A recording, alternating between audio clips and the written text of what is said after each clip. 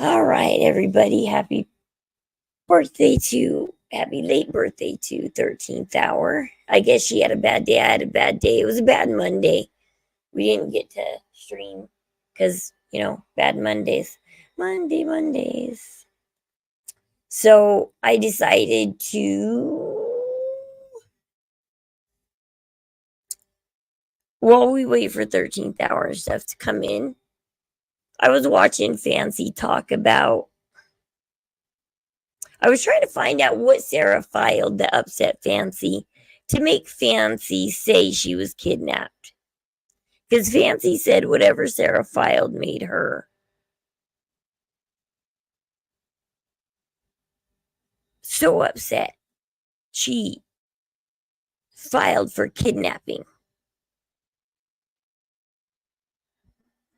It's like, see, Fancy wasn't going to file any kidnapping things. This whole kidnapping thing is a revenge tactic. Well, I'm reading the case, and I'm not seeing, let's see, it says,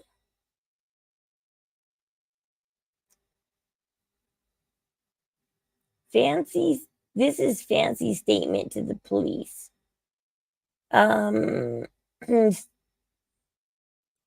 Blue shirt guy, or no, Sarah, Fancy writes, victim one forcibly told suspects, that's blue shirt, to back up and pushed her full contact. See, Fancy said full contact with his chest. Suspect one recorded her contact with the victim one and showed me the video. In the video, I see suspect one walk over to victim one and his associates and ask them if they wanted to make a comment about the court hearing today. In the video, victim one and his associates tell suspect one it's not the time or place and ask them to leave them alone. And that's not exactly what they said, but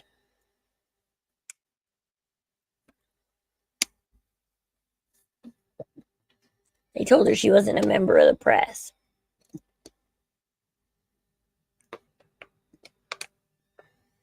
It says victim one gets up and says something to suspect one. It was hard to understand due to the quality of the video. Suspect one steps back and victim one walks past her. I never see or hear victim one and his associate yell. Also, do not observe victim forcibly tell suspect to back up or chest bump her. Yeah, because you see Sarah in the video casually step back. The statement was also collected from witness one, who observed the incident at the hotel. In witness one's statement, she writes, suspect one walks over and associates while they are eating, and she starts talking and asking questions. Witness one states victim one and his associates politely ask suspect one to leave. See, she said politely, and she does not walk away. Witness one writes she sees victim one and associate get up and walk away, asking her to call the police. Okay, nothing about a chest bump. From that is into the weeds. That is the mom's statement. Amber is the mom. Video footage was also obtained from the hotel, and his associates proceed to have conversation. They continue to have a conversation. I observe victim one stand up facing suspect one before he steps back, and victim one walks past her and out of the frame. Suspect one continues to record victim one's associate for around 5 seconds before suspect one walks back to where suspect two is standing. And no time do I see victim one or his associate make any threatening gestures towards suspect one. Do not see the victim chest bump. I do not see run back to where suspect two is, like she had written. and verbally stated to me the video suspect 1 showed me, and the surveillance showed everything suspect 1 and 2 stated victim 1 had done did not occur. Okay. I believe a criminal summons will not suffice to secure the attendance of this suspect because she has multiple convictions: domestic battery, bodily harm, disorderly conduct, and false report of offense, DUI, drugs.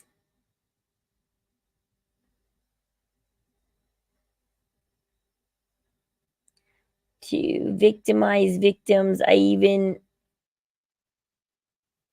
after she was asked by victim 1 to leave him alone.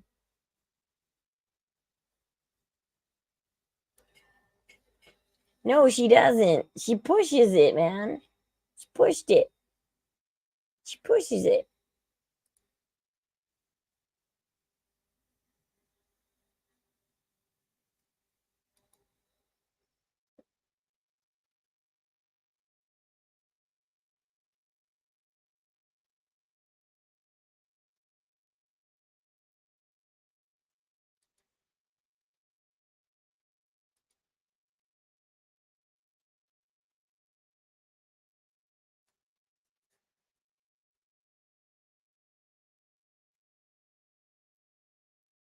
See, this one says Judge Kanoy. Or maybe he was temporary or something, because the other judge went on vacation or something. But I don't see anything that Sarah filed. I don't see anything in the statement about grabbing a boob. I don't see anything that Sarah said that would upset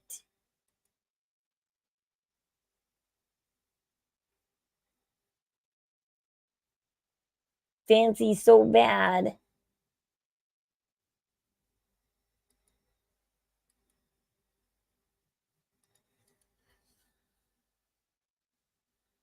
that she's gotta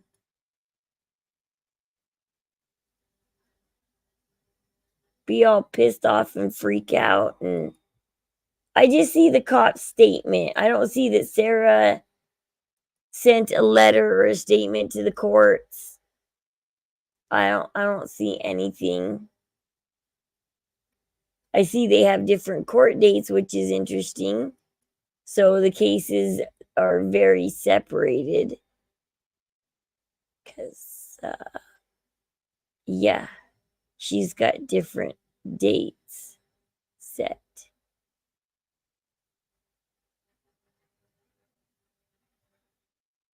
I don't see anything that she said she got the discovery and it pissed her off. What pissed her off in the discovery?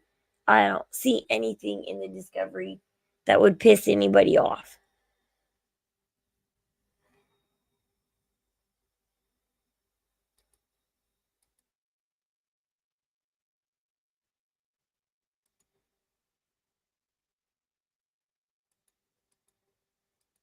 I don't see anything.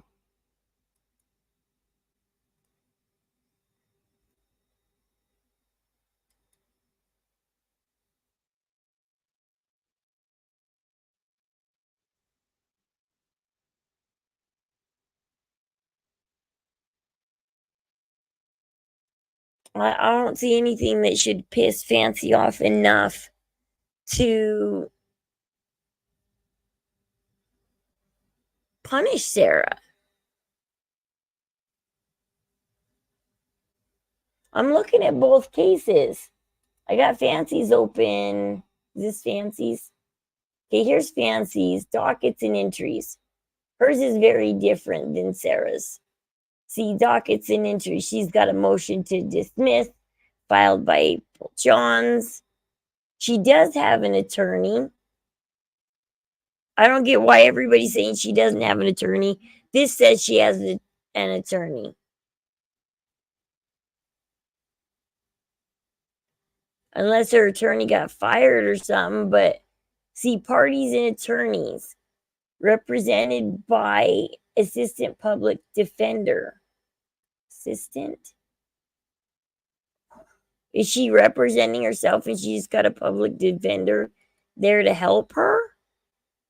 Because on Sarah's, it says just public defender.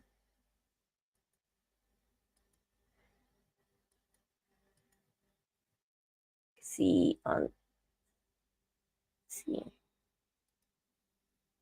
Okay, hold on. How do I pull up Sarah's? Okay, see Sarah's says public defender. Okay, there it says public defender. On Fancy's, it says assistant public defender. So is she representing herself because she wants to? Should show this to the cutting board. By the way, we can watch the cutting board's most recent video she did.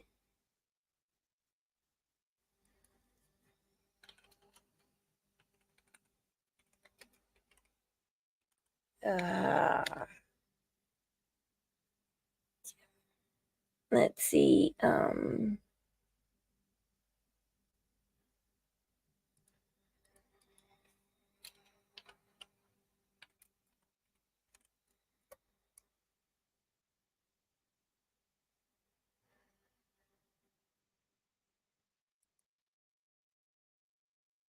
There we go.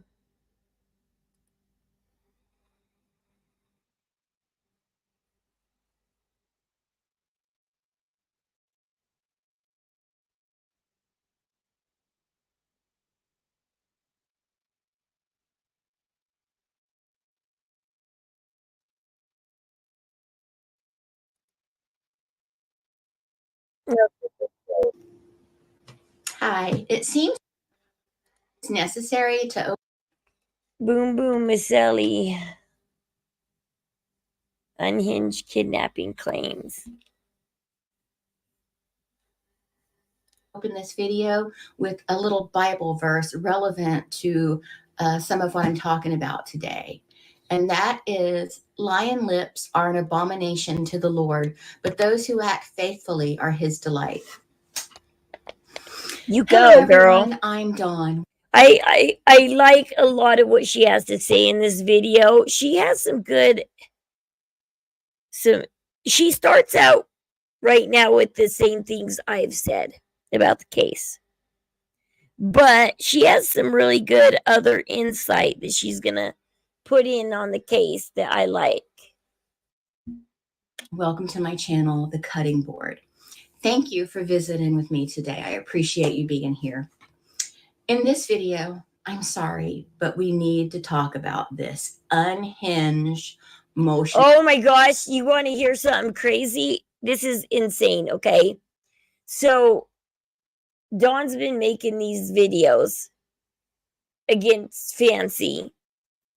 And the other day, Veda Jade, who is on Fancy's side of things, Fancy gets a call from one of her mods. I hate Fancy's little mods. Those little snitchers, you know? Her mods call Fancy saying Veda Jade is live and she is showing the cutting board's video.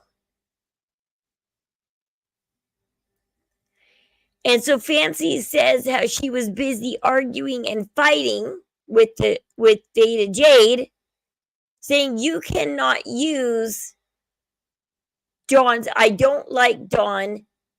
Don't use her stuff. Use my stuff.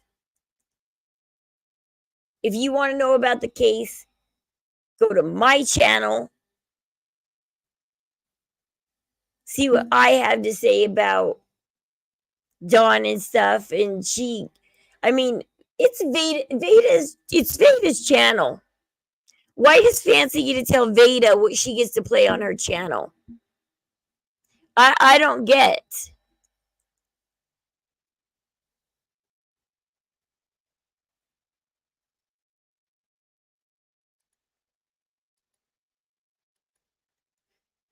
And that's crazy.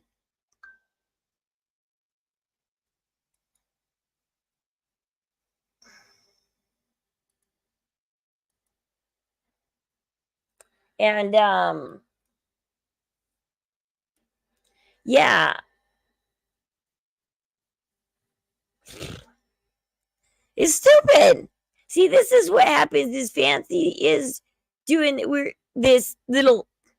we were talking about it the other day. Is this a cult starting? Because Fancy's going around going, okay, you're on my side. You're a streamer. You're on my side. You do what I say. You show what I say on your channel. You don't go to cutting board. You come to me. You show my videos. If you want to know about the case, you're not allowed to show the cutting board and talk about her. So and Fancy says it's because we all have misinformation. No, we have our own opinions, just like a jury would, Fancy.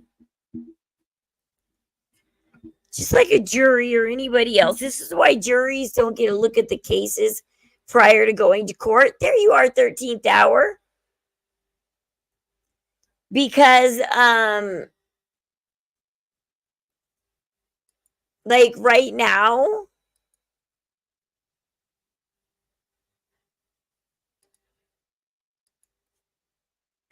here's the link.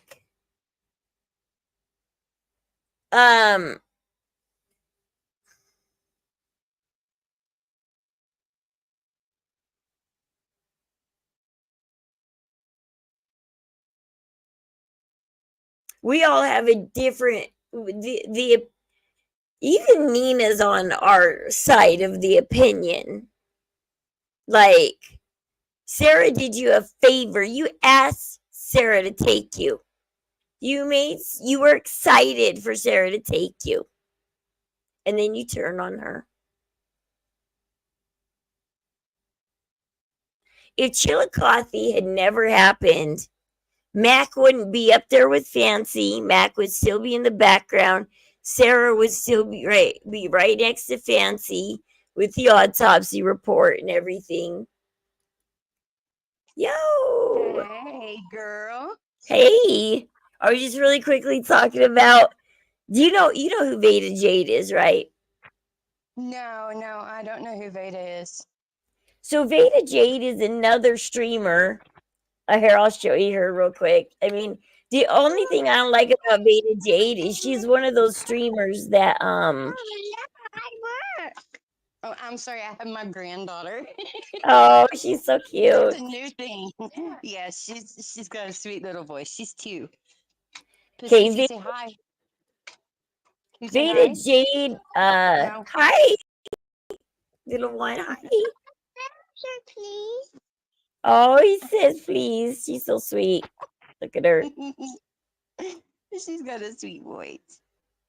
Veda Jade likes to wear these tube tops and stuff and make it look like she's basically naked on screen. But she What got did you say? Hang on. I said You can't what, baby? You can't get your booger out? her booger out. Yes. Say it again, baby. Can't get her booger out. You can't get your booger out. Okay. Get some toilet paper and blow and blow. Get a Q-tip and stick it up there. We'll see if we can catch it, okay? Get a Q-tip and swab it. Oh no, that baby shark Okay, I think Uh-oh. we're gonna have to go baby shark. This was unexpected today, so I'm gonna go and take care Oh. of this little munchkin with the attitude because she's Uh, nervous today. She's full of truth today, man. well, I felt bad that we didn't get a stream yesterday, but I guess you had a bad day too, and it's like, we're supposed to do your Yesterday birthday was stream. a nightmare, girl. A nightmare. I can't even talk about it right now because the grandbaby in the room, you I know? just, I got home from church on Sunday, and for some reason, I was so dizzy, I couldn't stand up for more than 10 seconds, 30 seconds before my head started spinning. And that's why I was like kind of out of it on Monday, because my head was spinning all the time. And No. I am so sorry. I got to crank my it. head's not spinning as bad today. But you lost 2 grandkitties? Yes. Poor little kitties. Well, Oh, okay. Well, one of them is you're quick. making progress. I just wanted to stream Actually, while you were gone. Hey, give me a minute. 13th hour can't stream anyways, so. yeah, I have to go right now because my husband is in the middle of one of his TIAs, his mini strokes Okay. today. Oh So no. and Okay. the grandbaby's loose, and I Well, gotta text go. me. But, Text me. I'll be okay, on text. baby. Okay. Okay, bye, babe. Okay, we'll just kind of wrap this up real quick. Because my husband just got home from the dentist. I thought he'd be gone for a little bit. He wasn't even gone. He wasn't even gone a full half hour for a root canal. That's crazy. Okay, so that's Veda Jade, if anybody doesn't know who Veda Jade is, by the way. Veda Jade. And so let's just look at Dawn's video and then we'll go. Share screen.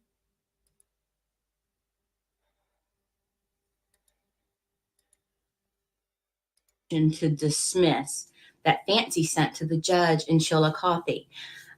Because we will celebrate 13th hour's birthday. I still got a video to play for her, maybe tomorrow, if we can get things together. It's ridiculous. And don't come for me. I'm just pointing out the issues. I did not create her mess. She created it herself. Exactly. We're just commenting on the mess, just like we would comment on Gypsy's mess. This is all public. First of all, they're putting it all out on stream. Second of all, the records of the courts are public knowledge. When she acts the way she acts, no one should be surprised when people have something to say about it. I mean, seriously. So let's look at this motion to dismiss again. Well, I'm going to read it to you. Particularly, maybe it just gets on my nerves. Again, these kinds of mistakes. Contact with my stalkers before my June 5th, 2024 hearing that she drove me to, based on evidence provided to DA Warren. I believe that Miss Anderson attempted to keep me from arriving at the court at 9 a.m. on June 5th, 2024. She has been participating in defaming me before and after the incident that I was only recently made aware of. I would like to press charges against her under Section 565.110, first-degree kidnapping, Section 565.120, second-degree kidnapping, and or Section 565.13. I don't get how Fancy can do this in a case. So, like, because it's the PD charging Fancy. Wouldn't she have to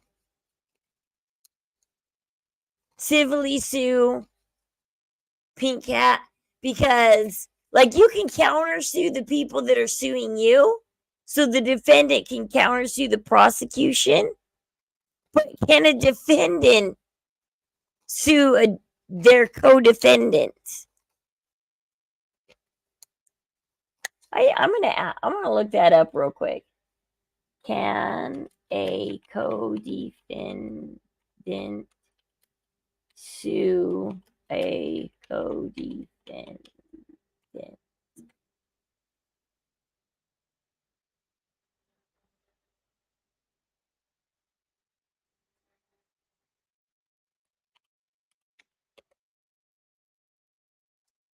Understanding co-defendants agreeing to testify against the co-defendant.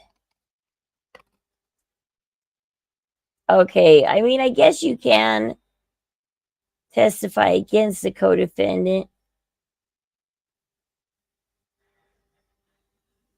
But why is Adam Warren going to do Fancy a favor? 30, third-degree kidnapping. So we're going to talk about her kidnapping. But it also gets on my nerves that this self-proclaimed super genius is incorrectly typing out the sections. First, she correctly uses a decimal and then switches to dashes. I know it's a petty detail, but again, highly intelligent people shouldn't make such pedestrian mistakes. Just saying. So, this kidnapping. She claims, based on this evidence, that this was a kidnapping, or, she suspects this was a kidnapping. So let's talk about this ridiculous kidnapping.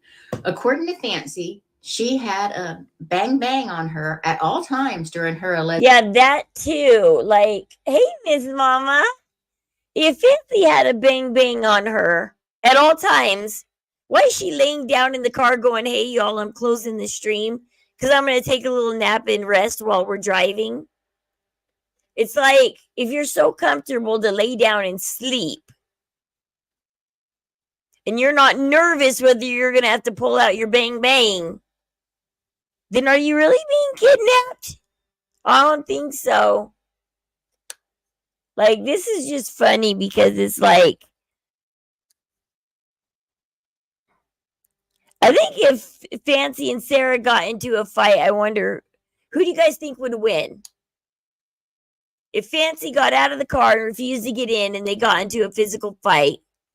I mean, I know Fancy's short, but that doesn't matter. Short people can still be strong. Sarah does seem a little fragile and wobbly and clumsy. That's the word I'm looking for. She might try and poke Fancy's eye out with one of her nails,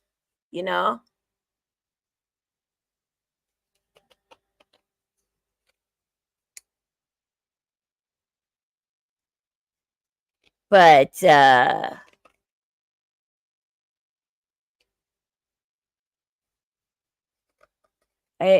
it's like put in the comment section, who do you guys think will win in a fight? If Fancy actually was like, I'm being kidnapped, and then fought off her attacker. Alleged kidnapping and touted about being armed. Yep. And let's touch on this real quick. Yeah, like if you're being kidnapped also, why would you tell the driver that's kidnapping you? Yeah, I'm packing, by the way. I got to pack at all times just in case something happens, I'm packing. And Sarah didn't like guns and she didn't want, or pew-pews. She didn't want those in her car. What? Yes. Oh, is it right there? Or is that Excedrin? Yeah, we have ibuprofen around the house. And did you get a root canal? That was quick. I expected you, when you went to Grantsville, you were gone for a couple of hours. Well, this guy was a specialist. And so he has lots of extra tools to bang Grantsville didn't have. And he was just quick and ready, huh, when you got there. The root canal was also partly done because it get that fixed. So. Well, give me a minute. I'm going to finish up here. Okay. Because this has come up before. I don't know her situation. I'm sure she doesn't have all her ducks in a row, but I want to mention a U.S. citizen can legally transport firearms across state lines as long as she can lawfully possess firearms in the state of origin and the state of destination. I just want to throw that in here for one to ponder. Another point to argue, the alleged kidnapping. She made it to court on time. She made it to Chillicothe like 3 hours before court. She had plenty of time to go into the hotel, take a shower, blow dry her hair, do her hair and makeup and get all pretty, and be downstairs in time for breakfast to harass Mike Stanfield. So how did she not get to court on time? Because Fancy had enough time to stream that they were finally at the hotel. They weren't in a hurry.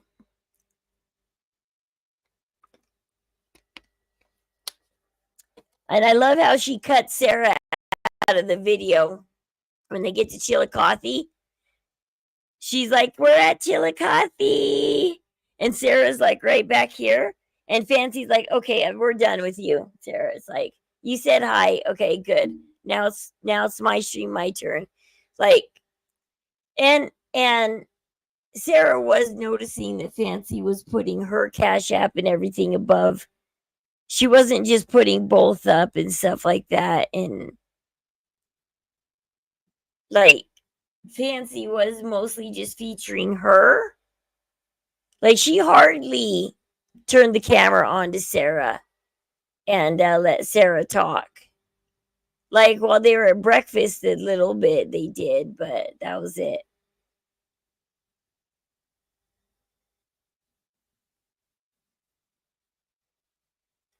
Okay. court on time. She was having breakfast in the hotel, enough time for Sarah to harass Gypsy's attorney.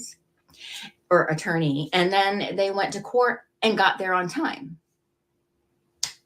Another point, Sarah, although we know she's a piece of work also, she went out of her way to bring this ingrate to Missouri because of a problem she created herself. Yeah, Sarah was not part of this problem. No way, shape, or form. Sarah was just a friend of Fancy's that was part of her Good Wives network. I think it's funny that Fancy keeps yelling about people who work for her who are trying to steal her company. First of all, what company are they trying to steal? I don't get. Good Wives Network is a company where nobody gets paid. Everybody does research for Fancy, and Fancy is the face of it. And if you're the lucky one, now Mac is being featured next to Fancy.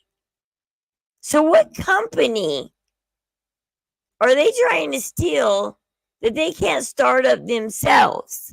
You can start up a company in 2 seconds. Go fill out a DBA or an LTD, pay the fee, boom, you own a company.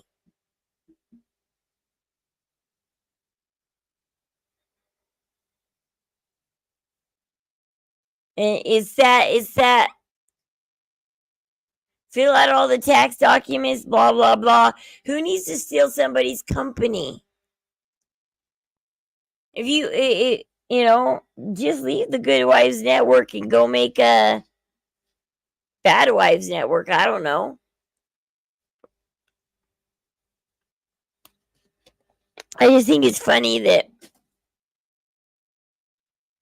what are we stealing here? What are they stealing? Explain this, Fancy. What in your company are they stealing? Because everything that you have, and you've stated this, Fancy stated this, everything they have on every case is public knowledge.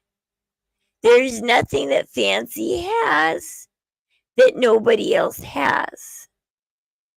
There's no secrets there. Fancy thinks that her and Natasha have it that they were friends with the family.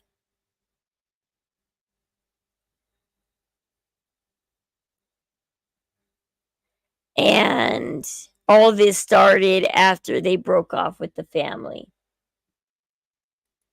She turned her trip into a little vacation with her kidnapper. What was it? Yep, she did. Sliced bread in Chillicothe. What was that? Was she suffering from Stockholm syndrome? Oh, that's right. At the time, she didn't even know she was being kidnapped. It was that clever. Sarah is that clever at her trickery that she fooled her, making her think it was a friendly trip when she was really kidnapping her.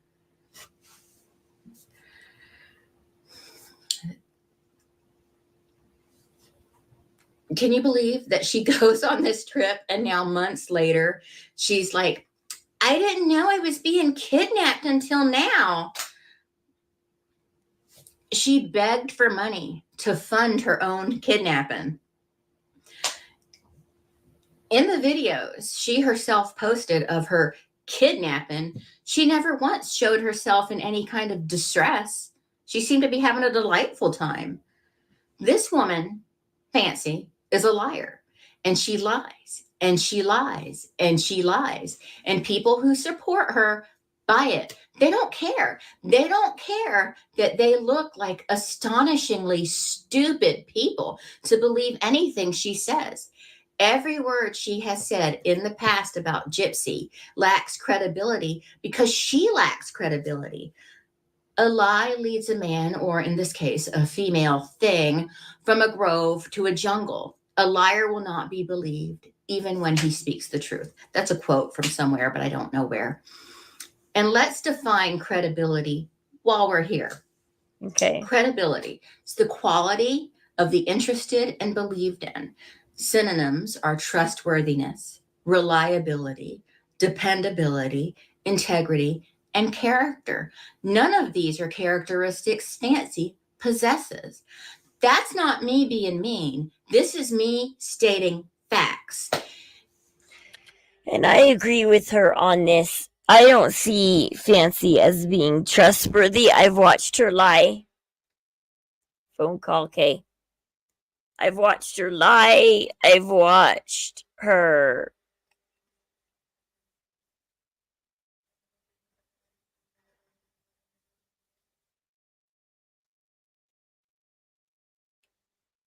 just, she's deceitful with her company. She gets people to come to her company that isn't a company. I even hear the LTD is not paid for because you have to pay for it like I know my DBA was, I think, every 3 years. I had to pay a couple $100 every 3 years to keep my DBA.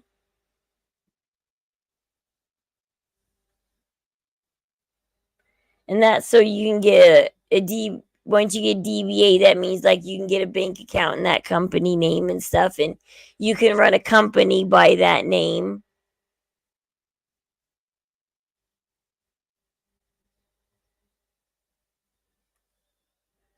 In the next section of the letter, she writes, she has lied. She would be Sarah. She has lied about the proceedings of our case. She released the 37-second video she had and tried to blame me for it, even though I spoke with Hillary at the DA's office and she advised me not to release it and that if I had, I should remove it. And then she says, I did remove the video put out after Miss Anderson released hers.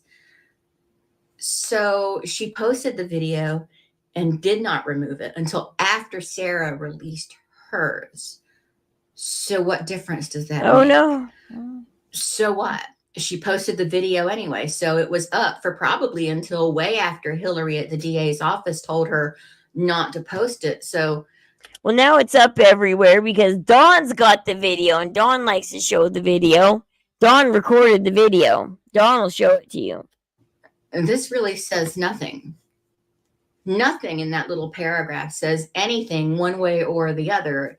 It says that both of them are dumb for releasing the video, in my opinion. And also, again, she thinks she's such a genius. She's so highly intelligent, and oh, she's going to get her law degree, but she doesn't know not to release evidence like that. 101, baby. Now 101, let's go baby. ahead and look at that video. Yeah. Now it's cut into clips that I had to put back together because I am taking it from my video that I made about it, but it is the video. Morning, guys. I am here with the media. No, you're not. And Here we go. Time 1. He says nicely. You're with with the media. No, you're not. And You're here with Fancy, and you can and- step away from me, or I will have the police call. That's fine. We wanted to know if you wanted to make. You are who can step away, or I will have the police call.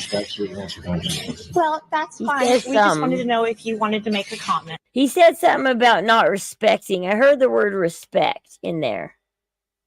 That's fine. We wanted to know if you wanted to make. You are who can step away, or I will have the police call. Well, He said something about you have no respect for something. And you can And- step away from me, or I will have the police call. that's fine. We wanted to know if you wanted to make. You are who can step away, or I will have the police call. Well, that's fine. Said something about you have no respect for. I don't know if he said like authority or something, or trying to figure out what he's saying. Sorry. And Step away from me, or I will have the police call. that's fine. We wanted to know if you wanted to make. You are who can step away, or I will have the police call.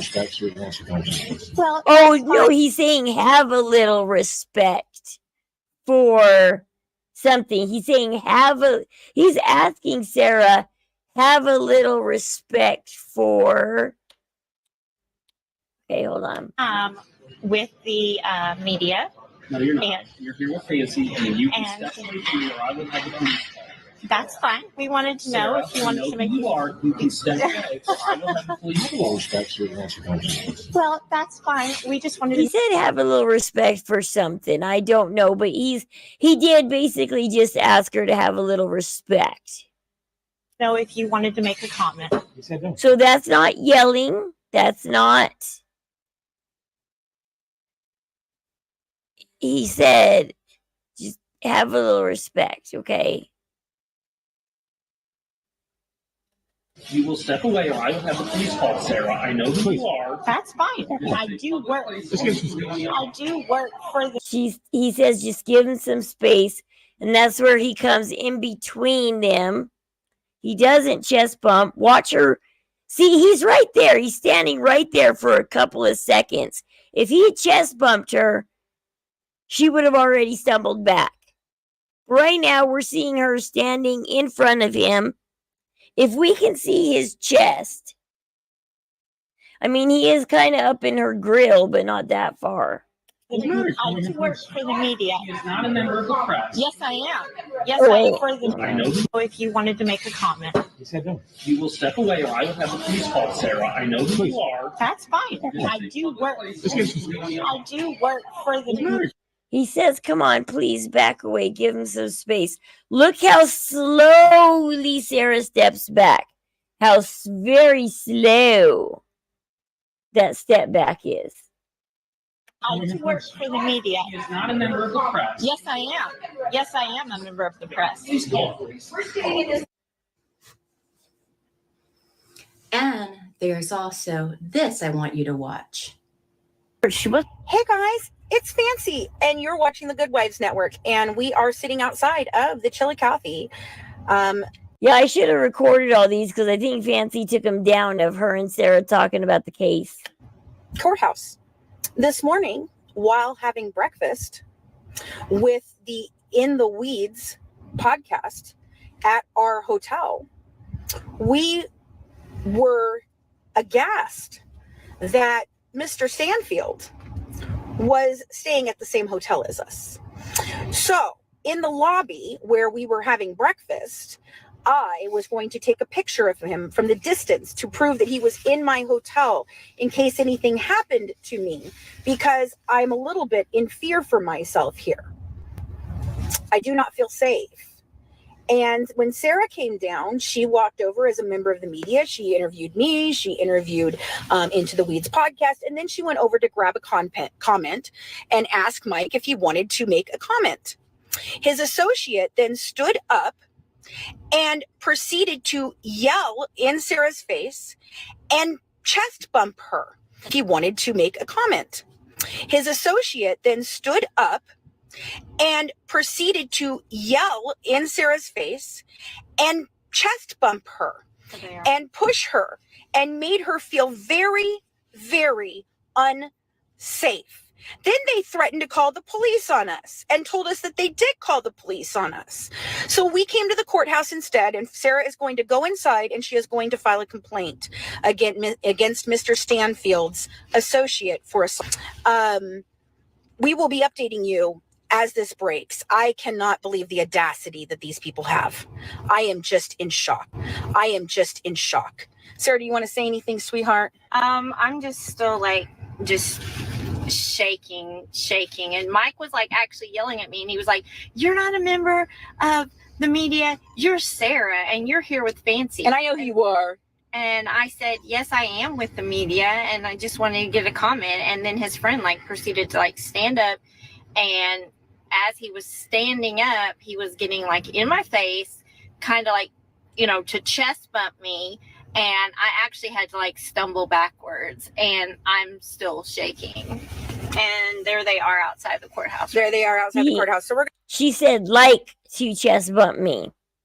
And she put her hands in front of her chest, like he was this close to me, guys. And I had to step back.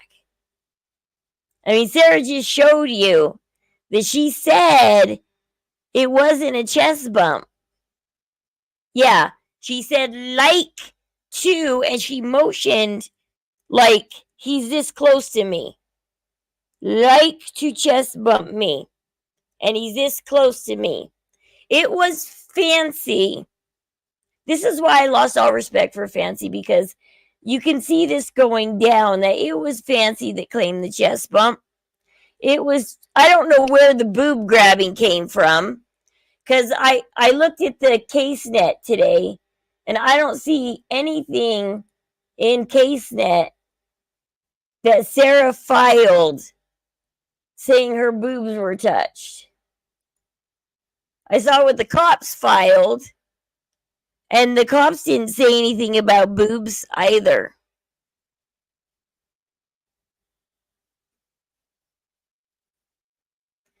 And so, yeah, this video is video proof. I'm glad Dawn recorded these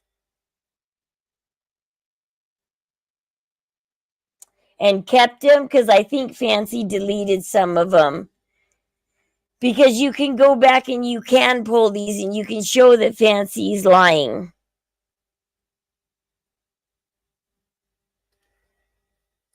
we're going to have to go inside now and file a... Fancy, you were at the police station. Too bad you weren't aware you were being kidnapped. You could have been rescued by the police. It would have been a whole thing. I love how Dawn's loving this kidnapping thing. Dawn is loving this whole, I'm kidnapped.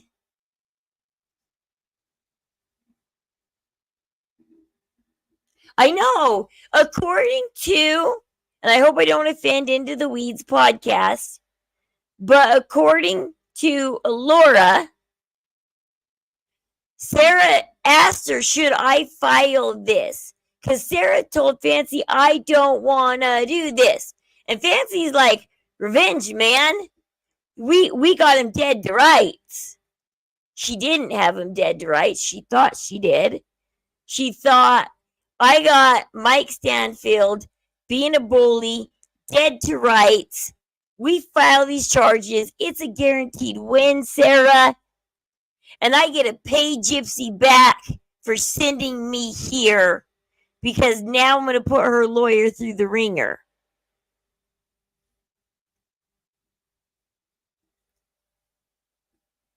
Yeah, Sarah was right. Take the win and go. Take the win and leave.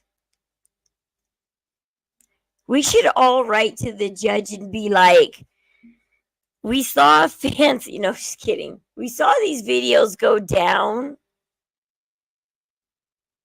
Give Sarah the deal against Fancy.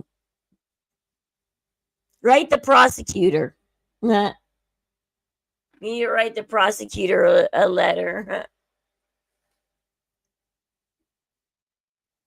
Because, yeah, Sarah was like, let's just take the win and let's get out of here. Let's go home. You know, let's finish up our trip. Let's go home.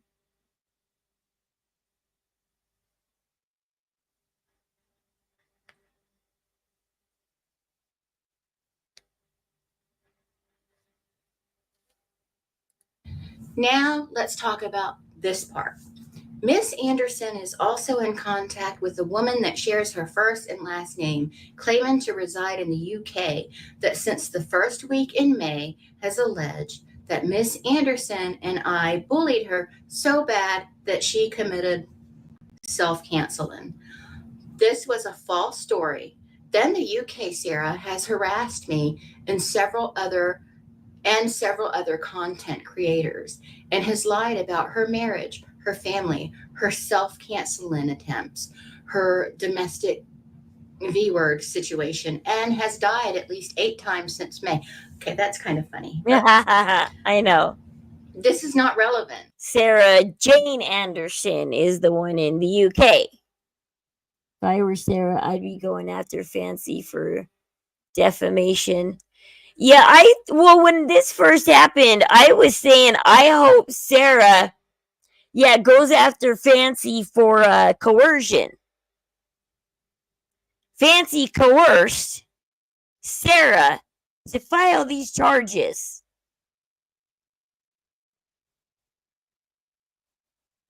Yeah, and Fancy literally says that. Fancy says,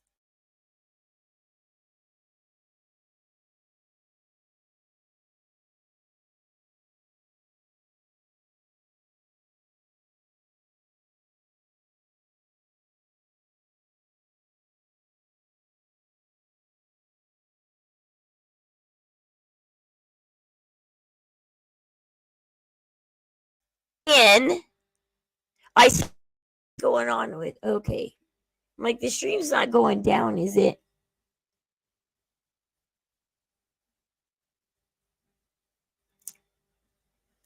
Well, if Alora from Into the Weeds, she's a witness there. If she writes the prosecutor and tells the prosecutor what she knows,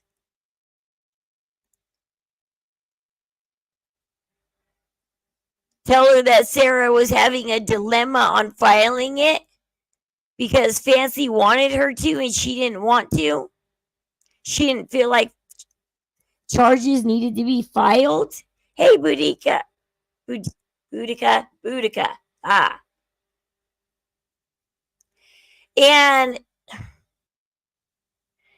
I was hoping that, and then I was upset because I was sitting here saying Sarah should get Fancy on coercion. And next thing I know, Fancy's talking about, hey, Mike Stanfield, I know I say a bunch of shit about you online, and I dox you and your buddy, but will you do me a favor and give me a deal, and I'll help you take my co-defendant down. I mean, you honestly think the way she treats Judge Lemur, Mike Stanfield, and Adam Warren, everybody on the case in that courtroom, Fancy has doxed or allegedly put down, talked bad about. She has put all 3 of them down.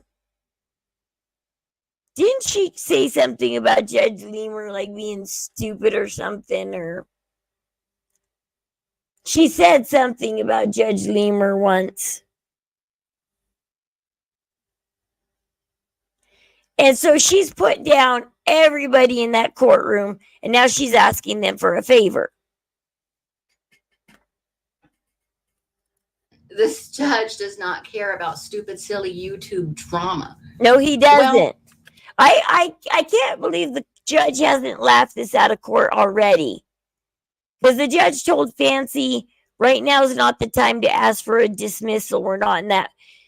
Court is a game. Once you enter court, each court date is a certain thing, a certain step in the judicial process. You don't just go get your jury trial the next day. You climb the stairs.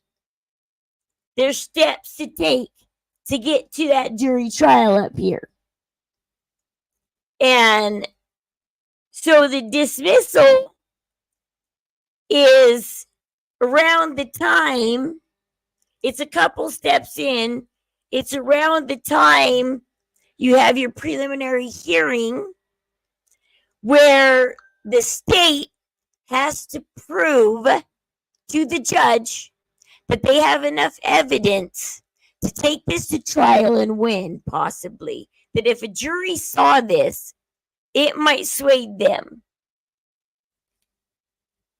Because the defendants have to prove nothing. The burden is on the state. They have to show the judge, yes, we have a case. We do.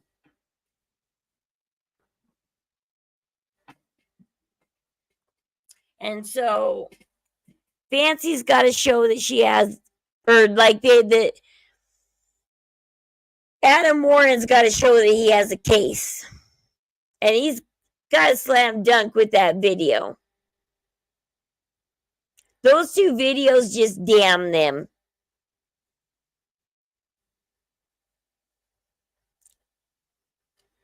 The surveillance in the hotel and the video that Sarah took, those two videos, just damn them. I don't know if I really want to call it drama because this is serious. This is serious mental gymnastics. These are all people with severe mental problems. And yes, includes Fancy. In fact, she's the queen of the incapacitation of mental awareness. She has led these people into this psycho soup, but it's never her fault. It's never her fault. Everyone is out to get her. She's the victim. Right? I love Dawn's insights on these things. She's like, yeah, Fancy brings these people into her company, love bombs them, does all the grooming stuff you need to do, gives them a voice where they wouldn't have a voice, and because at the end of the day, Fancy's just kind of sitting there on her stream talking a little bit, guiding the conversation, but really her co-host is the one doing all the talking. How social.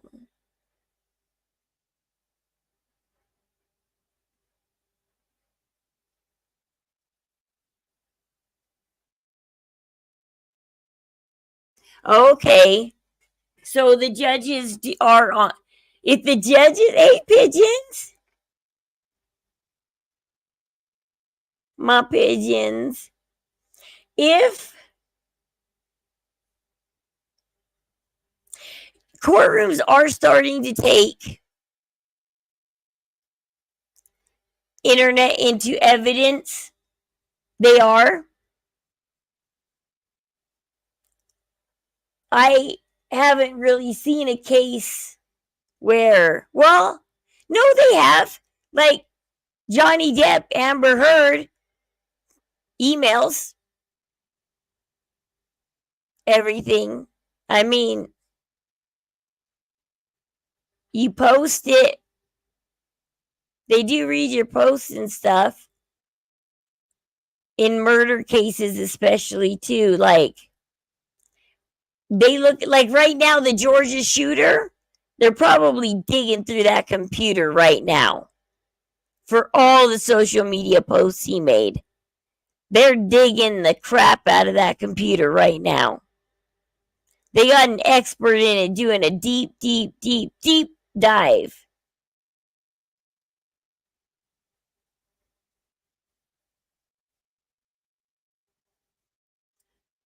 Talking about this streamer, Fancy Maselli, who's in a court, intertwined into a court case with another streamer in Missouri.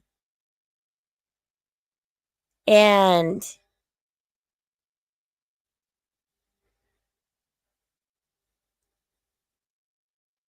how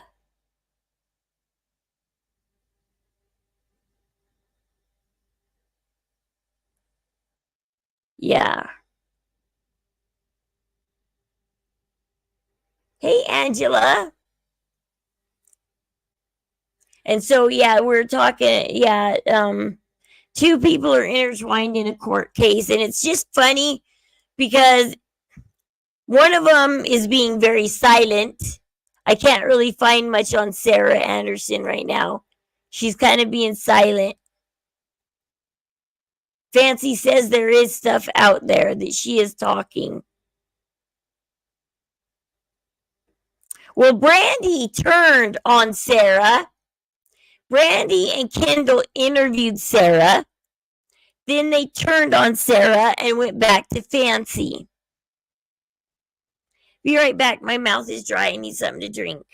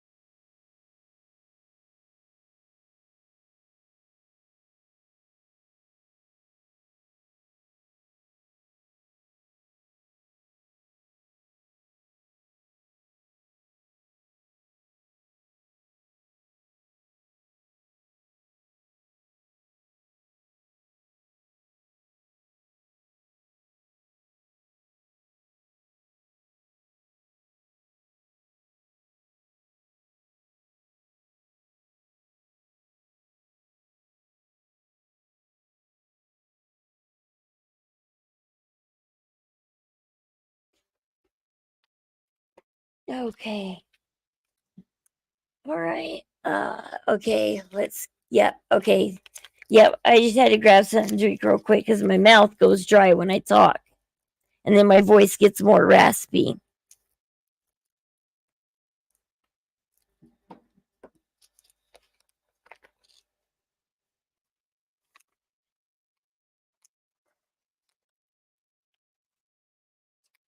Okay. Let's finish. She's so funny though. I used to get down on Dawn for being so hard on Fancy. And now I'm like, bring it on, Dawn. Bring it on. Just go ahead. I slowly started losing all respect for Fancy when they got back from Chillicothe. I was trying my hardest to respect Fancy because when I first started on the Gypsy case, I wouldn't watch her streams. I started watching some of the older ones before she started yelling. The ones where she looks drunk. Just kidding. And she's like, oh, it's the disease. So, you know, she's like, I'm not drunk. It's the disease, guys.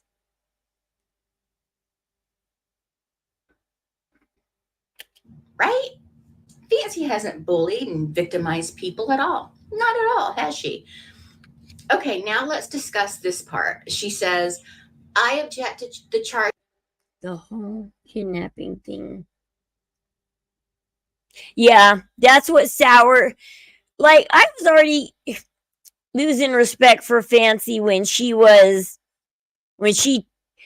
got back from Chillicothe, the first week they were back. Fancy was protecting Sarah.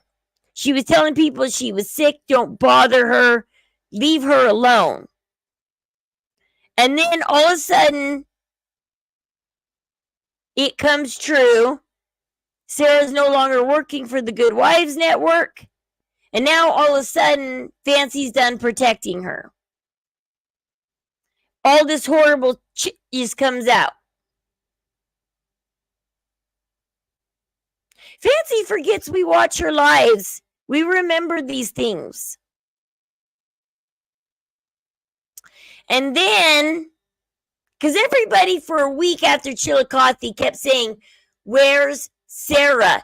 And people were making guesses. Sarah doesn't work there anymore. And Fancy was like, she did a live where she was like, you guys get one question about Sarah and that's it. And then it's over and we're going to get on with this live. And because she was heavily protecting Sarah.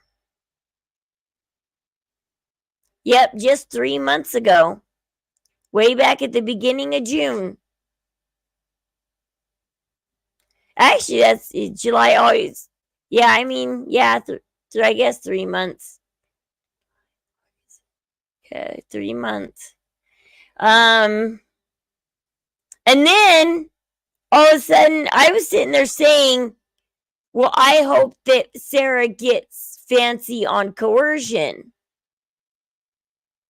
I didn't expect Fancy to turn around and be the one to say, no, I'm getting Sarah on coercion. No, and then it evolved over the last 2 months. It evolved from a disagreement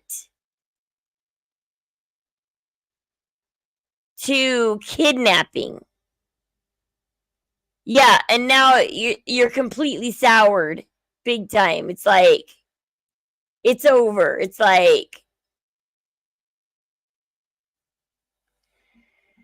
I was trying to hang in there and still see the good in Fancy after Pink Hat left.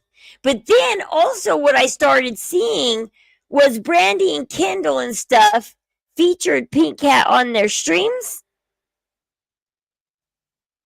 And then all of a sudden I started seeing Fancy visit people's channels and take them over. Brandy now hates Pink Cat Sarah and is talking to Fancy again. This whole kidnapping charade are just... And did you hear, Chrissy? Veda Jade showed the cutting boards video on her stream the other day. I was talking about this earlier in the stream. And Fancy's mods went up to Fancy and said, Yeah, well, it would be federal charges because it was kidnapping over state lines. They crossed state lines. Because, yeah. Because I guess kidnapping probably is a federal thing, but also they did cross state lines, which makes it a bigger case. That means FBI involvement. But so Veda Jade put the cutting boards video up, and Fancy's mods, of course, saw it and snitched on Veda to Fancy, and Fancy went and yelled at Veda because Dawn does not like Fancy, and Dawn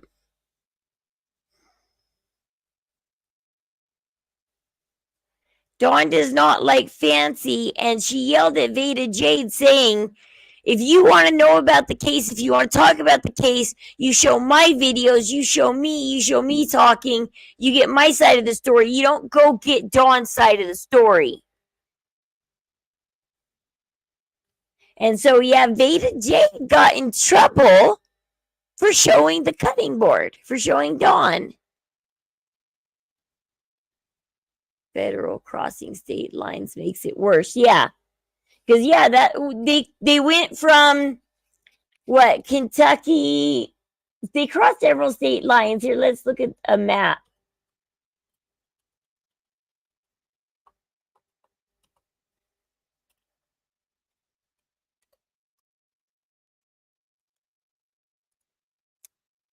Okay, because Fancy lives in Kentucky.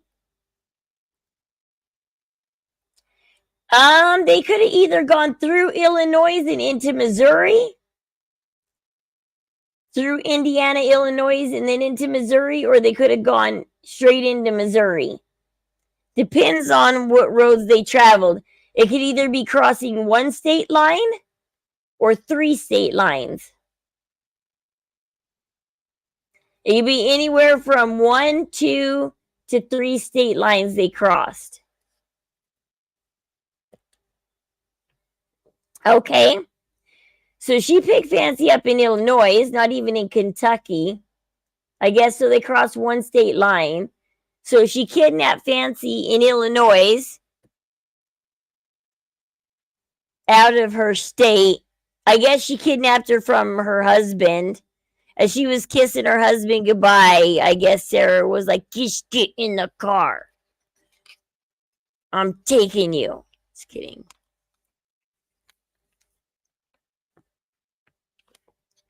Yeah, even crossing one state line is bad.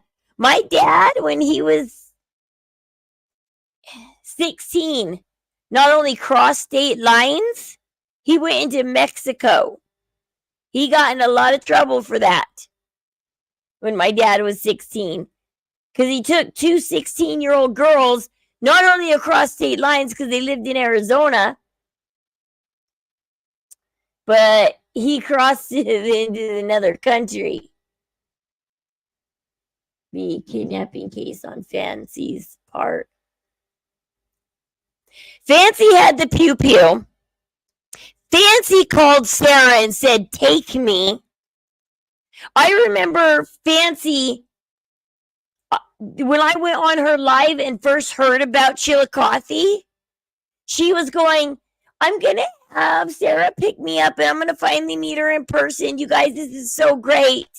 I'm going to finally meet Sarah in person, guys. Don't you remember that? Do you remember how happy Fancy was to meet Sarah in person? How exciting this was going to be? How just thrilling and exciting.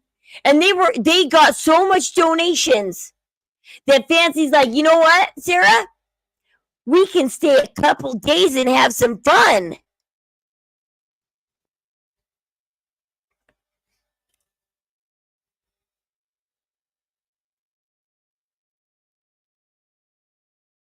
Charged for making up the whole kidnapping story.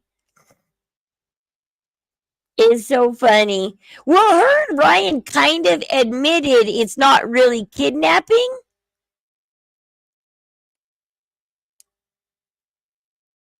Maybe I'll have to see if I can find that live. Oh, whoops! I didn't even show you guys the map of the U.S. Oops, I forgot to hit that. Charges brought to this court for several reasons. Number one, I did not know of the prior communications between Miss Anderson, Miss Sarah Jane Anderson, and my online and offline stalkers that I am currently pursuing legal actions and filing criminal charges. Well, and also, if Sarah was such a bad person and kidnapped Fancy, according to Fancy, why would she hold a meeting with her mods to see if Sarah should stay in the company or not? Because they were considering during the week after Chillicothe. But the reason why Sarah got fired from the Good Wives Network is because she didn't show up to the meeting. But everybody's like, well, we were going to kick her anyway, so it's okay that she didn't show up to the meeting.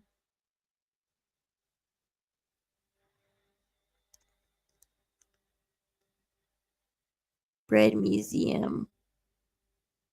Torture. See that bread slicer? Coming for you, Fancy. They were having a meeting to decide on Sarah's behavior and stuff lately. If they were going to, fire her, kick her out of the company. Well, I mean, you can't really fire somebody you don't pay. Nobody gets paid. You can't even call it a company. Nobody gets paid at this company. It's Fancy's little club. Cult. I mean, everybody's talking about it's the cult. It's got the cult mentality. We can pull up a bunch of videos and I can show you where the cult behavior is. Charges against them.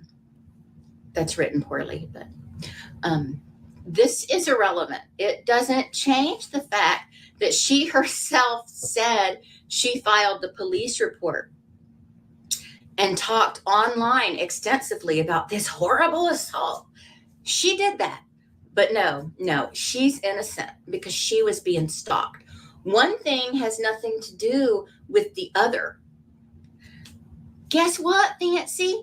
You don't get to turn yourself into a victim to get out of your criminal actions. You committed a crime, allegedly. Number two, I did not knowingly or with malice send Miss Anderson over to cause the event between her and Todd Harrison to occur. Miss Anderson went. I would agree with the word malice. I don't know if Fancy had malice, malicious content. When she texts Sarah, come downstairs, Mike Stanfield's here. I think Fancy has erratic behavior. And it's not always malicious. She's always had the same behavior from day one. Yeah, it's erratic behavior. And I don't think exactly that it's malicious. It's just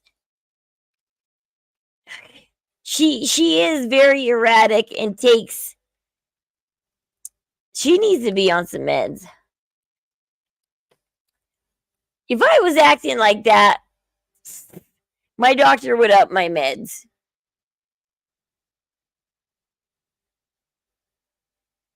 She had a vendetta when the chest bump happened.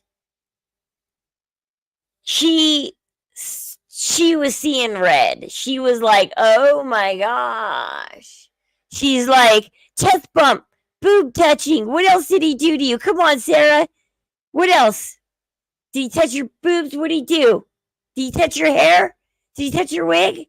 What did he touch? Did he touch your dress?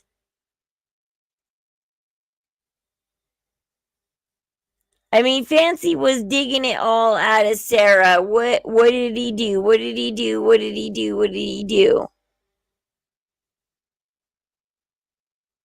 Although when my in-laws took me to court, I was never allowed to say anything mean against the defendant, which is kind of weird that Fancy shouldn't be. Well, I guess this is a co-defendant. Co-defendants are different, though. Oh.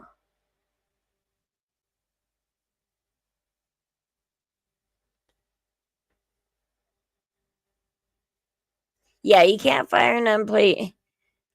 Everybody who leaves this Good Wives Network company.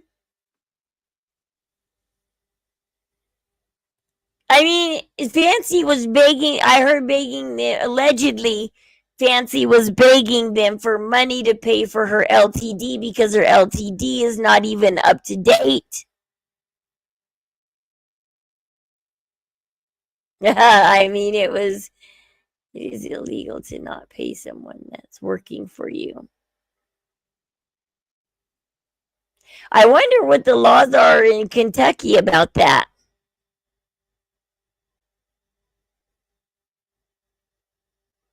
Well, yeah, I think Fancy's big on contracts. I bet Fancy had them sign a contract. Everything goes to Fancy.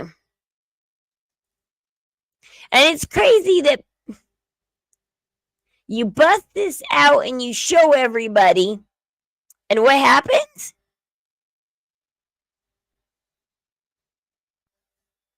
Yeah. Sarah said she worked days and nights, and Fancy even stated, well, Sarah didn't even finish her portion of the book. Fancy's not even writing the book. She's got everybody in her company. And I heard that Colleen didn't want her name in the book and didn't want to be part of the book. And Fancy didn't care and put her name in the book anyways.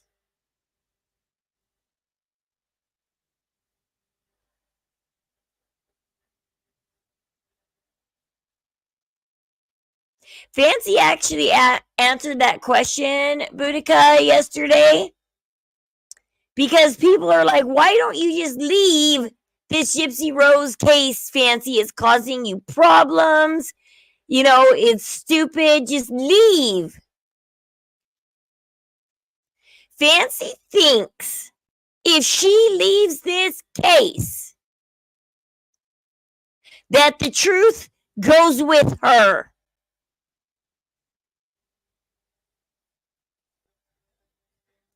That everything about this case goes with Fancy. Nobody else will talk truth on the case. They will not find out the truth on the case. Nobody else, I guess, is smart enough to do a deep dive and find things about the case.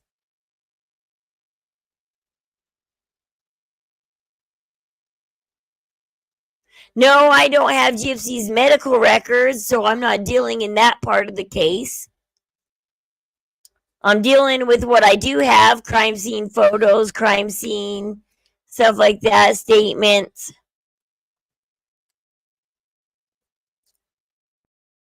Behavior, past behavior, current behavior.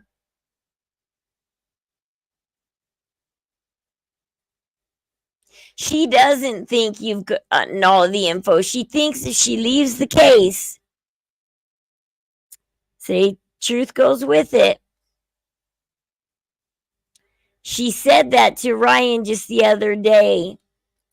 On her own volition, when asked by both the alleged victims, me and our witness, Miss Dietz, to step away and not continue arguing with them she proceeded to continue arguing with both alleged victims.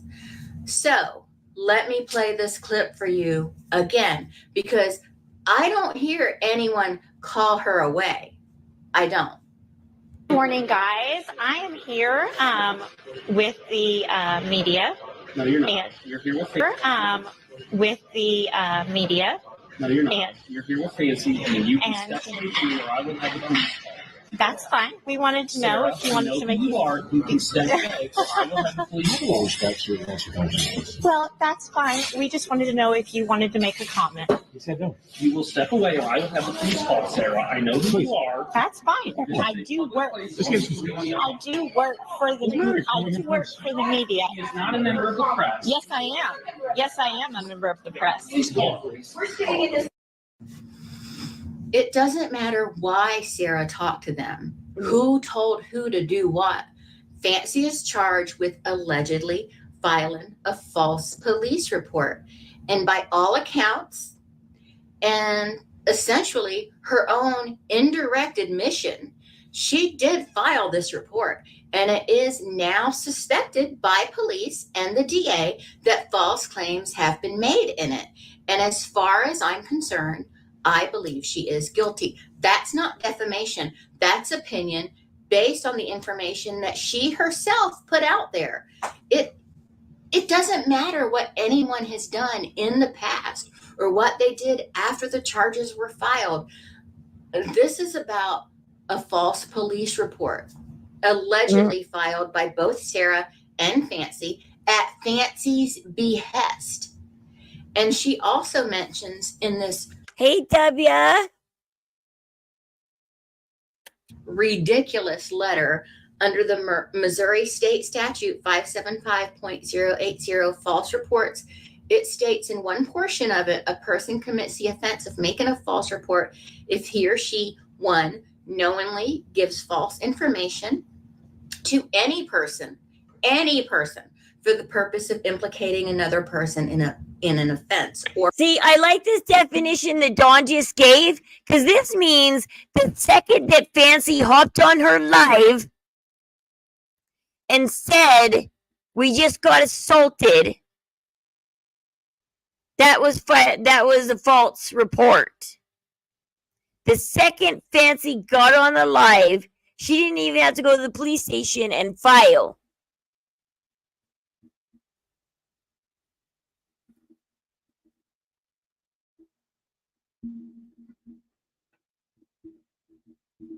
Which is a crime. I'm not committing a crime over a story. Like, I guess, what do you mean? Okay. Based off all the definitions, she's committing a crime. Yeah. The second, well, okay, so yeah, does this also cross the line of, not libel, but, oh gosh, what's the other one? Libel's in writing. Fancy did put it in writing too, though. So that's libel. She put it in writing to the courts. Because defamation. Because she's ruining Sarah's character right now. Slander. There you go. She's slandering Sarah's character all over the web right now. Perjury. Yep. Once she filed them in court as her statement, that's perjury when you tell the courts something false, when you file false. She is. And what else is she doing? She went to Veda Jade and yelled at Veda Jade for using Dawn's video and not her videos, because Fancy says she's the only one with the truth, that Dawn doesn't have the truth. So I'm showing Dawn because Dawn does have the truth. Dawn is onto this. She does her research. She's definitely got OCD on research and stuff. Dawn doesn't like to get things wrong. She does not like to say wrong things, especially when it comes to law and stuff and HIPAA and hospitals and whatnot. She really, really likes to get things right.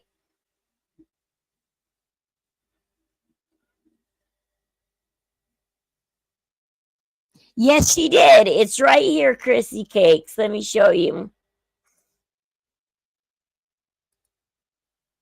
See, this is April John's report.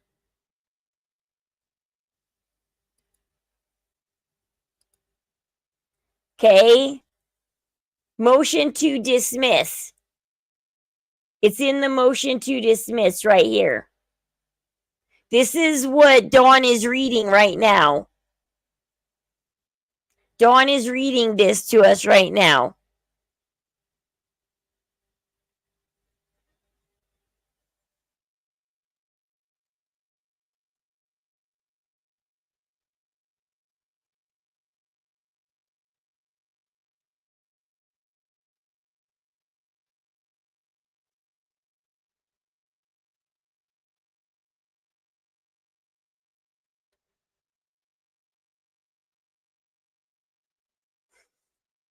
So the blue shirt guy has been identified. It is not the prosecutor.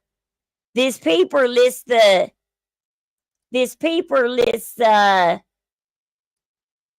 guy, the blue shirt guy.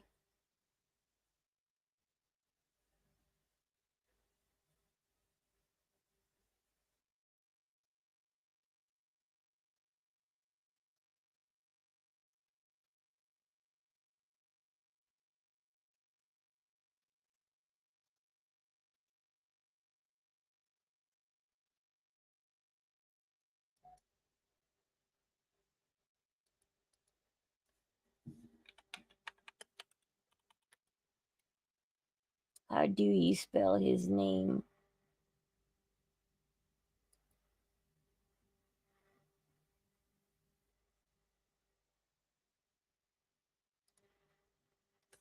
I don't want to dox him. I'm looking him up, but I don't want to dox him.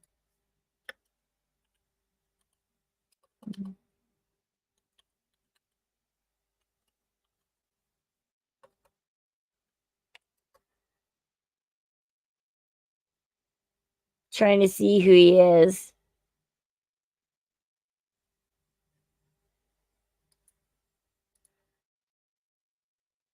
Trying to see if I can recognize blue shirt guy.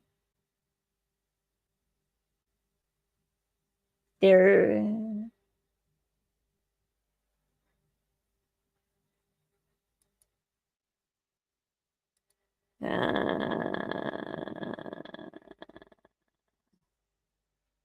I wonder if I put Chillicothe. I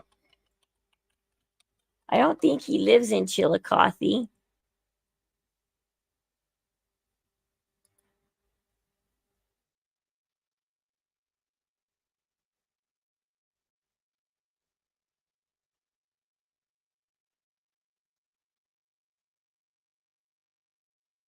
See, I don't get how people dox. I don't know how to find this right guy. I don't know if he lives in Chillicothe or just Missouri or what. Why was he there with Mike Stanfield? Does he work for Mike Stanfield?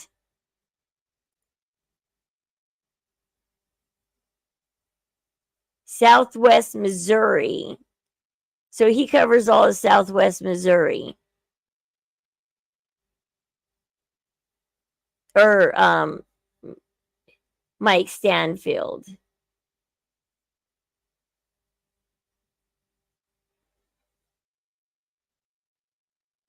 I can't see that they even work together, or that they're. What are the recording laws? Is it a one party? Most states are one party.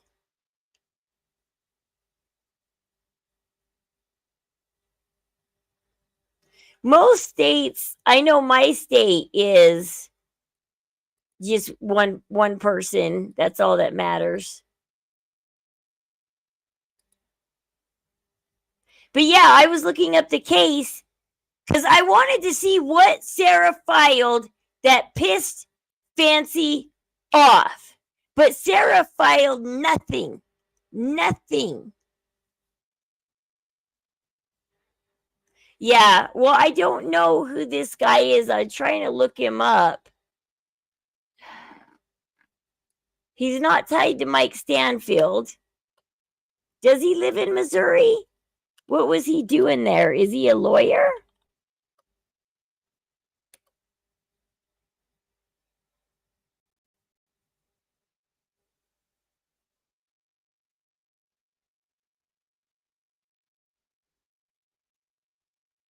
Let me see some. I wonder if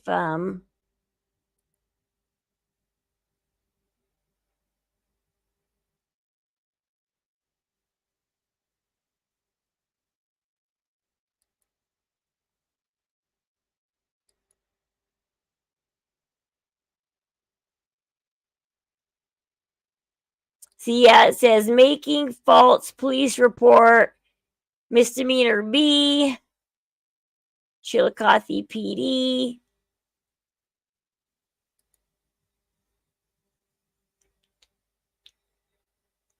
I can't show the parties and attorneys tab. Wait, did I? Oops. Because it has everybody's address, so I don't want to show that tab. But here's the tab. This is Fancy's tab, okay? This is Fancy's tab. Now look at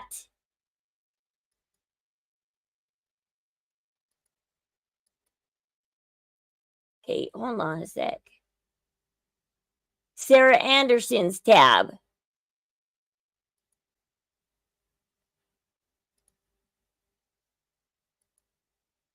This is Sarah's tab.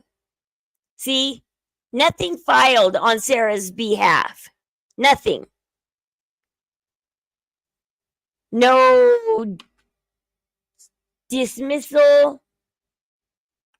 No, nothing. Nothing has been filed on Sarah's behalf.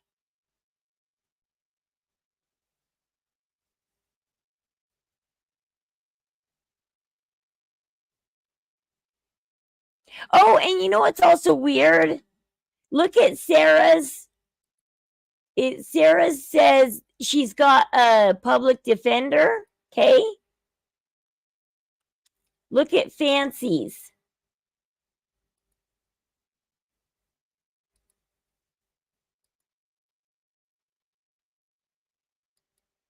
Fancy says she has an assistant public defender. Not a public defender, an assistant. Meaning she does have a lawyer. She does.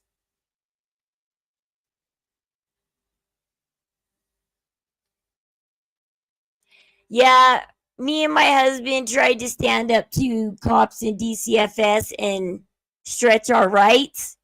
And we lost our kids. You don't mess with cops. You don't mess with DCFS. You don't mess with people in the justice system. They will lie and they will burn you.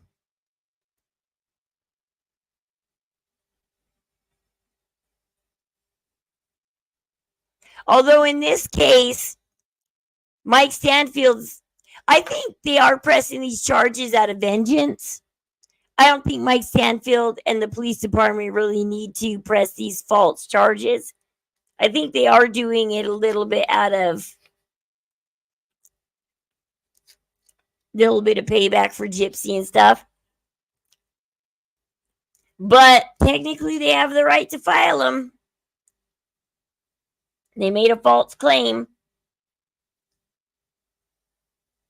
There's video proof that they made a false claim against a lawyer.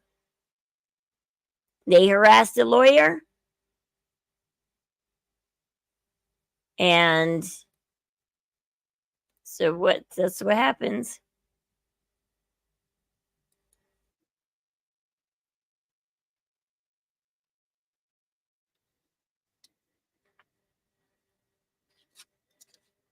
That line is about to occur. That's kind of a weird line, is about to occur. What do you mean it's about to occur? What's going to occur?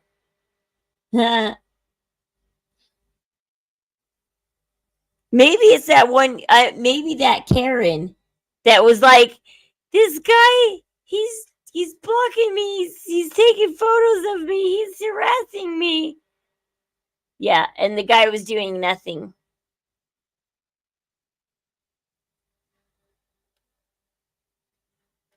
She acted like her and her dog were being. Oh, you know what? I was thinking about it. This is probably bad to say. But you know what this is like? Fancy asked Sarah to go with her for the weekend to Chillicothe, get the court case done, have a good time, come home. It's like those girls who cry grape the next day because they didn't enjoy it and they feel guilty. And so instead of just living with the guilt and not doing it again, they file grape charges, you know?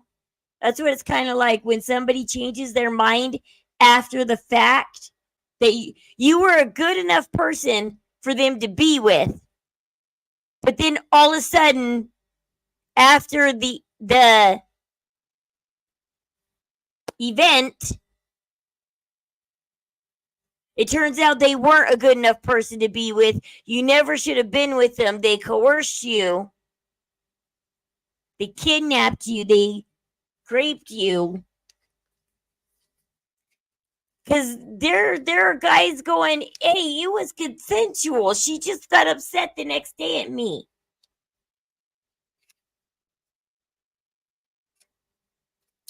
And then everybody believes the woman, and then the man has charges for the rest of his life because a girl got upset and felt guilty and stuff and pressed wrongful charges. So what this feels like, you know, they Fancy begged Sarah to take her. She wanted to be with Sarah. They did their event, they did their thing. And now that a little bit of trouble's come along, the very next day after they get home,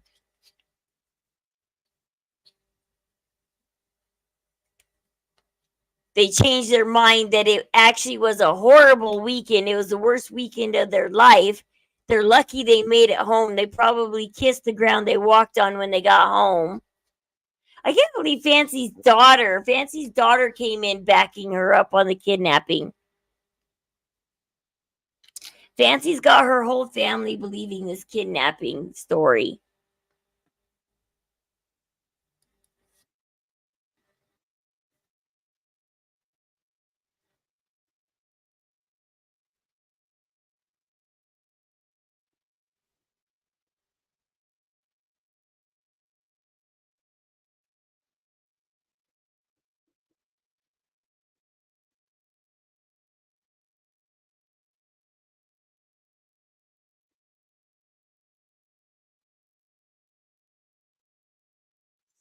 I think Fancy was hoping that the video on their phone, because the angle it was at, because if you take a picture at a good enough angle, and Sarah did step back, that they can be like, oh, see, chest bump, Sarah stepped back, see?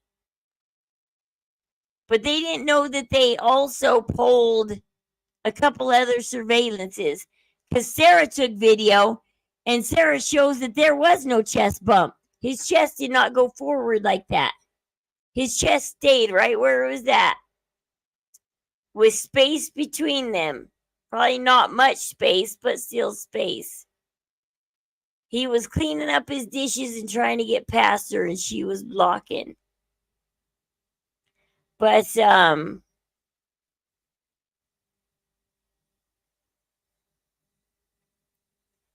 and then yeah. Where was I going with that?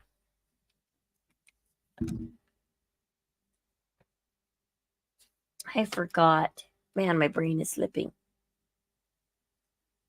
I was talking about something.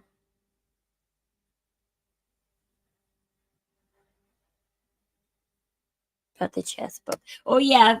Fancy was hoping that the cops would just look at her phone and be like, yep, that's a chest bump. Slam dunk case, guys. Mike Stanfield's in so much trouble. I think, Fancy was just hoping everybody was delusional enough to not look closely at the interaction.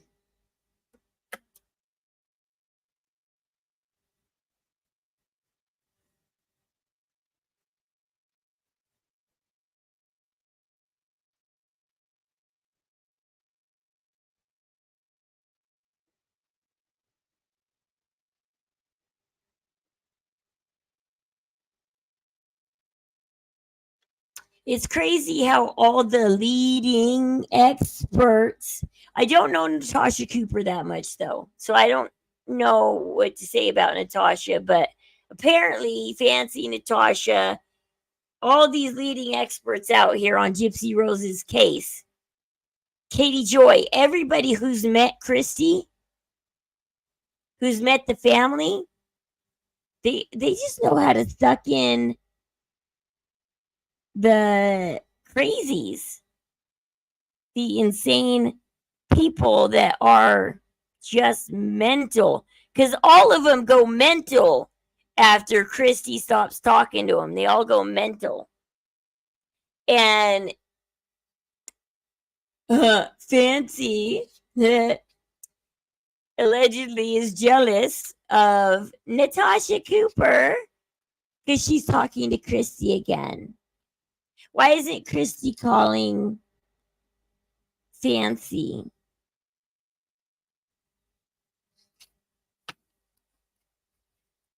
And I love it that Natasha Cooper, congrats Natasha Cooper on being the first one to get the report from the judge in Missouri against Christy. Yes, all of them.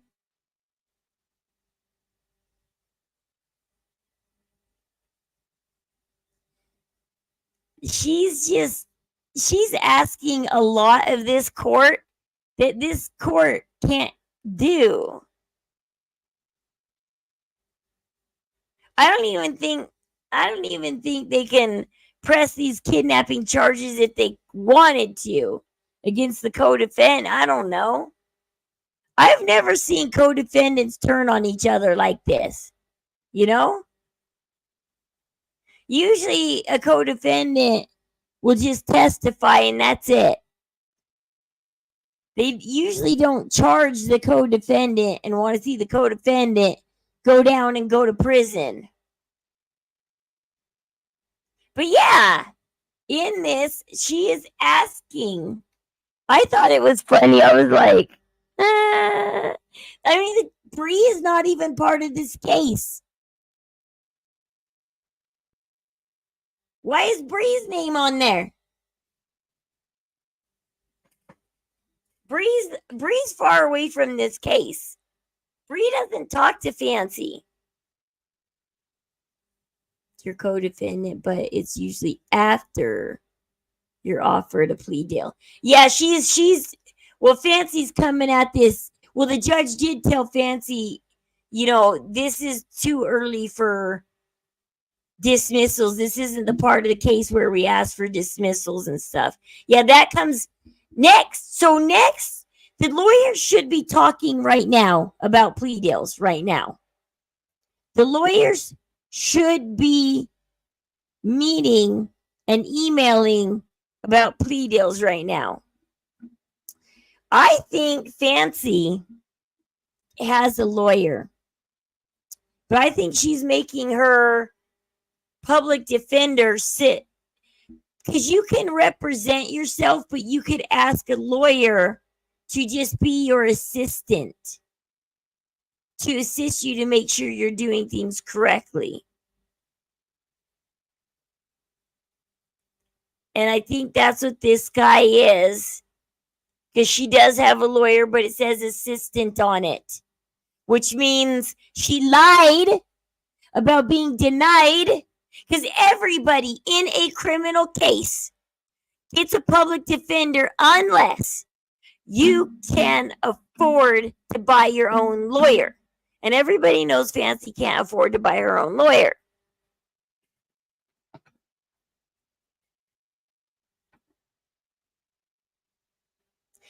The plea deals are coming in the next 2 rounds.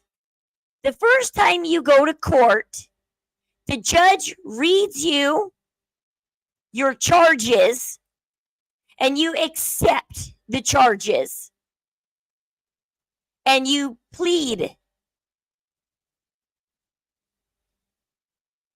And then you plead innocent or whatever, or I don't think you plead then, maybe not. So your first day in court is the judge says, do you understand these charges that are against you? And you say yes. And he says, okay, let's set a court date.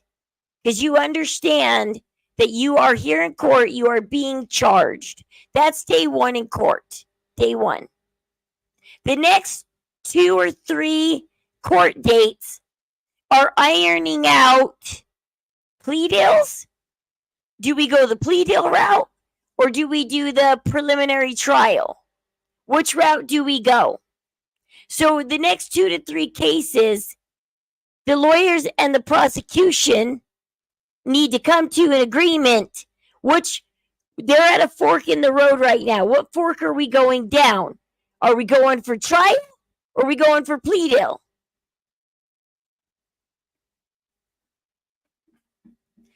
They couldn't have had the arraignment, or October 4th is the start of the trial.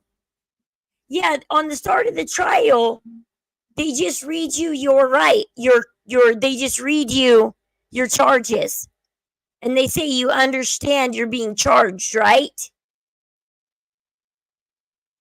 And sometimes the judge might ask you to explain your charges, especially if you plead guilty. He might say, explain, what did you do? Because these are the charges, but what did you do? I've sat in a lot of courts.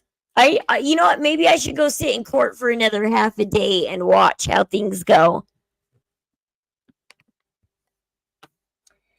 Because I've been through criminal court. I've been through family court. I've been on both sides of family court. I've been on the defendant's table, and I've also been on the guardian ad litem's table.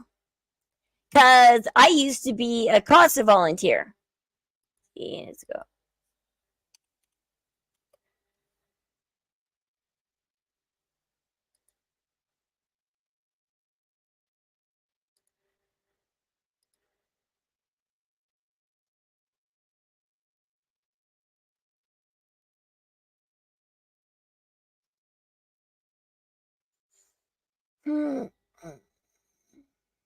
After I started going to school for criminal justice, I wanted to see what field I wanted to work with in the criminal justice.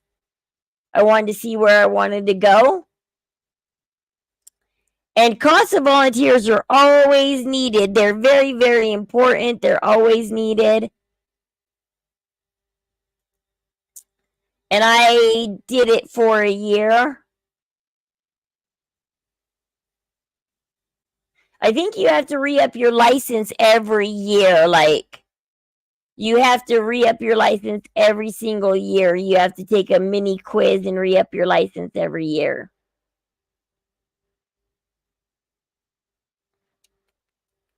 Where is it?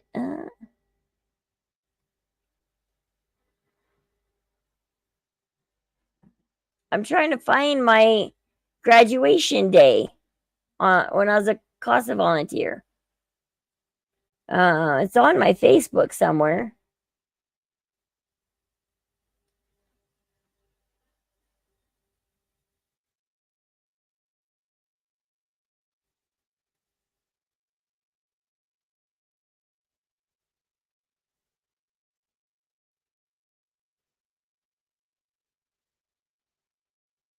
Where did it go?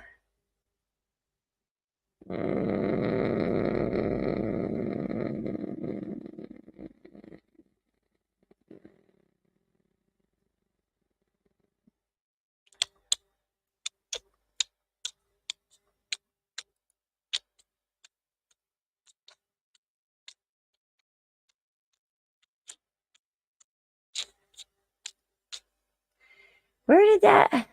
I can't find it. I think that's why she's panicking and grasping at straws with the whole kidnapping thing. I know it's well. Let's see. Hold on. Let's look at her case. Let's see. What? So this is odd. Okay, look at scheduled hearings. Okay, let's. So October 2nd. It says October 2nd up here. 2nd at 8:30 a.m. It's October 2nd.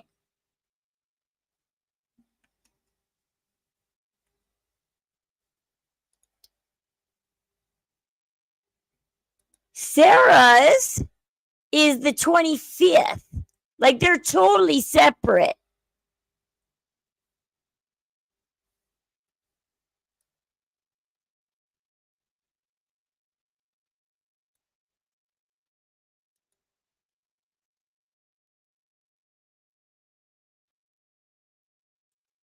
So yeah, Sarah's is on the 25th.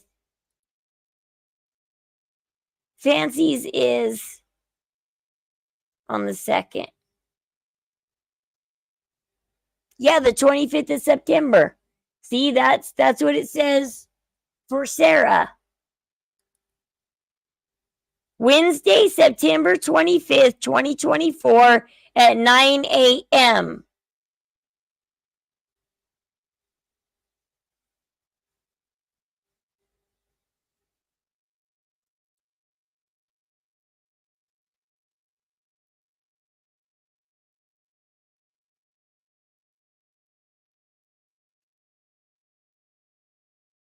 Yeah, Sarah's going first, which is interesting that Sarah's going first. I wonder if they did that on purpose. Because Sarah is ahead of Fancy.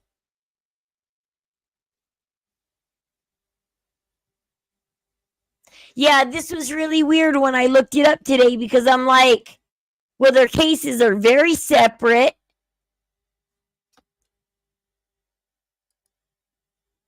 And I don't see anything that Sarah filed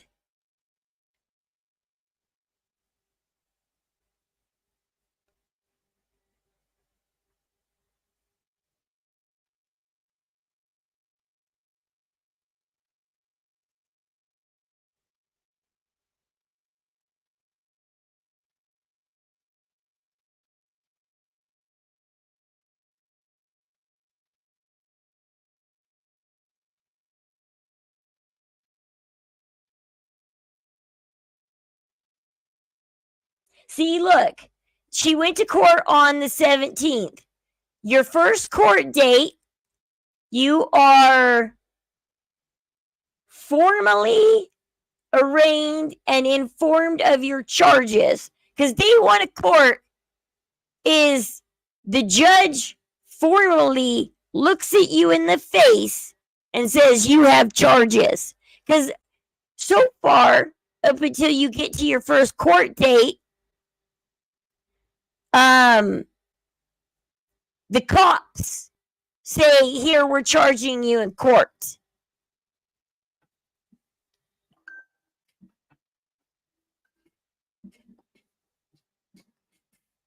And then when you get to court, you are formally arraigned and informed of your charges. You're informed of the punishment if you are found guilty. You're told you have a right to counsel.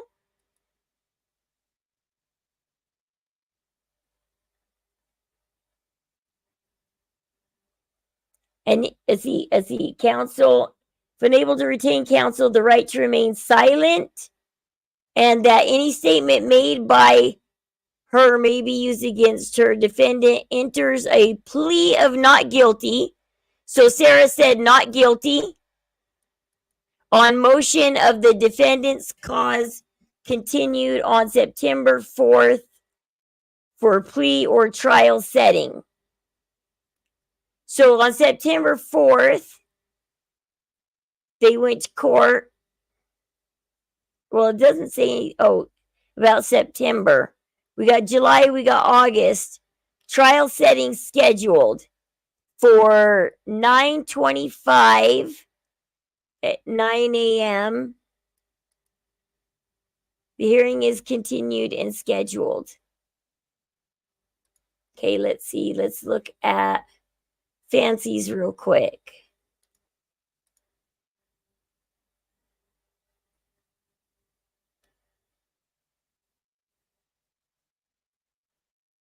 Defendant appears in person via WebEx. Defendant is formally arraigned and informed of misdemeanor charges, the range of punishment, the right to retain counsel to be used against you. Defendant enters a plea of not guilty.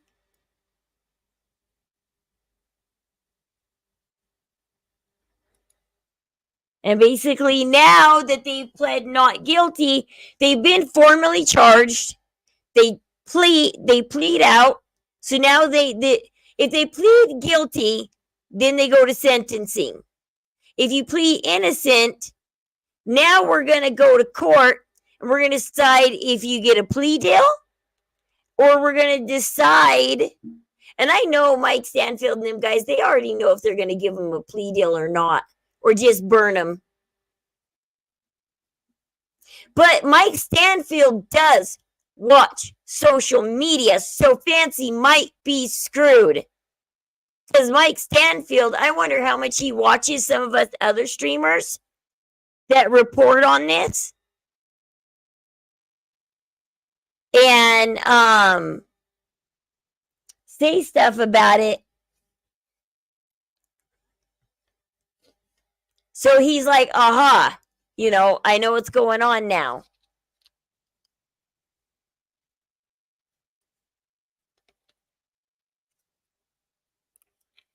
Yeah, the plea deal should be being hashed out right now. That's what should be going on. Are they doing plea deals or are they going to preliminary hearing where the prosecution has to prove to the judge that they have a case? And this is where it can get dismissed if the judge says, nope, I'm sorry, you guys don't have a case against April Johns. She didn't file, I don't see that she filed a false plea knowingly. Okay, done, dismissed. Or they can say, you know what? You do have enough evidence. Let's go to trial, baby. All I know is I'm sure Sarah is thinking no good deed goes unpunished. Yep, no good deed goes. She did a good thing. She was sick the whole week, too. She was very sick. And I understand because I traveled 4 hours and gosh, that made me sick. Because I have chronic pain and stuff, and traveling 4 hours is hard on me.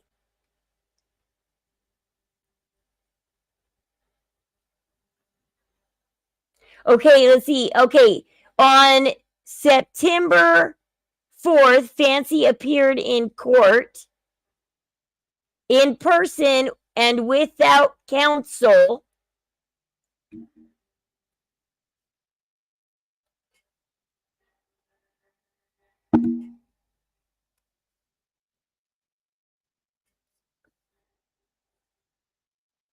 So she's appearing without counsel.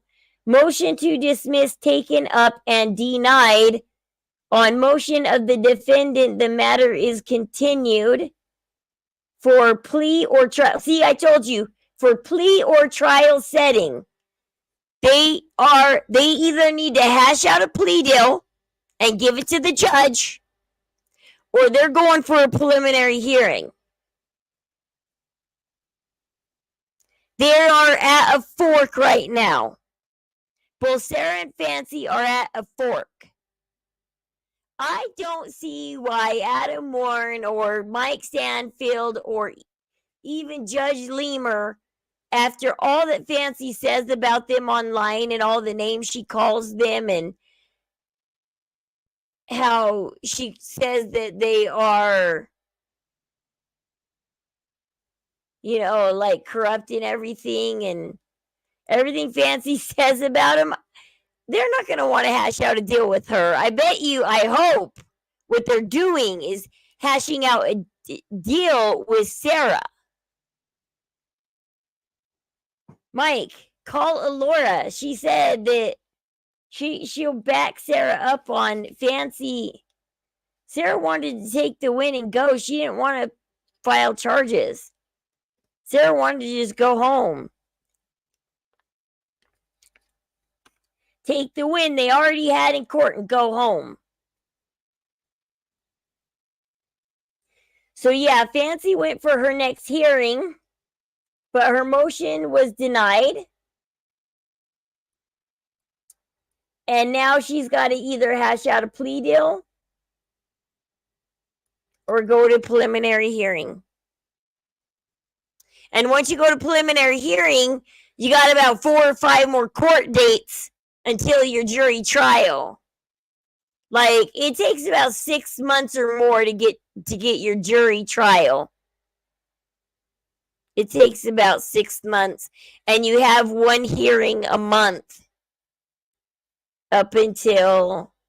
It's so nerve-wracking. It's so nerve-wracking how long they take to get to a trial till everybody's ready for the trial. It's very nerve-wracking.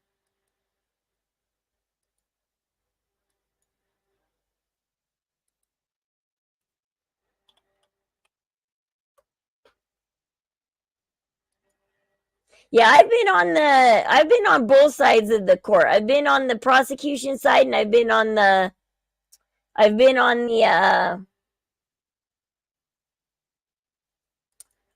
prosecution side and I've been on the defendant side. Oh, there it is. Okay, here it is. Ah, that's me with my badge.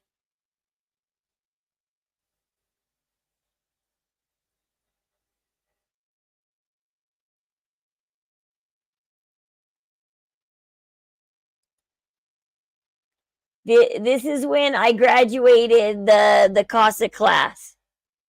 This is my class and my teacher.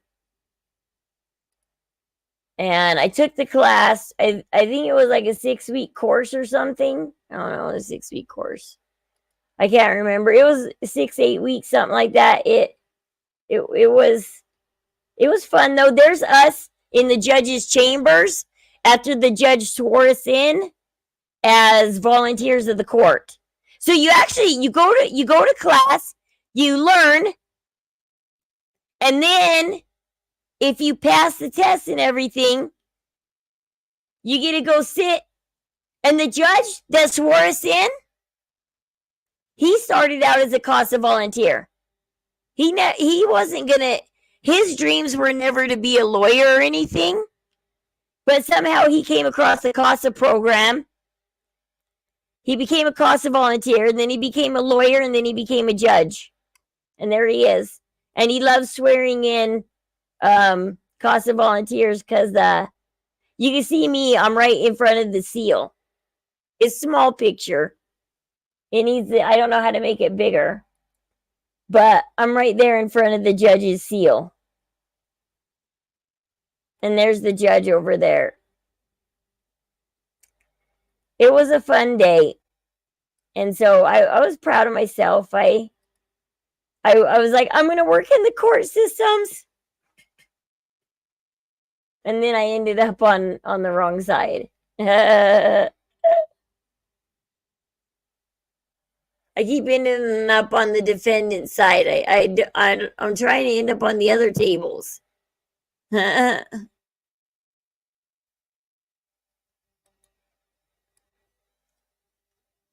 And Fancy goes to court on the 2nd. She may even have more charges.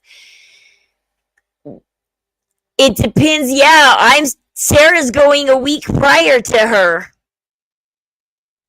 And so mark your calendars for the 25th, you guys. If Fancy explodes, we know what happened, right? If Fancy explodes. And a lack of empathy for others. I would be willing to go as far as labeling her as a possible malignant narcissist, which is a subcategory of narcissistic personality disorder. Malignant narcissists are way dangerous. They're grandiose and hostile. They relish in dehumanizing people whom they are associated with. And Fancy is a dangerous person. And I don't say that to give her. A lot of people that cover this Gypsy Rose case are a lot like that, what she just said. Because remember my last live the other day?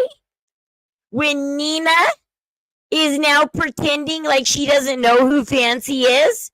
She's calling her that lady because Fancy means so little to her that Nina's lips aren't even going to say Fancy's name.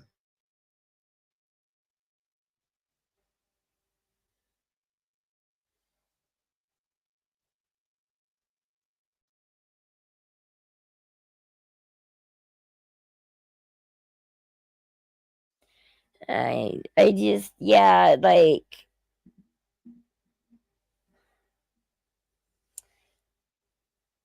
and so, yeah, it's crazy how this Gypsy case is like a magnet for, and the rest of us that are sane, we're all kind of backing away, going, maybe we should do other cases and stuff, and let's kind of back away because it's getting crazy in there. And they're, oh my gosh, Fancy's mods, man.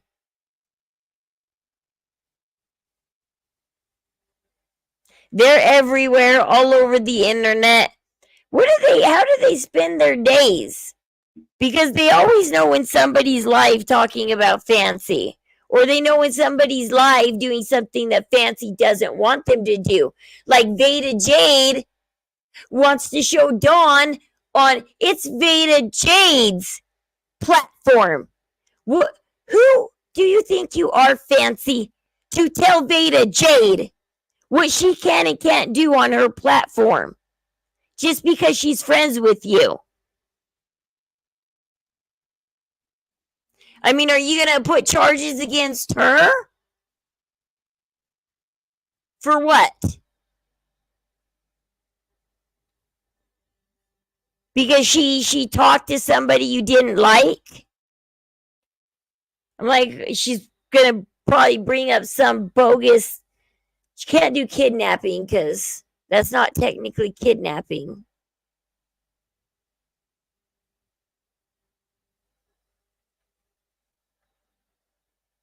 But if Bday Jade wants to feature Dawn, Bday Jade can. If Bday Jade wants to side with Dawn, well, it's her platform. She has that right. If she doesn't want to support Dawn, well, I mean, she has that right too.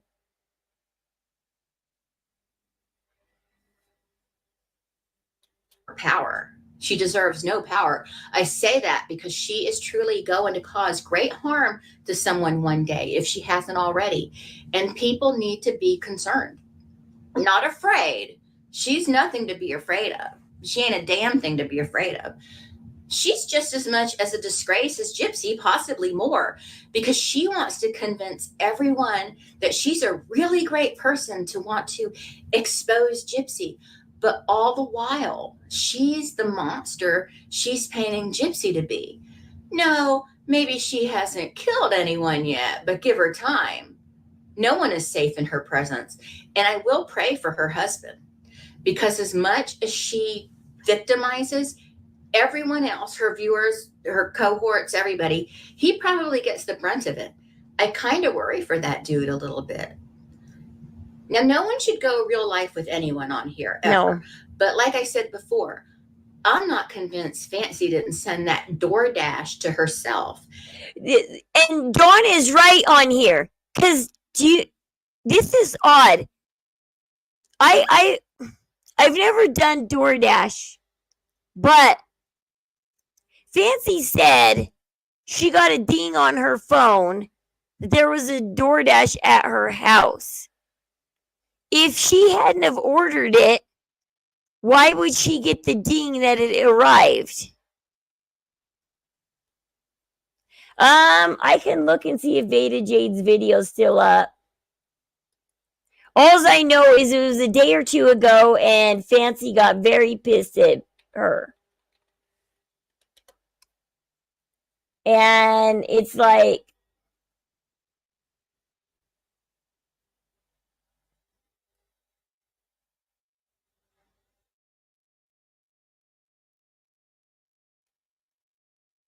oh, is it called Spitfire Spotlight? Is that her? No, that's not. Okay, hold on. What's Veda Jade's channel? Veda Jade.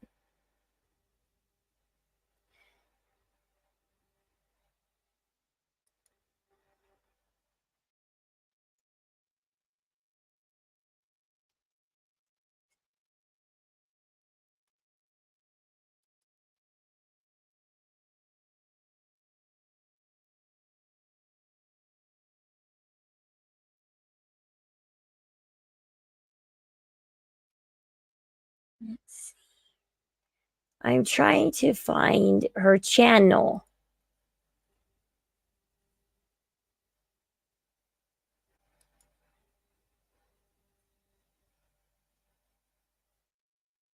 Yeah, they would have gotten the notification that it arrived on their phone.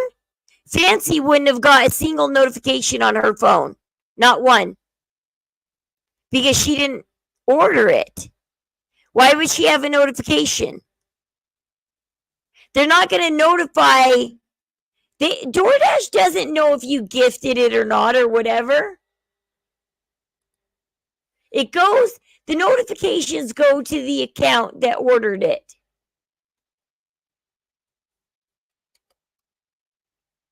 Try to find Veda Jade's channel.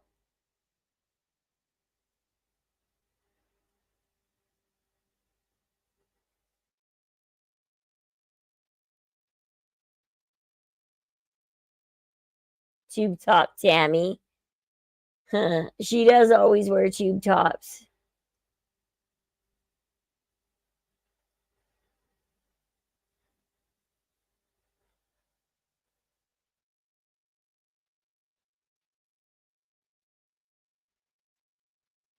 This Spitfire Spotlight really doesn't like Veda Jade, do they? They really don't like her.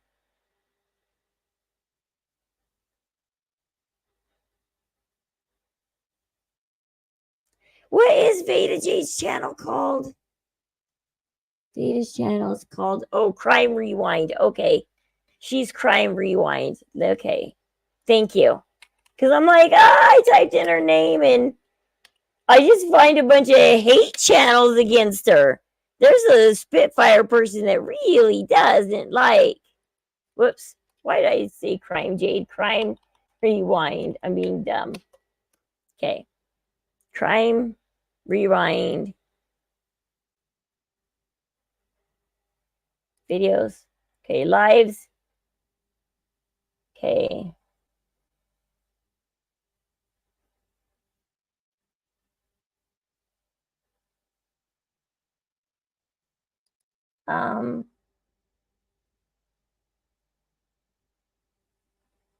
Is this the right channel? Maybe. Am I at the right channel? This doesn't feel like the right channel either.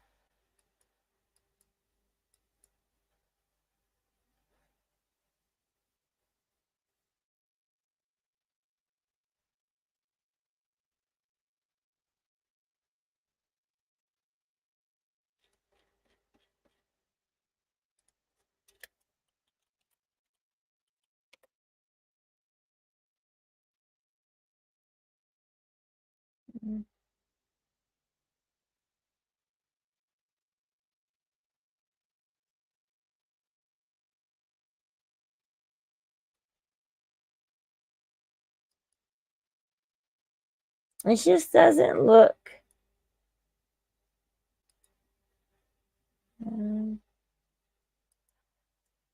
like her channel. Crime Rewind. It's called Crime Rewind. Is there a second Crime Rewind channel? Because all of these videos and stuff are from 3 weeks ago, 2 months ago.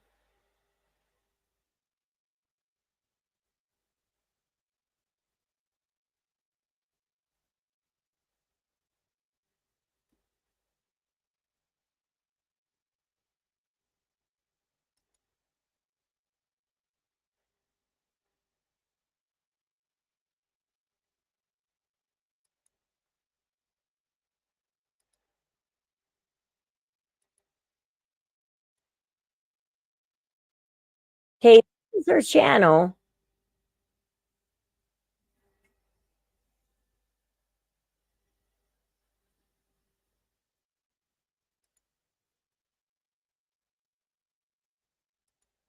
Who's this?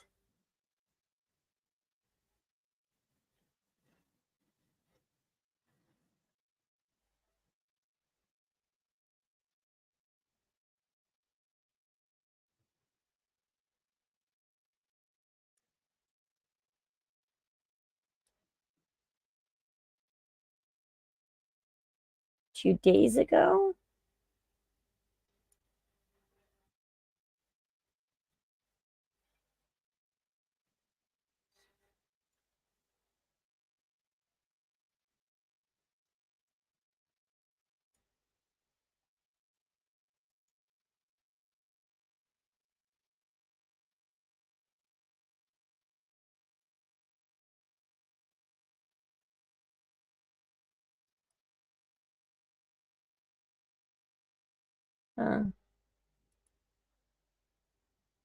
Fancy came in and scolded her. Well, Fancy didn't come in and scold her. She scolded her after, I think. She might have deleted it, but yeah. She probably did. Because Fancy's like, no, you need to come to me. And here, let's see. Let's see.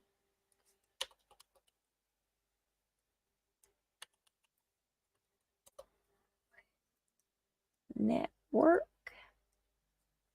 Live.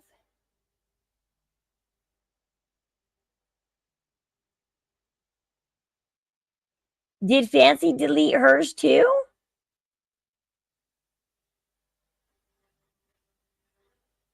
Are they deleting videos that damn them?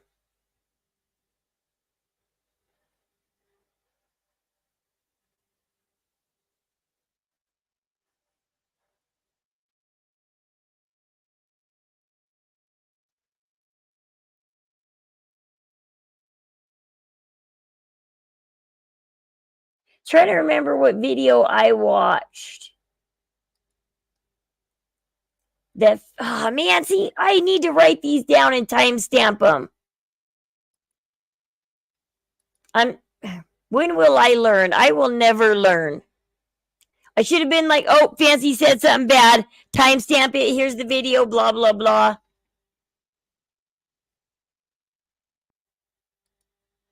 I just watch it and I think it's not that big of a deal.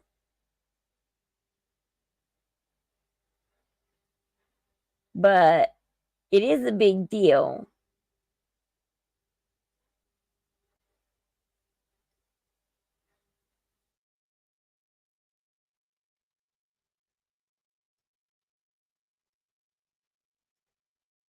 Because sometimes she's on Ryan's lives, sometimes she's on her lives.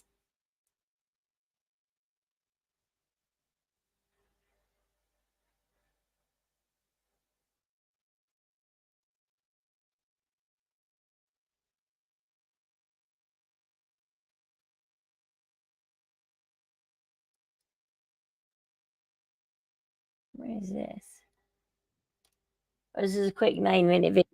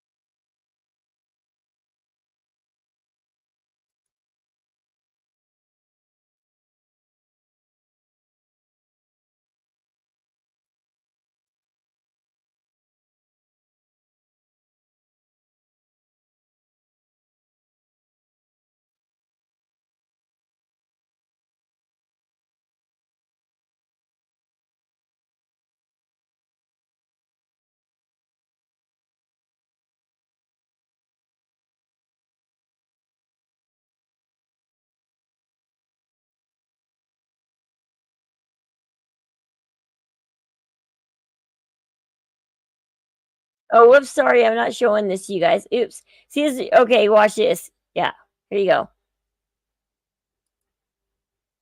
explained it over and over again. I explained it on Brandy and Kendall's the other night. I've explained it on my own lives.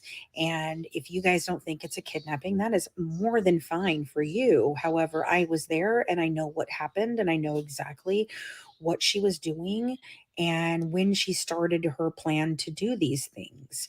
So you don't, and you can make fun of me all you want, but it doesn't matter whether you believe me or don't believe me. It matters whether the police officers and the FBI, who I'm taking all of this to, what they think. So you all can go sit and spin for those of you that don't want to believe what I have to say. Sarah is a known scammer. She's been doing it a long time. She has allegedly stolen another woman's identity, and that we are running all of that down at this point. So anybody believing anything that Pink Hat says right now, you need your noodle checked. But going back to Mommy's ramblings, broad, whatever the hell that woman is, I don't even know the lady's name, by the way. I just know she has this thing, and I know that I've seen bad stuff, so I've stayed squashed that and everything was fine.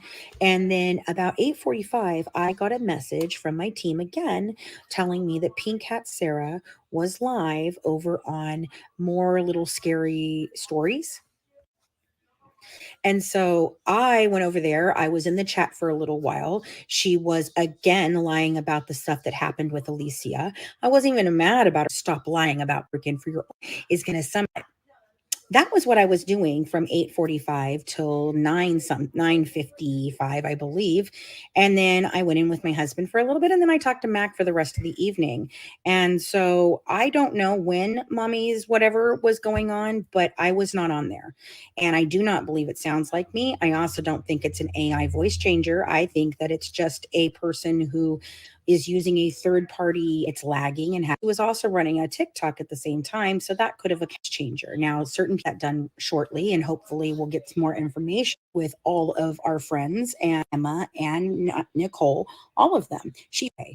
It's not like she just popped out of her face on her TikTok. Follows all used in the YouTube as well as in Morbid's actual Discord. Let me show you. See it, but it says she both. Notice she said when I thought maybe this is when Fancy talked about she did alibi herself, but I thought she alibied herself by she is in another video alibying herself by talking to Veda Jade. That Gypsy could have spoken out about her abuse. She could, yeah. Why didn't you get up and get out of the car, Fancy? If you were being, as soon as, see, she even says it. on my own lives. And if you guys Watch, listen carefully to what she says. This goes with what you just said. don't think it's a kidnapping, that is more than fine for you. However, I was there and I know what happened and I know exactly what she was doing and when she started her plan to do these things. See, I knew exactly when she started her plan of kidnapping me. 72-hour mental hold. Because it's like she says, okay, now she didn't get back from the trip and realize she was kidnapped. Right here, she's saying, she's like, I was there with Sarah. I know when it started.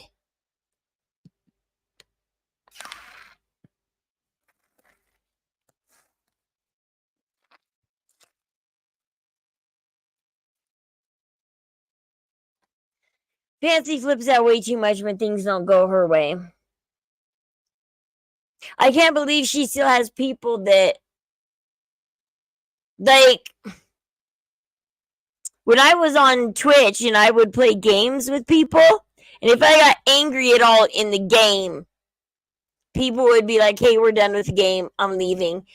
Like, I could not show no anger or no emotion at all towards the game, or people would leave. And then I come to the true crime community and I see Fancy and Nina and a bunch of people screaming and yelling and abusing other people. And now we got Morbid's panel. Vin Vader was right. Because when I went to Vin Vader, Morbid had only been up for a couple of months. Vin said give it 6 months. He can't help himself. And I thought I was just like one of those people. I was skeptical of Vin. Sitting there thinking, well, I mean, he doesn't have children on his channel, and I know he's doing a little bit of grooming, but these guys are adults. But oh no, he's got these adults groomed very well. Speaking of Morbid, there was something I was curious about.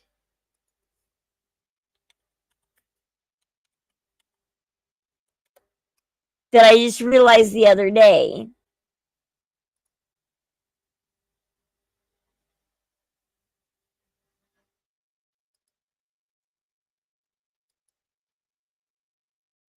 To September 8th. How? I haven't seen Rebrand in a while.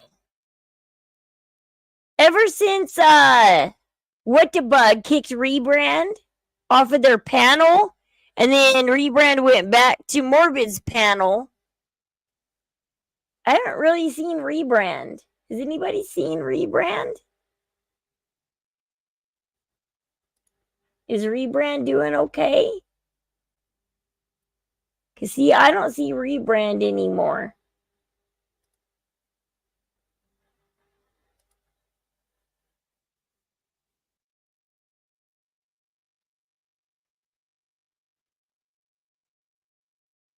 I'm like, where? Yeah, I haven't seen Rebrand step up in a while. And they haven't come in on my lives either. I hope they're okay. Seeing that, What the Bug went. You know what's stupid? I fell asleep and I woke up. I went to check out Morbid streams and I fell asleep. And I woke up to What the Bug singing. And they went from singing a really beautiful song to torturing the shit out of somebody. Friday, every. So rude.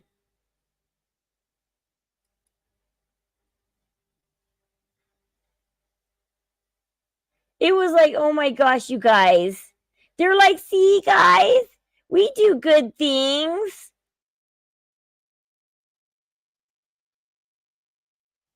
what the bug just saying to us. And then they went on Breeze Live.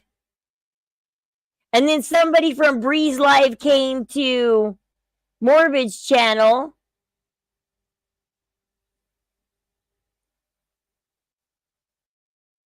Getting bored with his 5-hour long lives. Yeah, I check on his live. And then an hour later, I check on his live, and they're still in the same place they were an hour ago. They haven't moved onto a new subject or anything. They haven't said anything of substantial quality. And lately, they've just been looking for the next person to bully. Right here, it's Natasha Cooper. It goes between Natasha Cooper and Bree. Panel, it lags the whole, yeah.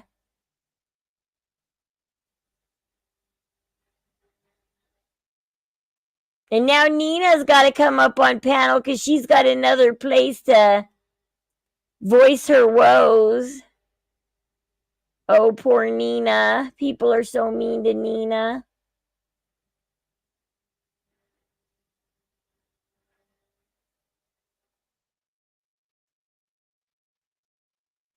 I haven't seen Rebrand lately, and I've been thinking about her. I hope she's okay. Comment if you're okay, Rebrand. Hey, Janie. Lane. Nothing interesting at all. And then What the Bug tries to be like Morbid. Yeah, I've seen What the Bug in their own lives. They were looking at Gypsy's court case and they were trying to be like Morbid, and but they were way overdoing it. She was nitpicking every little thing in that courtroom and making fun of it. And What the Bug goes on Morbid's panel because they came up to purposely meet Nina and meet Morbid and beg the shit out of them to get monetized. And it worked. A week later, What the Bug was monetized. They're just a beggar. They're just on there for clout and stealing other people's communities. And what the Bug did to Natasha Cooper, hey, Electronics, yo, you're here. What the Bug did to Natasha Cooper was mean. And I don't care what the panel thinks. What the Bug can go to the panel and get all the sympathy they want. But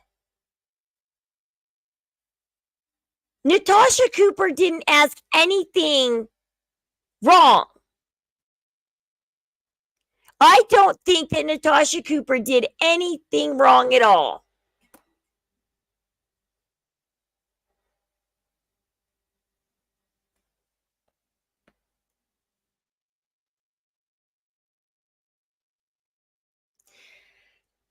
With what? Like, with Natasha Cooper?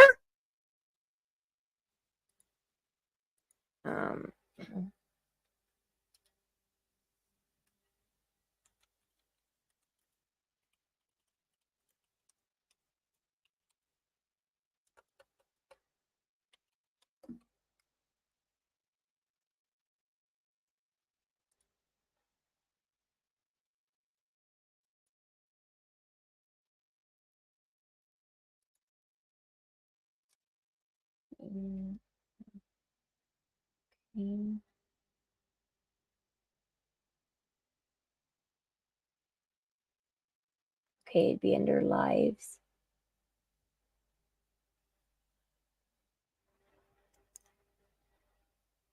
Oh, she went after someone? Was it last night's panel?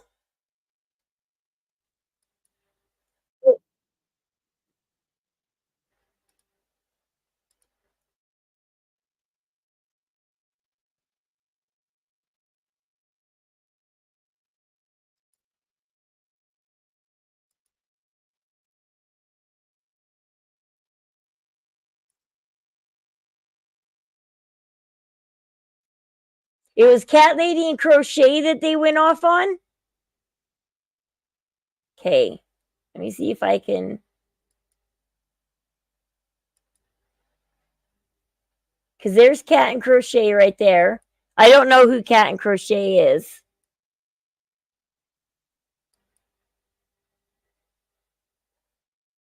Now they're both off.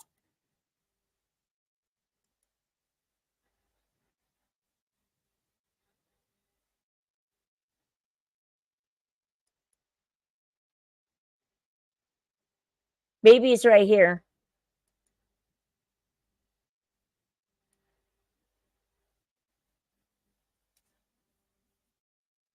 Oh, whoops, sorry. Let me share this tab. Sorry, guys. Oops. I keep forgetting. You're asking. Okay, yes, Okay, because you're yes, saying we'll go a with that. tic-tac-toe person stays in their lane, but a chess person has a different lane. Why would you No, cross over to no, each no, no, other no, lane? no, no, no, no. Y'all to be doing this. Tic-tac-toe. I agree with Well, Nina. Nope, those were her nope. words. That's Wait, not what y'all I still said. No, talk? I okay. mean, Those still were her talking? Okay, words. so nope, Those They're were still her trying to nope. figure out words. what Okay, they're so saying. what I've asked you a million times, and I tried to give you a I'm trying example. to understand. Why Right. are you asking me? Oh my god. Okay, let me ask you so I can understand. No more asking. Just say. Okay, ask. Go ahead. Just say. Yeah, ask. Yeah. Yeah, say what you gotta say. Both of Say you what guys you just wanna say My Adderall is wearing off. So it. Go get another bottle. Say it. So cats. Yeah. Yes, I was involved 100% with the creating of the house, the decorating of the house. Okay. Cats and Crochet is I've seen her on the panel when I've checked in on Morbid. She was on the committee that made the house for Gypsy. And she was talking about how Gypsy would get out of her wheelchair and be a pain in the ass.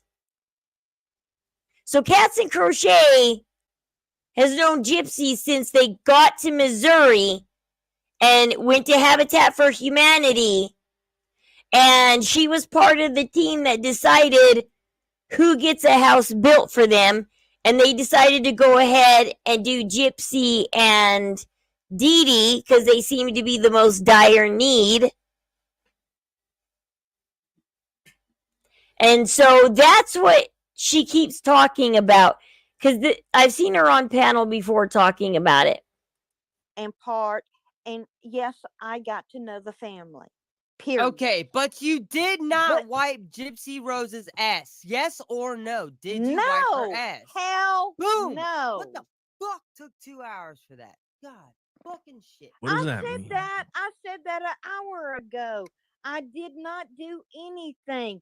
I knew about the family situation and I was able to give some information about certain people and but me being in the house and doing that shit, hell no. I was there when Gypsy was abusive to her mother.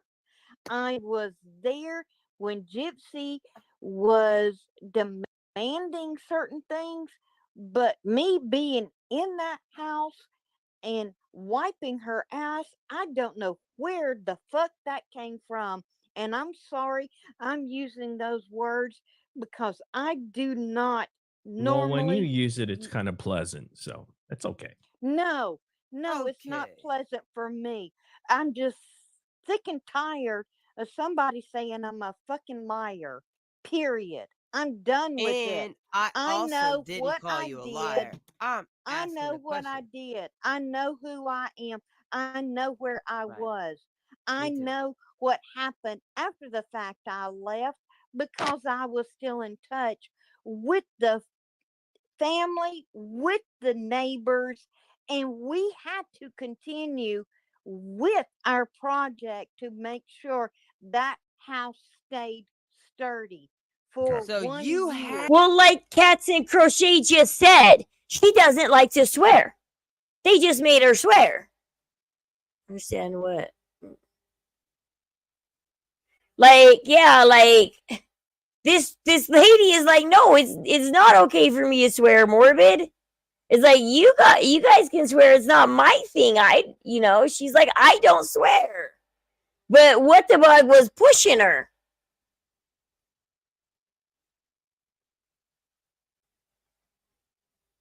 They entertained Cowboy for 2 days. That was disgusting. It was disgusting. They believe this is why I get pissed off at the panel. Because a lot of misinformation goes down on this panel. And they don't care if it's correct information. They just care if it's funny or juicy or whatever. And they believe a lot of stupid crap and then when you get somebody up there like Cats and Crochet, who's just this honest, sweet person who's telling the truth, she gets freaking third degreed and yelled at and cussed at. We can go back an hour ago when she came on and see what happened. Nick, who was like way later down the road, and then wiping Gypsy's ass. I'm not understanding that, dude. Like, I'm not understanding. Please explain. Just as a human, like. Yeah, Sometimes that he looks for at me. Sphinx it is I overweight. used to have a Okay, friend let's that go had like back a 30 and see pound what cat. happened. It was the biggest cat I've ever seen. But I'm telling you, his cat sometimes I show him pictures of like who has an echo. I don't Crochet know. does. Crochet. Okay, forget it. I want to hear from Crochet. Forget what I said. I just kind of get how big that. Sorry, Sphinx are meant to be lithe and slim like Siamese, like all of the Oriental sort of cats. They're not meant to. That He's cat. a fat fuck. No, you have to get him on a diet. He's going to die. Hey, don't talk about Natasha like that. No, yeah, the Oh. fat cat that I What do the died Bug, this like, weekend, so the problem is Morbid sets the tone for his panel, which is pretty much anything goes. And What the Bug gets a little bit bold, especially when Nina's up there and stuff like that, and she does want to show off and be badass. Because yeah, when What the Bug is up there with just Morbid, or there's only a couple people up there, they're very quiet. When you watch What the Bug stream, she's very quiet. She's fumbling on her own streams for what to say, what to do, what and all of that. But when she gets on Morbid's panel, it's all because that's what Morbid likes. Morbid likes to see this fighting shit go down. Because remember, he has slowly turned that pot up. These guys are starting to boil and they don't even know it. Morbid slowly cooked that pot and went from a true crime gypsy stream to he found like-minded people now that will accept him as soon as his attitude goes back to Jimmernom, because these people are disgusting. Not me. It's not, I think he's less than 13 pounds. He has to be like 12, that's 11. not fat for a cat. Cats and Both my Crochet, cat- does both your of my cats microphone are work? Oh, he the other day, Landrix, I was checking in again on Morbid streams, and he did purposely bring somebody up on his panel to fight with Nina. He purposely started the fight and then he brought the girl on panel. He asked her to come up on panel. Then he started a fight between her and Nina, and then Morbid kicked her for fighting with Nina. Like, it was so dumb. I immediately ran to May Noodles and Vin Vader and went to there and told them, I said, quickly, you guys, Morbid just purposely did this in his stream. And then I went and privately messaged the girl he kicked. And I got her to come on our panel, to come on May Noodles' panel, and tell her side of the story without getting yelled at. But he purposely started the fight. He purposely engineered the fight. If you don't start the fights, Morbid will start the fights. He will get bored. And he will, like when Cats and Crochet was on earlier this week, Apple Charlotte was asking Cats and Crochets a bunch of questions about the Habitat for Humanity house.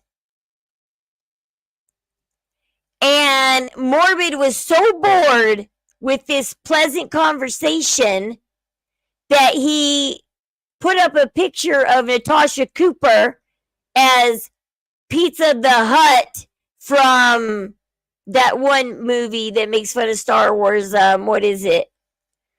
That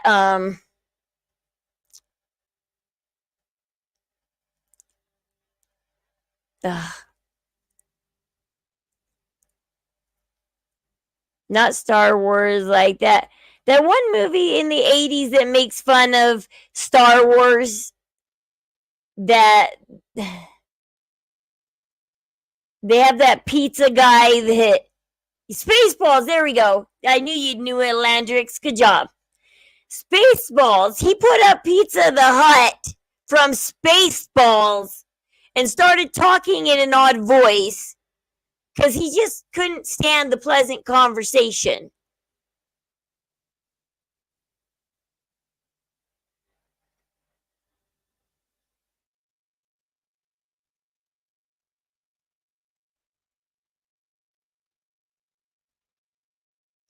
Oh, yeah, Nina's allowed to. That's why I quit going up on panel. One of the reasons I quit going up on panel.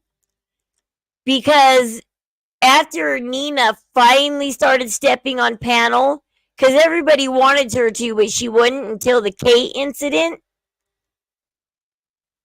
And then the next 3 streams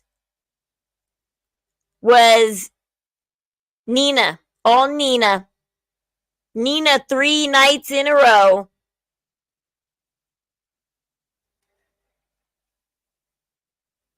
I need to watch Spaceballs again. It's a good movie. It's a real good movie.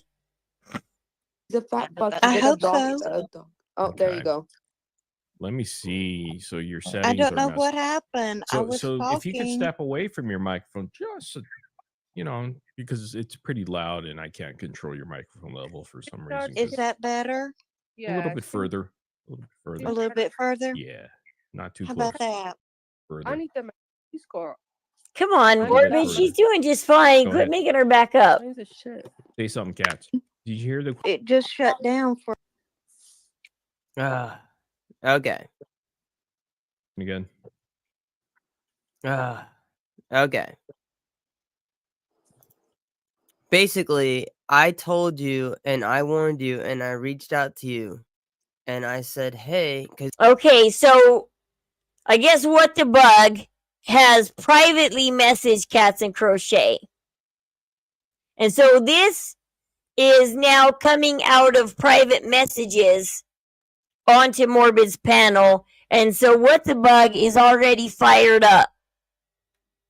Because either Cats and Crochets is not answering her or not answering in the way that What the Bug wants her to.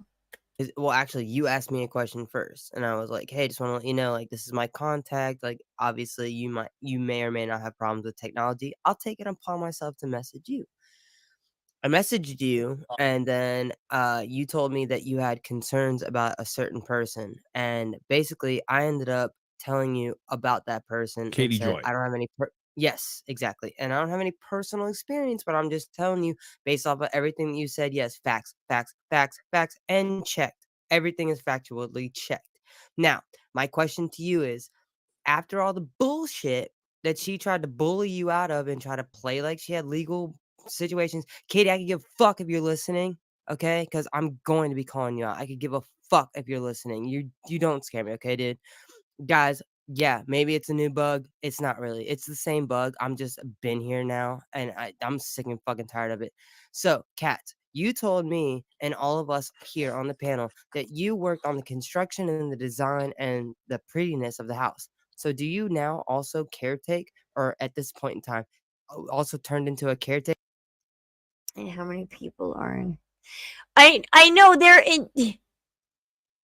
I thought it was this stream at the end. Where's the one that What the Bugs? What night was it that What the Bug? It was Saturday night. What was Saturday's date? Because today's the 10th and it's Monday, 9th, 8th. Taker. So, do you then It was wipe Saturday night, I asses of the remember. people that's I houses that think. you build? Or was it Or do Thursday? you It was either change Saturday or bed Thursday sheets night. or bed pans? Or I don't understand how you went from being a construction person to being on the, even if you were on the fucking, what's it called? The committee, even if you were on the committee and you were part of the housing project that designed it and whatever, very cool. Respect to you if you really did do that. But how did that turn into knowing so much about Nick, who was like way later down the road, and then wiping Gypsy's ass? I'm not understanding that, dude. Like, I'm not understanding. Please explain. Just as a human, like, don't. I'm not a creator. I'm just literally just some stupid ass picture that you see on here. Just like I see your stupid ass picture on here. We're just people. I'm just asking you. I would ask this if we were in a room together. I don't really know that I'm, want to be in a Cats, were you room wiping together. Gypsy's ass? Basically, Were you wiping her ass? essentially. That's the first I've ever heard of. See, and then What the Bug gets an attitude because like they said, this isn't usually Bug, but What the Bug feels like being an ass. And then Morbid backs up the asshole behavior. And now What the Bug has Morbid's stamp of approval to be an ass. To that. Bullshit, dude. I heard. Okay, cool. Okay, All right. so That is the question first. answered questions. I'm trying to. That's the first I've ever answered. My main thing with KJ was claiming I was part of the finances, and that was on her live stream that she brought me into, and I got bullied. That's when I just shut down. Okay, me wiping somebody's ass and me being a part of all that, that's the first I've heard of it. So that I don't understand. well, not So literally I wiping don't the know ass, how that figuratively. turned in. I don't know how it turned into that. I was only, and I will say it, and if I don't want to yell, but I was only the designer and the person that designed the house, that helped put, when that neighbor bought that other little playroom, is what she calls it now, and we designed that. That's all I've been a part of. Yes, Okay. I did meet Gypsy. Yes, I did meet Dee Dee when we had our meetings, but I've never, ever. I guess she said something about knowing Nick, because that's what the Bug said. What the Bug's like, if you're just part of this committee, then how do you know Nick? But remember, Dee Dee used to brag about Nick. Dee Dee used to brag to the neighbors that Gypsy had a boyfriend, Nick, and she really liked Nick. She didn't like Dan. She liked Nick. Being a part of them in that situation. I was there when Gypsy was mean to Dee Dee, and my daughter was there when we had a meeting with them, and my daughter did not like meeting Gypsy and being with her, because Gypsy was pretending to be a child, and my daughter didn't want to be around her. That's all I've said. I've never said that I've ever wiped her ass.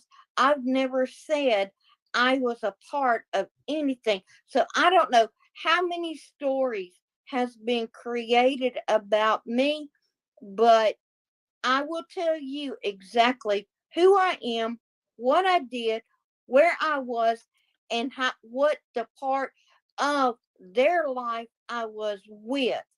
So Perfect. Okay. whatever else you've gotten or whatever else you think you have heard, that is incorrect. I have proven myself, and I am hurt because this Ma'am. this Ma'am. community, just not yours, Morbid, I'm not meaning it that way, but The internet. man, in they general. just go after people and they just trash you. And the people, Why doesn't she hate Morbid's community? Why isn't she realizing that's what Morbid's community is doing? Why do I just totally freaking cussed her out? What live was it?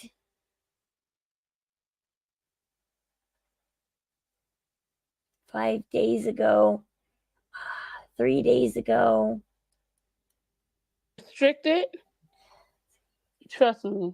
And yeah, this of restriction was made after State Judicial Records Committee recommended that the Supreme Court repeal and replace these parts of the court operating rule. So the restriction means that these documents filed within the CaseNet website means that these they're no longer going to be available. Hurry up, babe. I had to sleep outside with the bugs.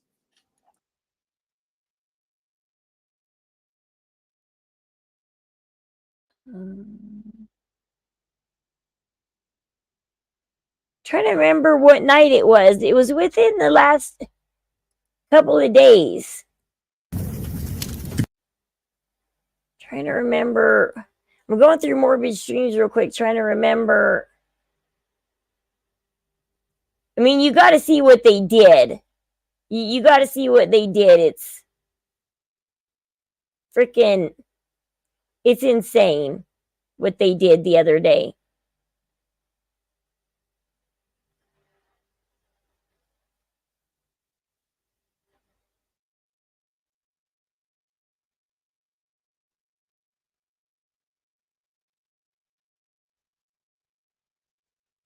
Okay, this is where they're getting after Dreamer. He's got this major obsession with Dream. It's got to be this one. Restricted. It's got to be this one.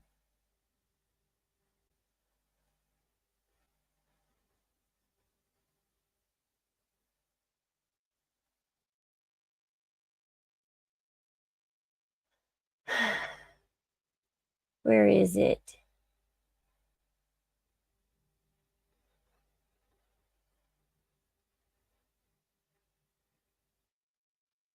Maybe it's. Come on, I'm not crazy. I'm going to find it.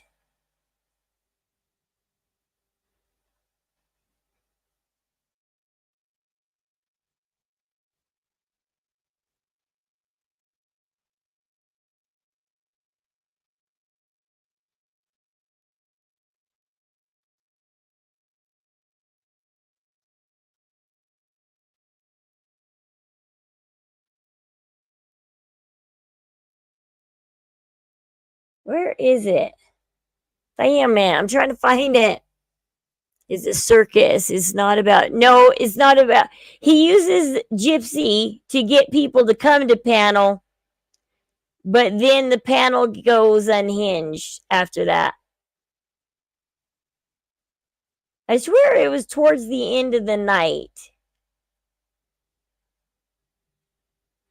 I'm trying to find it.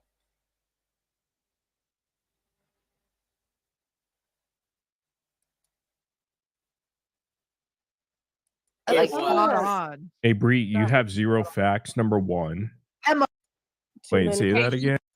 But Why like whatever. they despise you? I'm a human. Yeah, did you like it? Oh my god, that Natasha video was You got it. Hold No, so wait, no, change it. it's too bad no one Jersey. Funny. They trying. y'all like when I cried on. Yes, he pulls. Let's should take a strike. I don't Okay. I hear. No. just saying. Try that. Is your mind So can you Do it on the block. claimed in her latest Thanks for YouTube the video sub. that I was I- stalking her on Facebook. What? Why can't I find this video? It couldn't have been this one, not 7 days ago.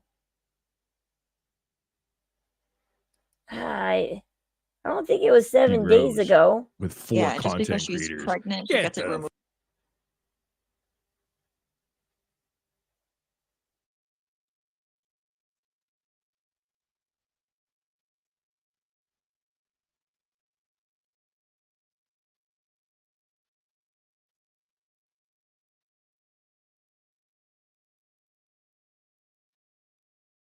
I thought I remember it being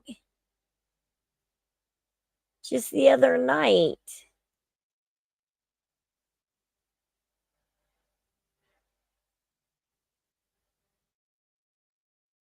I fell asleep and I woke up and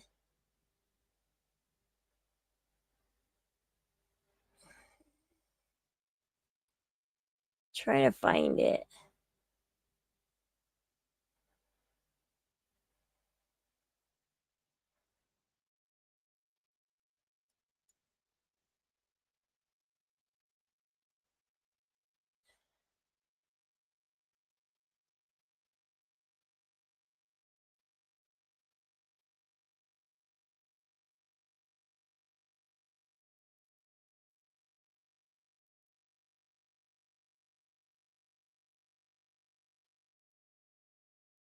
Yeah, it's not this night. No, it's after this night. So this one was 7 days ago. I swear it has to be one of these 3. I don't think it was last night, was it? Let me research this one again.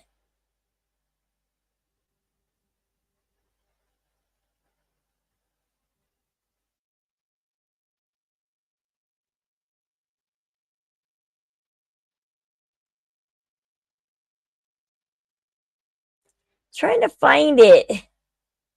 It's crazy because What the Bug sings. They play something from What the Bug. What the Bug plays the guitar and sings. And then after What the Bug gets done singing, and everybody starts patting themselves on the back for being such a good stream and how they do good things like that, and they pat themselves on the back. Then they go into Bree's live or somebody's live and they make them rage quit. And then they laugh and, yeah, we won. We got them to rage quit. Now they're point on our side. They're like, we won. So they go from 1 minute patting themselves on the back, going, see, we're good people. I woke up in the middle of What the Bug singing. And then Nicole starts going off on, we made them rage quit. We won. We got a point on our side. We're so freaking awesome. We made people rage quit. Look at us go.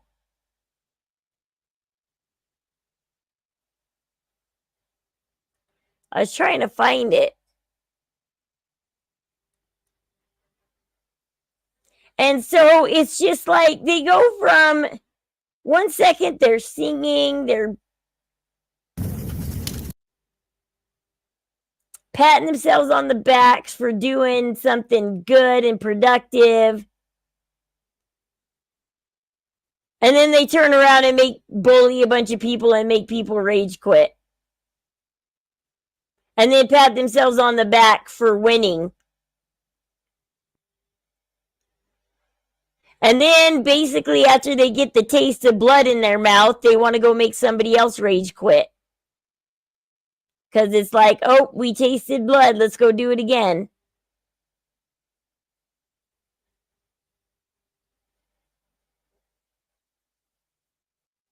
I don't know why I can't find that anymore. It should have been either this one or this one. It's one of these two. Because it was just over the weekend, I swear. It just happened over the weekend. Restricted?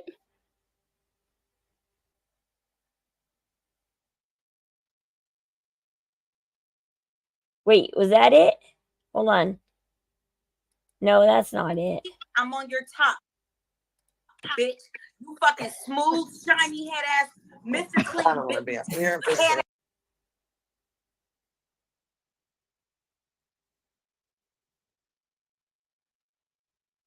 Villains often think they're the good guys. Yeah. I mean, because that's what they were doing. They're like, see, we can do good things. We just had What the Bug singing. We had a beautiful moment where everybody was crying. Because I think he was singing that Over the Rainbow song.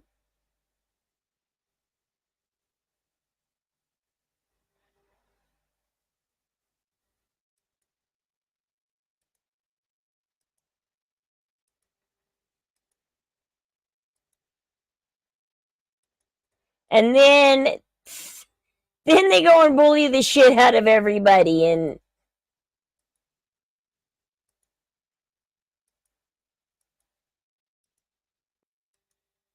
it's like you guys are just horrible. And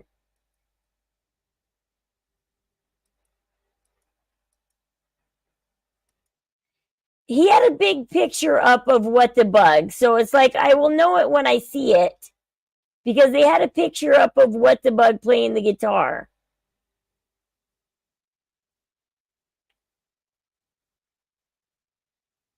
I was trying to find it. I thought man, see, I need to timestamp these for you guys. So when I talk about them later, I'm being so dumb not timestamping these.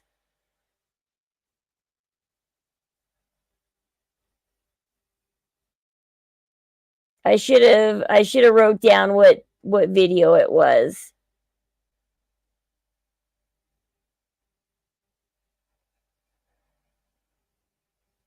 When they start making fun of, yeah, they're totally doing that with Natasha Cooper. Like they're really going after Natasha Cooper's looks. Like, I don't know Natasha Cooper. I don't know if she lies or not. I know Fancy's calling her a liar. But do we believe Fancy?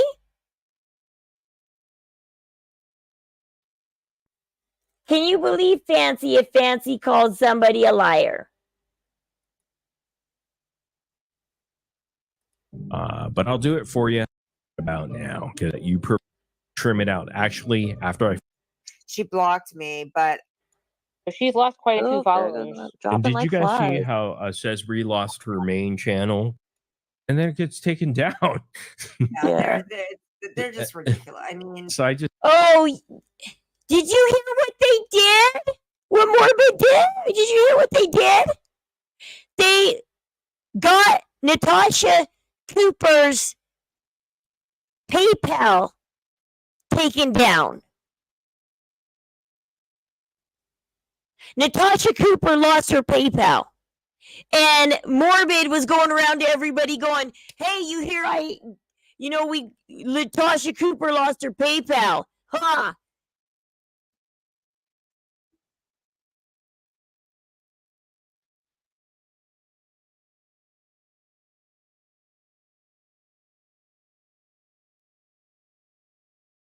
Did they get Dreamer's videos taken down?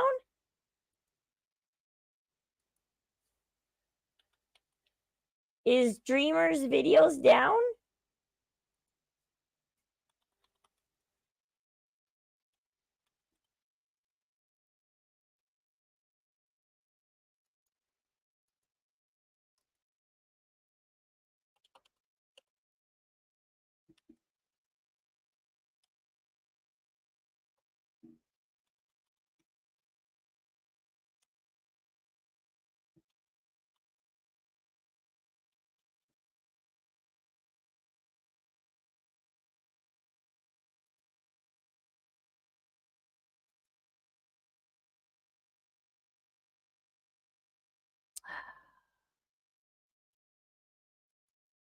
Did they really get... Okay, no, they didn't. Okay. They didn't take her down.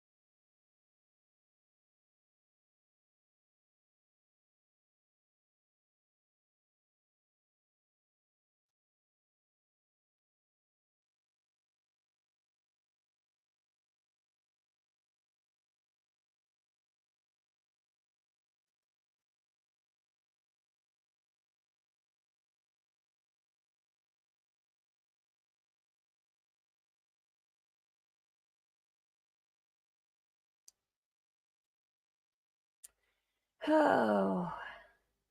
See, I heard Dreamer Craft Corner did a video about me, but I can't find it. Starlight said that she did, but I can't find it.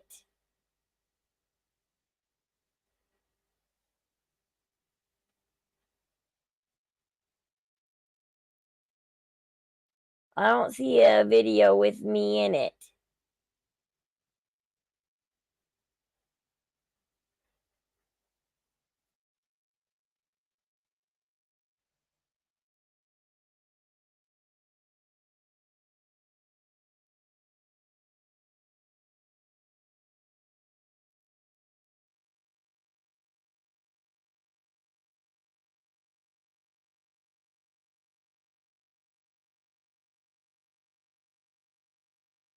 Maybe someday I'll find it. I don't know.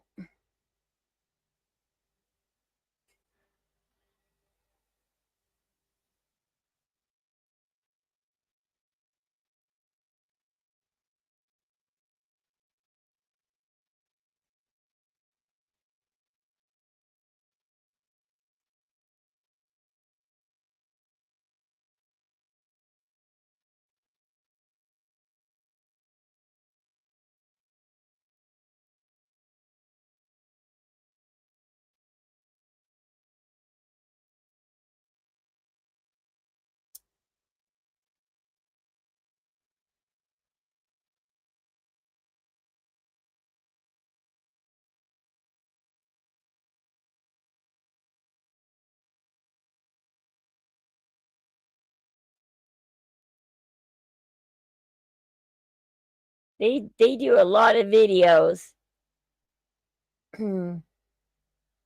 I see everybody else.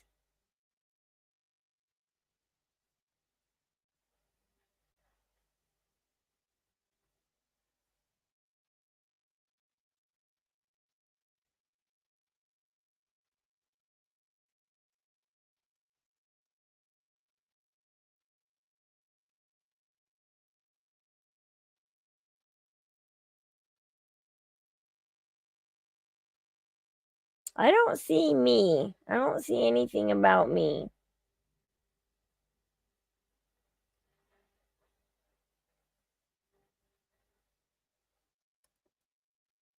I don't see a picture with me in it or anything.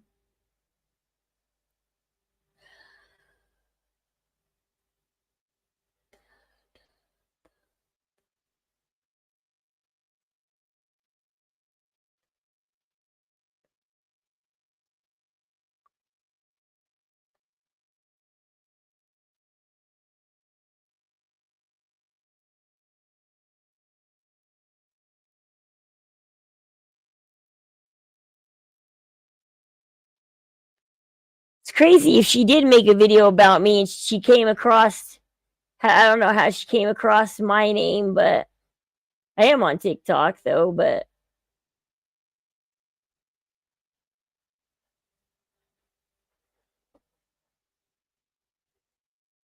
I want to see what she had to say. She did do a video about me. I think this is now before. No, there's still gypsy stuff.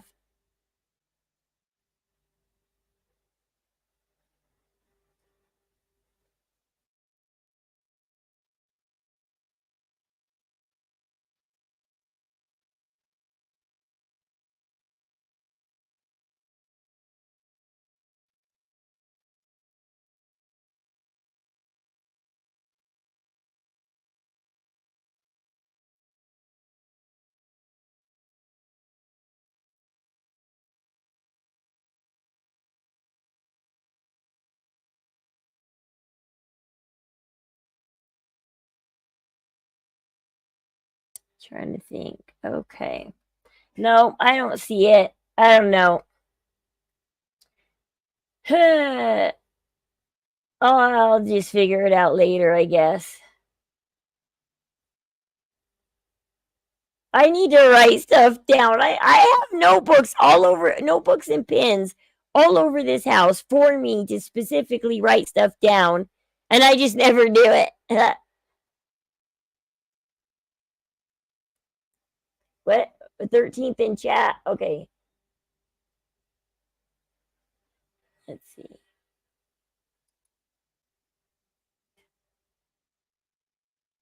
Hey, Angie, what's up? Okay, I really just like it. Okay.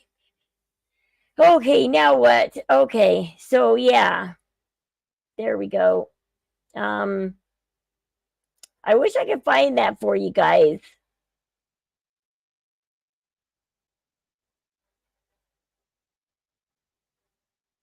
I swear it was over the weekend. It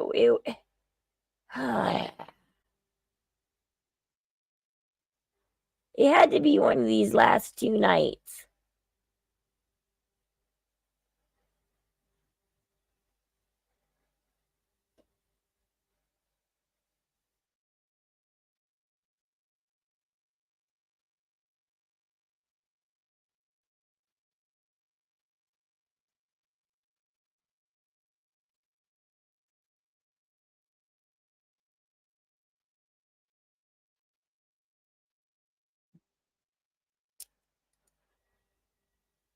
Okay, so they didn't get Dreamer's channel shut down. He just thinks they did. But they did get Natasha. I don't know what they did to Natasha's PayPal or if Morbid had anything to do with it. But Natasha Cooper did lose her PayPal, and everybody's like laughing about it and cheering about it.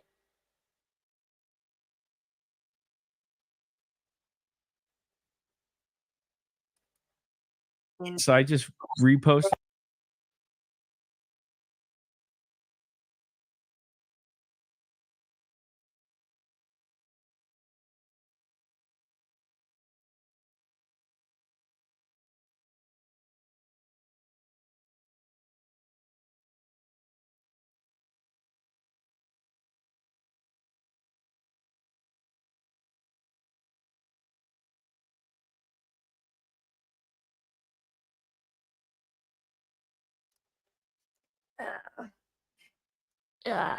Oh.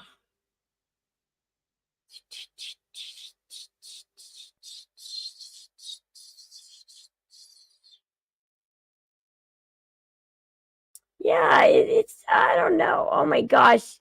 Maybe I dreamed it. I don't know. Just kidding. Maybe it's all in my head. I just dreamed it.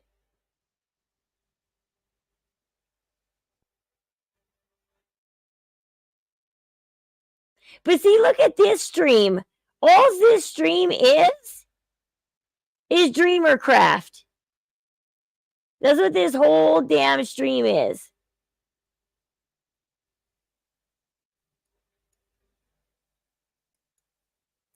Well, first they're talking about this, people.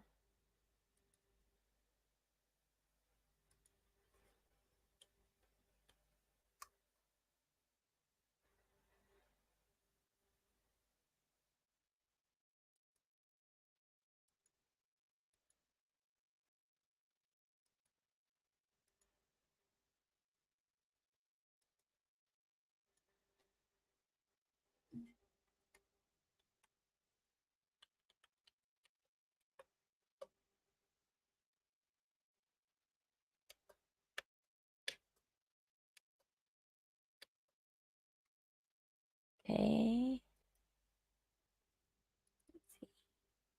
They're not, I mean, it's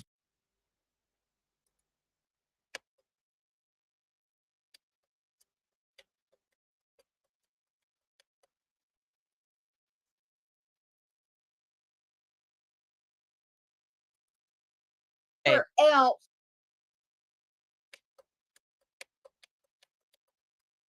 No. Can't look for it that way.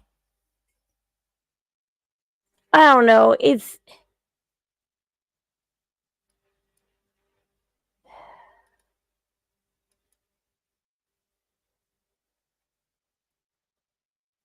I don't know. It just disappeared, I guess. I don't know.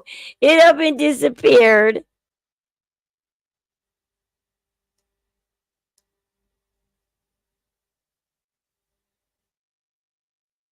Oh, by the way, they were saying something about Gypsy did the copyright claims, and they're saying it's because Nina outed Gypsy's address? No.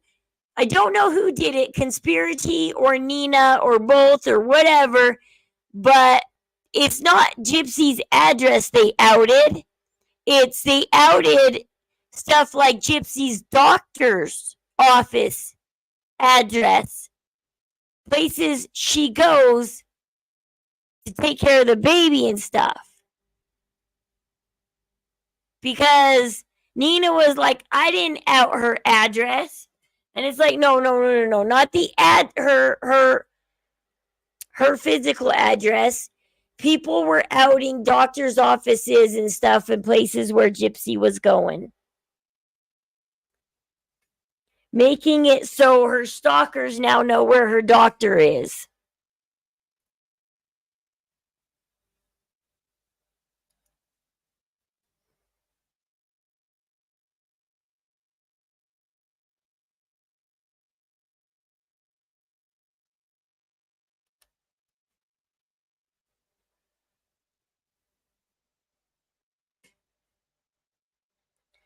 Oh, so what else do you guys want to talk about? What do you guys want to know? Or should we cut it?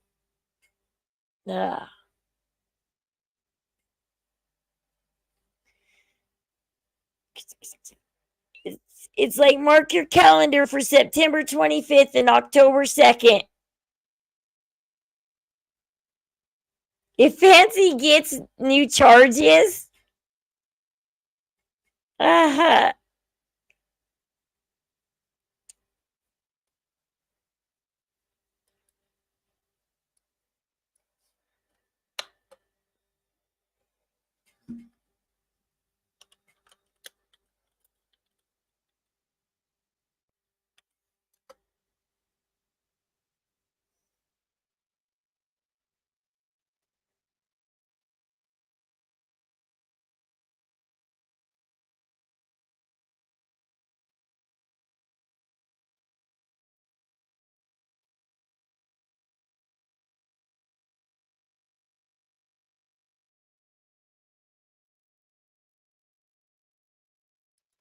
see this?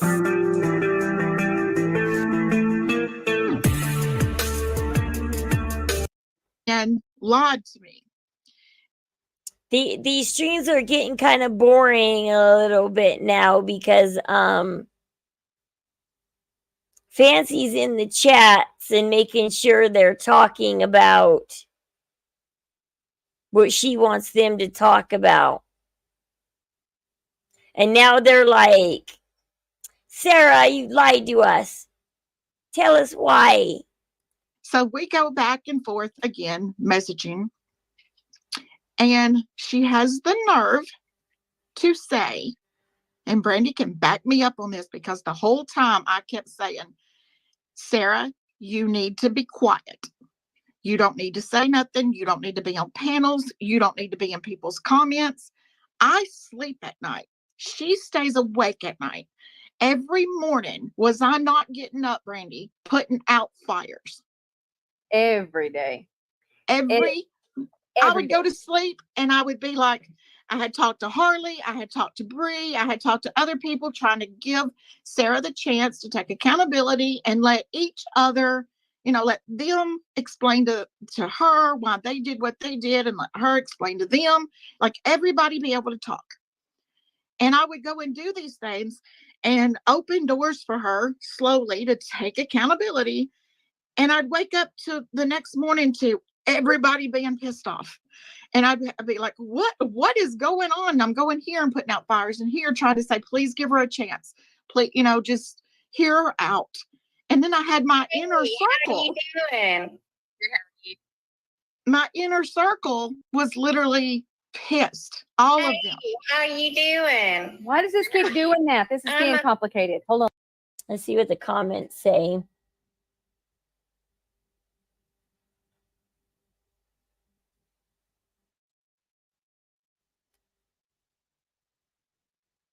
Fancy talks crap about everyone, but gets her undies in a wad if someone mentions her name. Exactly. She's hypocritical. Let's be honest. She did not get kidnapped and basically talked Sarah into pressing charges. Now saying she wants to get the FBI involved, which is crazy. They keep going on about Alicia, but who got the free laptop? At least Brandy allows a person to have a different opinion, but if you don't agree with Fancy, she keeps on pushing her point. A few times Ryan was being quiet and Fancy asked her why, and Ryan said she had a different opinion and Fancy still tried to push her opinion. So it seems kind of unfair to not allow a person to have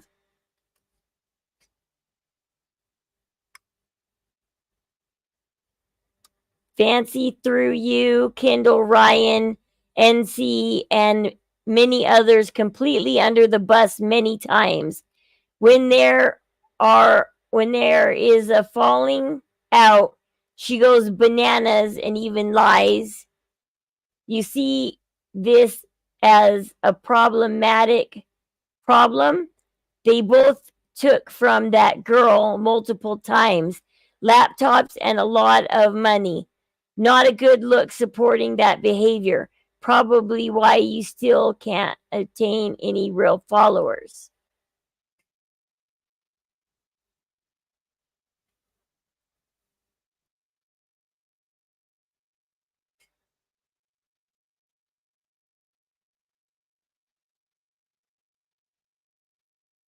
I did not reprimand you for cussing. I stated my thoughts on it. It's as simple as that. You just said that you want people in your community. Wow, that's a long chat. I'm not reading that. Nah. Woo. Ask Fancy why she's lying. Sarah lied, but so has Fancy. Why does Fancy get special treatment from you too? Sarah is lying about us specifically. That's the only reason we're bringing her up. We dropped the fight with Fancy and no longer calling things out. Like we said, we are done with the fight. Where is Sarah lying about you? I haven't seen anything. In the live, Kendall explains what's going on. She's been on Natasha and other TikTok channels lying and trying to deflect. Sarah's a soft target. Fancy's a psychopath. They're even playing into April's kidnapping delusion. I'm really disappointed. Me neither. It's a cruel dog pile. So people aren't even believing Brandy and Kendall, which is interesting.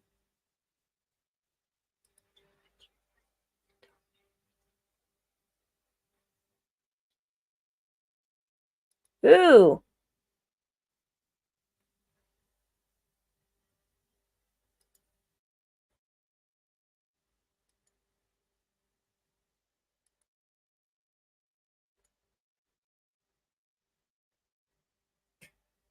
She's got like a 10-minute intro. That kills.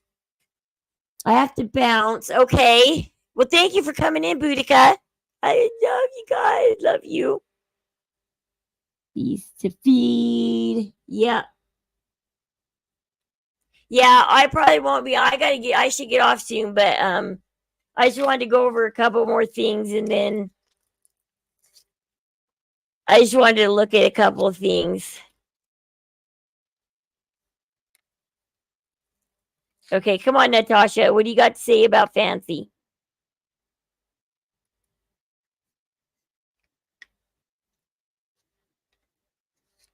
Okay, here we go.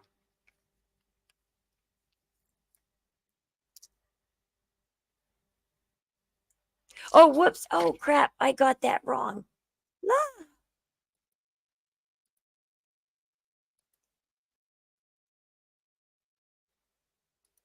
How did I get that wrong? Bad me. I got that wrong. It's supposed to be 13, not 12. Shit.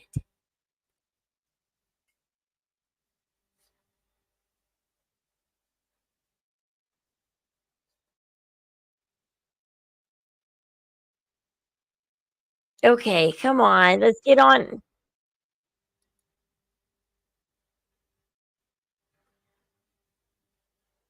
It always takes Natasha Cooper a minute to get into her videos.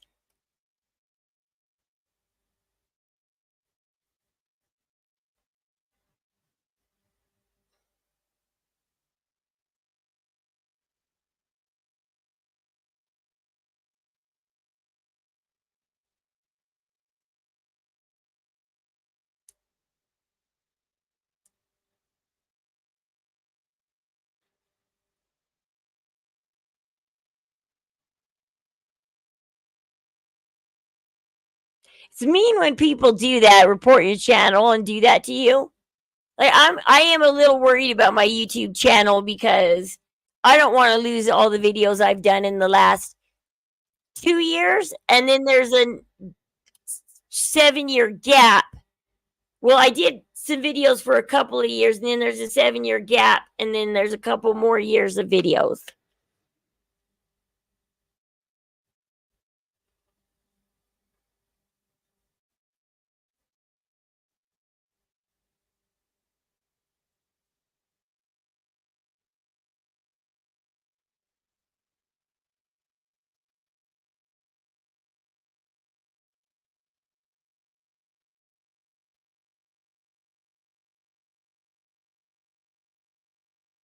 Okay, what originated from Fancy? Expound.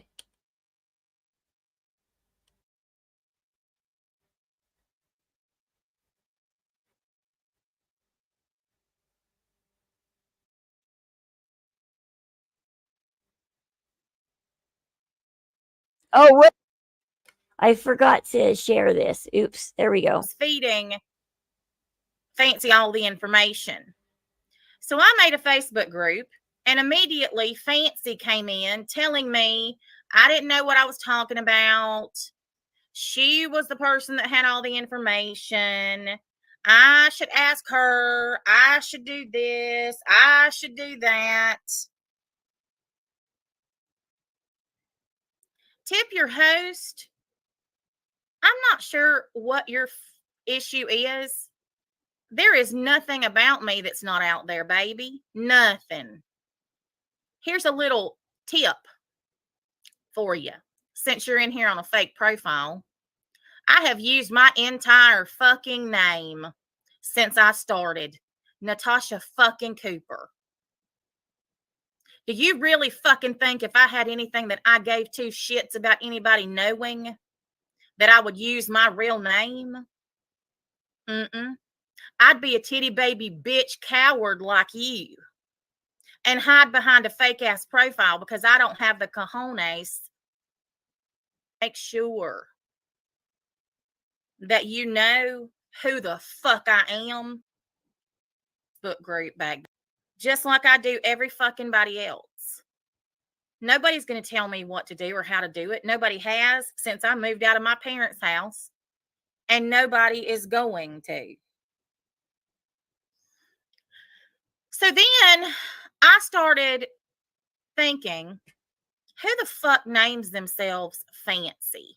What kind of name is that?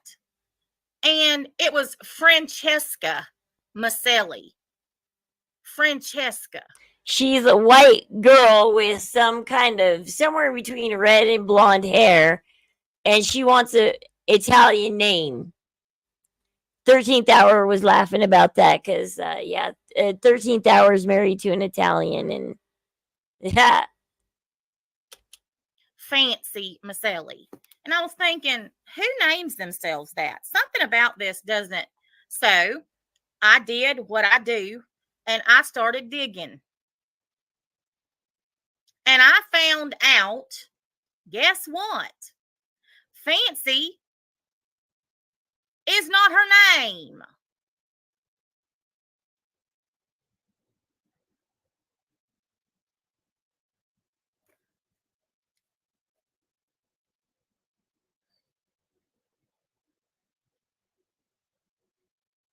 Go ahead and say her name. Everybody knows it. Was April Johns.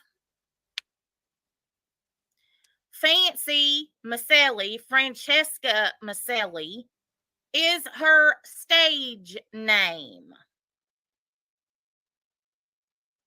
that she says she used as her alias because of her acting career. Well, guess who didn't know that? Gypsy and Christy. They had no idea that Fancy was a fraud. Oh, is Natasha Cooper the one who broke the news to Christy? Is that how Christy found out? She presented herself to Christy as this producer who had been in all of these productions and this actress and all of this stuff, when in reality she had been an extra in a few episodes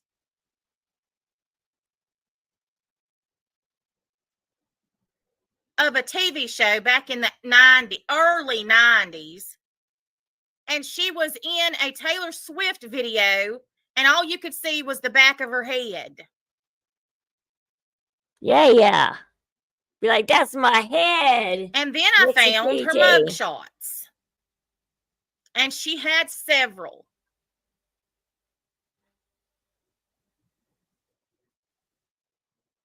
In several different states.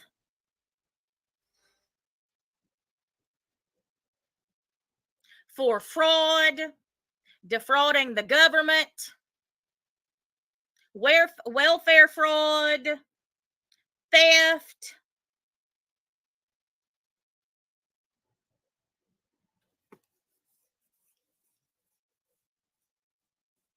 Those were the episodes of Boy Meets World that I was talking about that she said she was in. So then I understood why she uses an alias.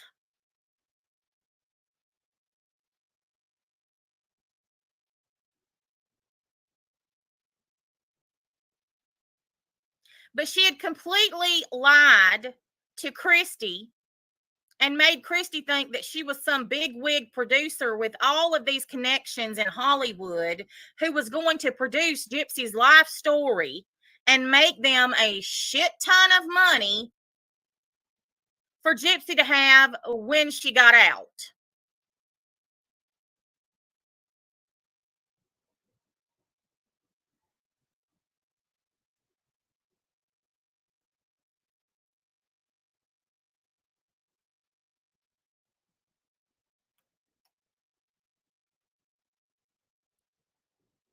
I have one mugshot. One mugshot. One. And I'm going to tell you something. I have never hidden it. As a matter of fucking. Well, not you shouldn't post your real name because, especially, yeah, you're a streamer too, Alandrix, because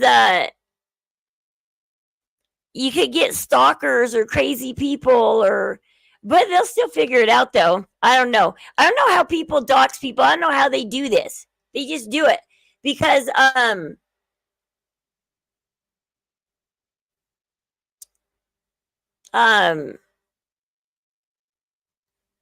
like only fans, they hide their name, they hide everything about them. They don't talk personal things or anything because they don't want people to find them. But somehow people still do. I don't get it. But back then when Natasha Cooper was on Gypsy's case back in 2018, 2019, YouTube and TikTok were not this popular. Because that was before COVID. Natasha Cooper's been on this Gypsy Rose case since before COVID. And they used Facebook back then. They didn't use YouTube and do videos and stuff like that. Not until after the pandemic. Then YouTube, TikTok, they all became the newest outlets. People stopped using Facebook, and I mean, it's easier to find stuff on YouTube, I think, than Facebook anyways. In fact, here you go. There's my fucking mugshot, and it's autographed. Has been since 2019. Make sure you screenshot it. See, I like this about Natasha Cooper in a way, though. I was telling people earlier that, too. I was typing in somebody's video earlier today. Don't ever put in DMs what you wouldn't say out loud. Because then nobody can dox you. And if you tell the truth, then there's nothing anybody can do to you. And if you're honest about your past and everything, and you don't try and hide anything, then nobody's ever going to dox you or anything, because there's nothing to dox you, because you dox yourself. And that's what I tell people. Go ahead, dox me. I'll dox myself before you dox me. You know, what do you want to know? It's like, I'll tell you. So nobody can use it and hold it against me. I try and tell people it first. Sometimes it fails, though. If you get really judgmental people, it fails.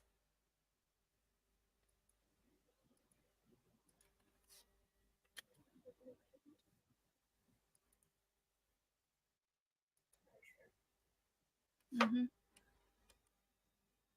I don't know what.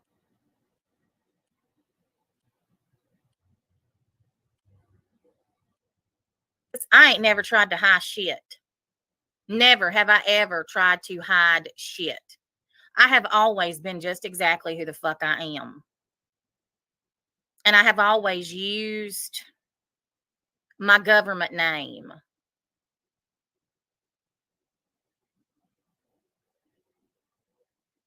Like my real name's Rose. I use part of my real name. If I had anything to fucking hide, 13th hour, I did tell her my last name. 13th hour really likes my last name. I gave two shits about what anybody thinks about me in my past, I would have had an alias like Fancy. But I don't. And I didn't.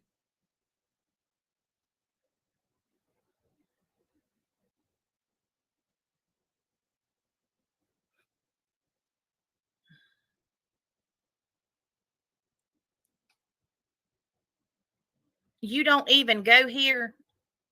Fuck off. How about that?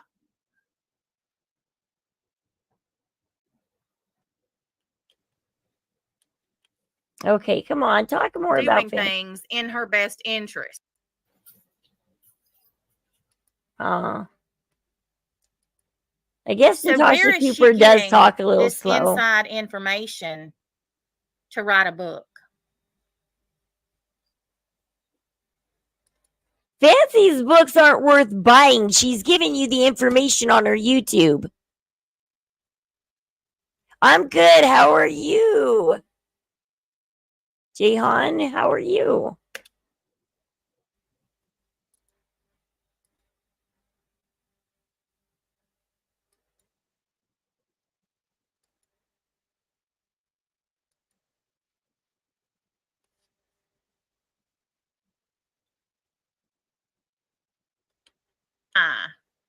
Would she want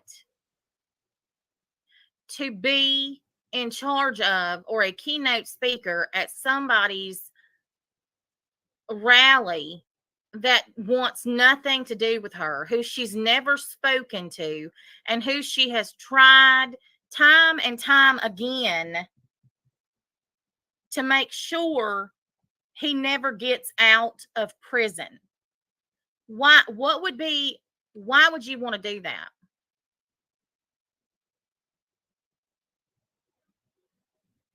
There is one reason and one reason only that she has now taken up Nick's side of this and saying that she...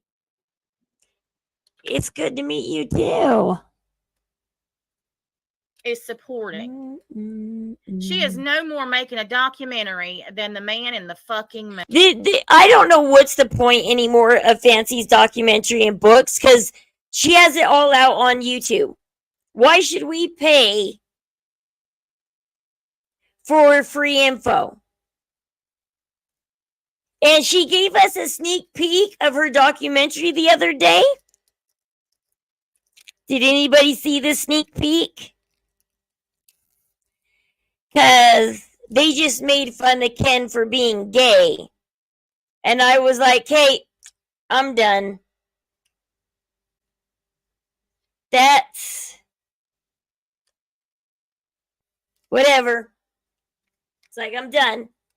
What's the point of watching this stupid documentary? You're already showing me it's got you're full of lies. You're starting out with lies. You're lies. Moon. She has been saying that since 2019. And if y'all could read the script that she wrote, it legitimately sounds like a first grader's book report. I have never seen her. Where is she getting the money to do that? She ain't getting this documentary. She lives with her daughter.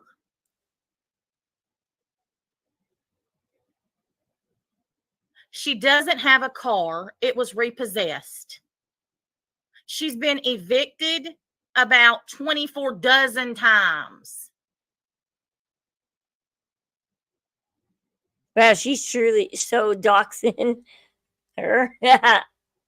So she's letting all the tea out on Fancy. She just used somebody's credit card to go to court in Missouri and will not pay them back. And there's an autistic woman who bought her a computer I heard something about, I don't think it was that debt, but another time that somebody loaned Fancy money and they want the money back. And Fancy has like her demands, do this or don't get your money back. Oh, by the way, Elandrix, Stardew Valley, I haven't played it too much because I've been a little sick and stuff. But what moments I have got to play it. So there is mushrooms, and so every season you go through, summer, winter, fall, spring, there's certain berries or nuts or mushrooms you can pick up off the ground. So it's not just mushrooms that show up. So there is 8 hardwood logs.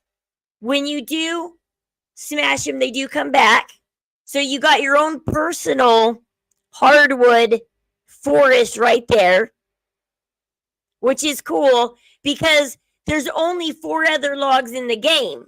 If you don't have it's not Hilltop I'm on. What is it? It's the forest one I'm on. If you don't have the forest farm,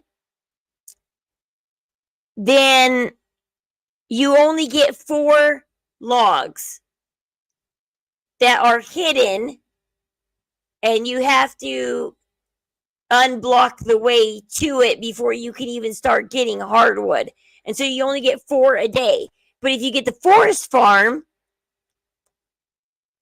you get 12 a day. 8 on your farm and 4 off in the hidden area. I gotta go feed the child and animals. Okay. It's getting, yeah. And when the autistic girl's dad found out, he threatened Fancy and told her never to contact her again.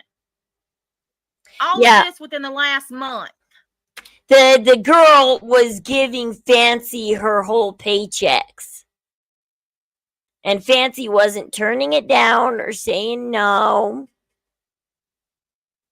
We're just stopping in to say I'm enjoying. Thank you, Aurora. I appreciate that. Yeah, we're just kind of getting down to the bottom of things. Natasha Cooper has known Fancy since around 2018. I don't know. I like I said, I don't know Natasha Cooper, but I don't know if she lies or I don't know, but I don't think she's lying about Fancy. I don't. I definitely think she thinks everything Fancy's doing is really dumb, just like everybody else. But she's got more tea on Fancy than anybody else because they've known each other. Is horrible too. They are all. It's like everybody who meets Christy is insane, aren't they? Yeah, this girl Fancy was complaining about, oh, my laptop's breaking down. Oh, my laptop's breaking down. So this girl's like, I work at Walmart. I can get you one for a discount. And the story is allegedly Fancy's like, no, don't do that. No. And Pink Cat Sarah pushed for it. And then Fancy chose the cheapest model. But then somebody said that Fancy changed her mind and went for a more expensive one. And then, yeah, this girl, she's done this with other streamers before. She gives them all, she doesn't know how to just give like $20, you know? This girl, this autistic girl, her dad's trying to teach her, don't give these streamers your whole check. You don't owe them everything. So not only is this autistic girl working at the Good Wives Network, which Fancy apparently didn't want her to work there. It was all Pink Cat Sarah's fault that she was working there. But because Fancy told Pink Cat Sarah to give her a job if she's so bored and she's such a big fan that she keeps bugging Fancy and everybody, then just give her a job. So Fancy wasn't very nice to her, but was taking money from her.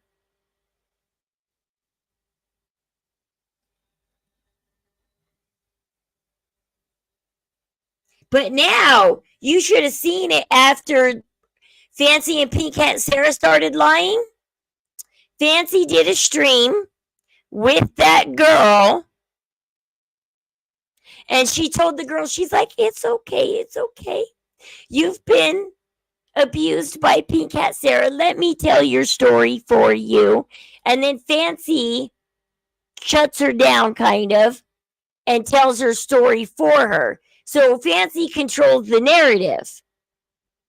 Because the girl didn't tell her story on stream. Fancy calmed her down and told it, well, she wasn't even irate or anything. But Fancy's like, look,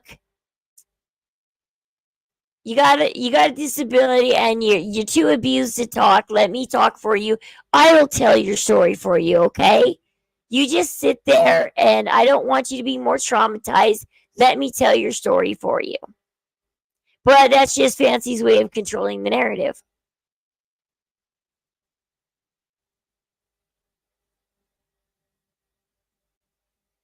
I don't know how all these people are working for no paycheck, and Fancy, I hear, just works into the bone. Like, she'll be up in the middle of the night and call you. Well, I also heard interesting things about the inner workings of the Good Wives Network. So the mods don't really talk to each other. She has different people working there, different mods, but she keeps them separate from each other. So Fancy can be like, oh, Sarah's saying this about you, and then go to Sarah and be like, oh yeah, this chick over there, that mod, she's saying this crap about you.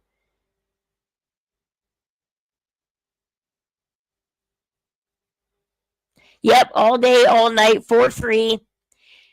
They are writing the books. They are writing the reason why Fancy hasn't got the books out yet, or the documentary, is because, well, like I said, what I've been saying about Fancy, she doesn't do anything. She's just the face of the Good Wives Network. Everybody else does the research. Everybody else does the work. And she hasn't found people to go do the research, to go do the work, to go get people to sign contracts and be in this damn documentary.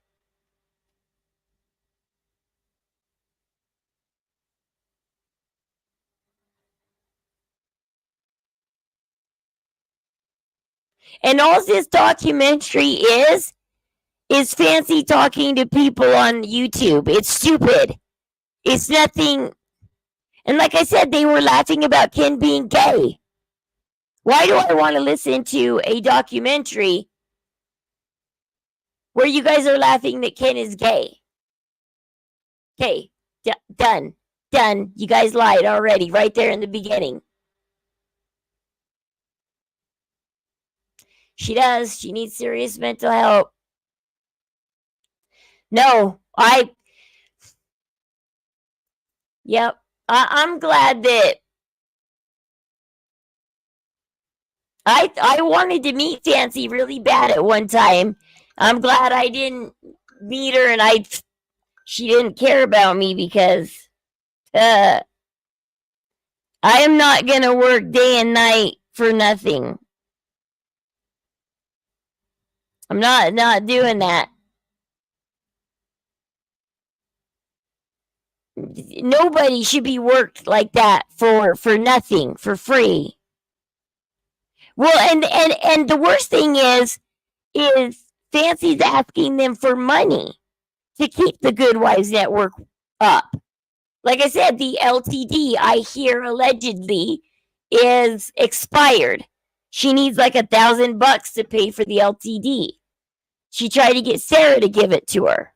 Sarah said no.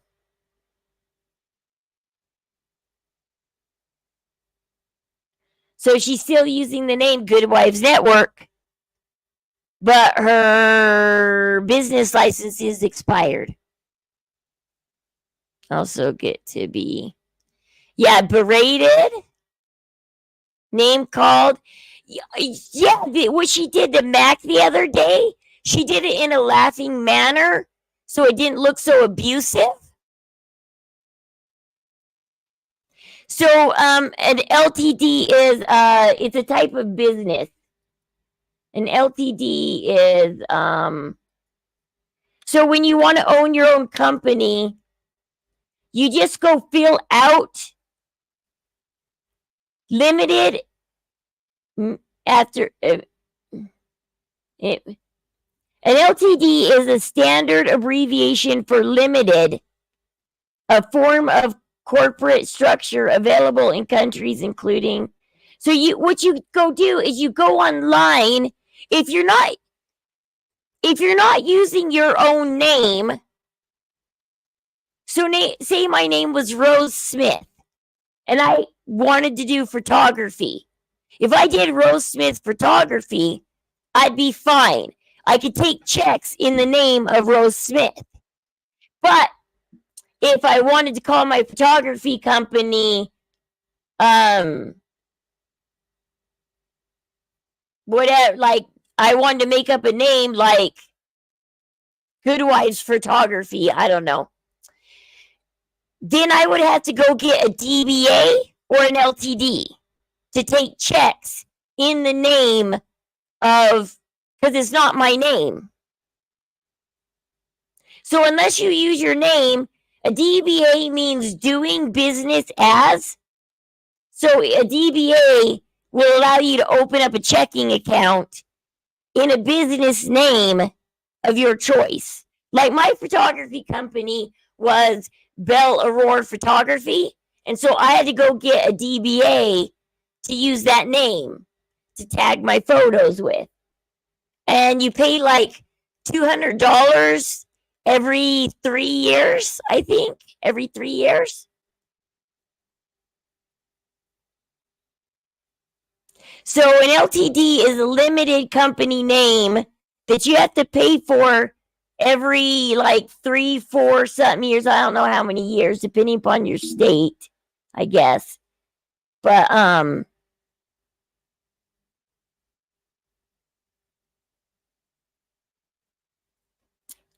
all you have to do is go online.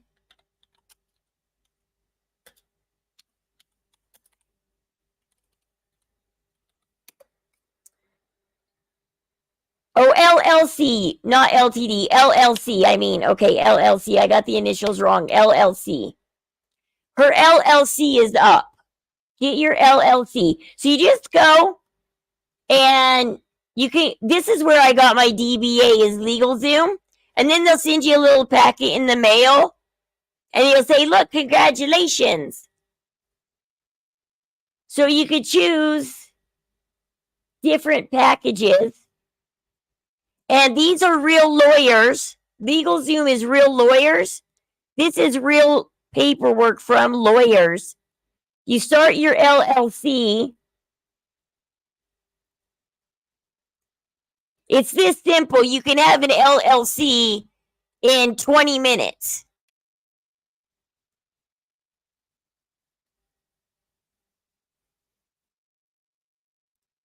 So, yeah. Hi, Ian. But yeah, you can have an LLC in like 20 minutes. Just pay the money. And then you can start opening bank accounts and whatnot in your business name. Well, no, not 20 minutes. I think it takes a minute to go through, but I mean, you can do LLCs, you can do DBAs.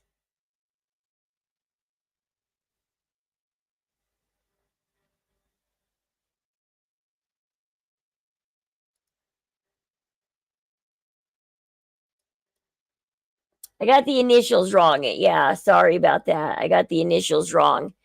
I meant LLC.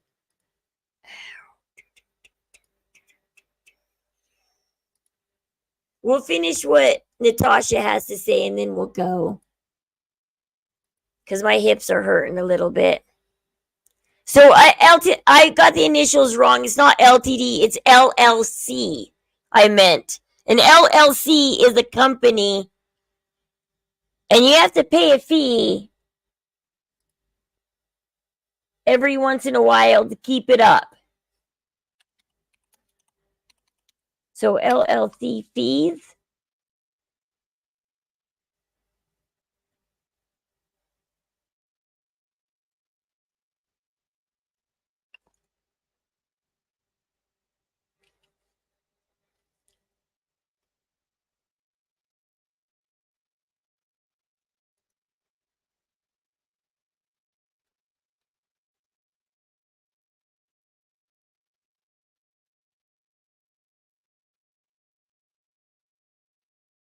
So yeah, it depends on your state what the startup costs are and everything.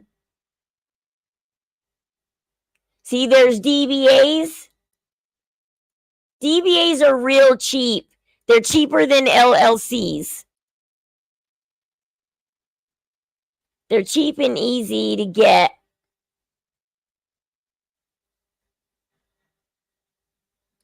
See.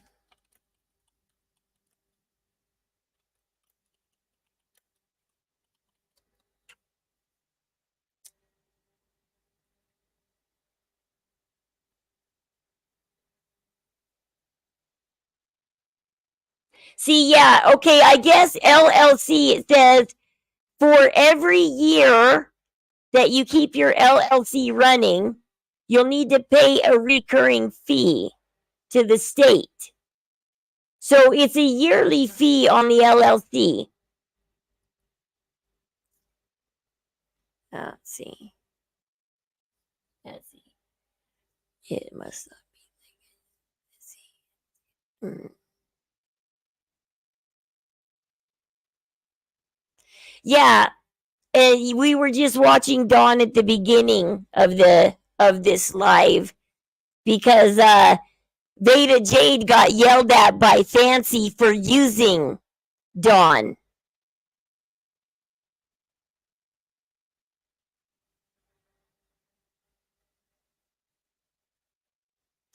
They said you saw as soon as Sarah approached them, they said, "Go away, we're gonna call the cops." And she's like, "Oh, I was just wondering if you wanted a statement." And it's like, yeah, your statement was go away. We're calling the cops.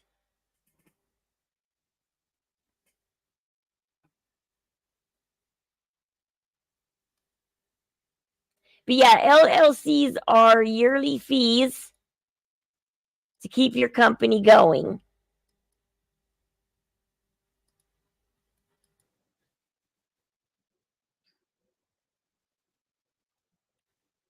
Got one.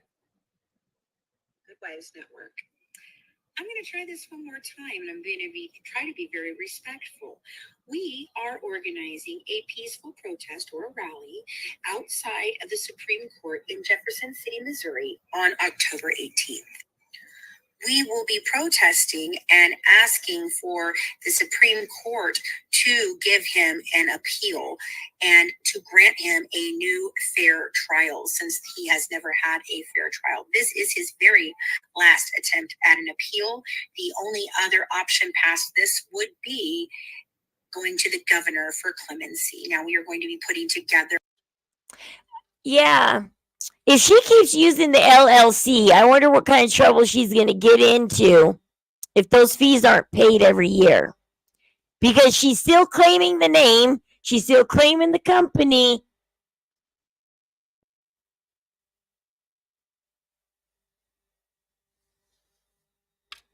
And she doesn't. She says she's running a company. And she's taking money in the name of Good Wives Network. Her Cash App and everything. Isn't it Good Wives? Something about Good Wives.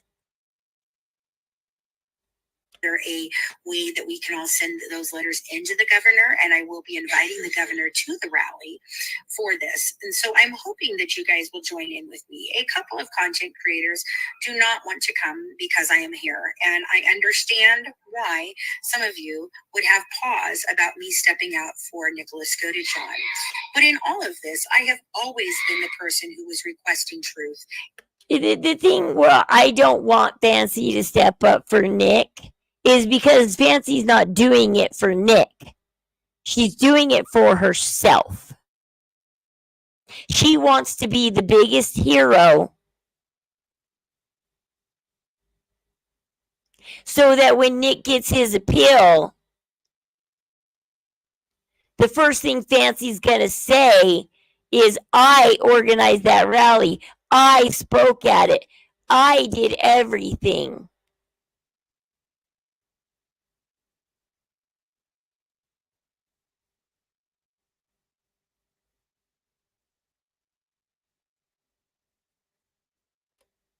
And seeking truth.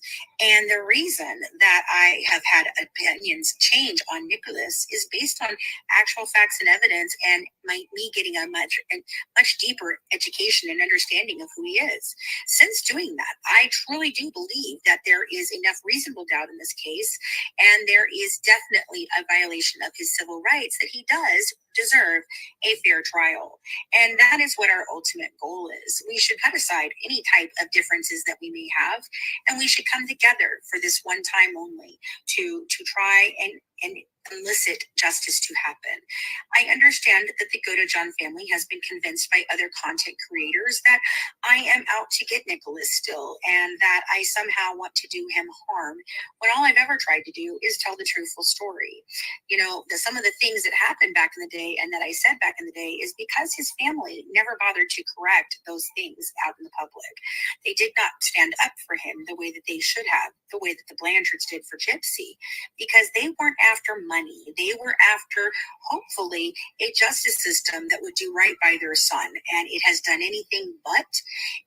See, Fancy was there when Mommy, Dead, and Dearest was being made, and the deals with HBO and all of that. Where were you, Fancy, back then, before Nick hit his trial? Because I think Fancy got to know Christy before Nick went to trial.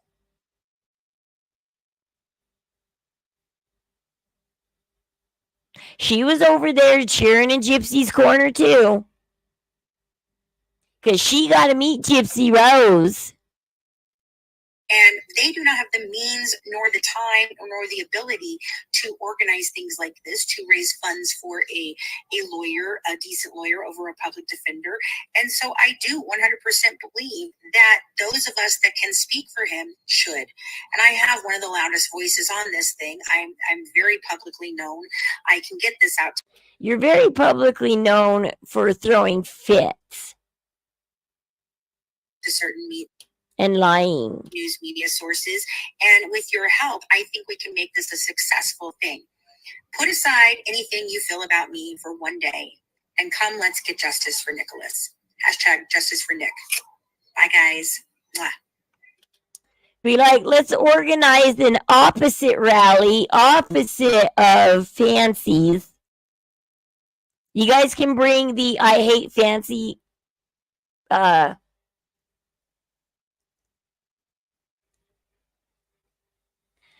bring the signs that like Fancy's getting attention from Nick, and just kidding. We'll hold some other signs on the other side.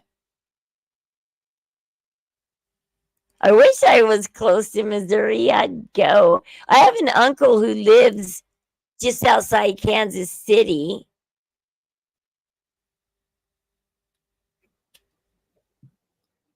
Did y'all hear what she just said?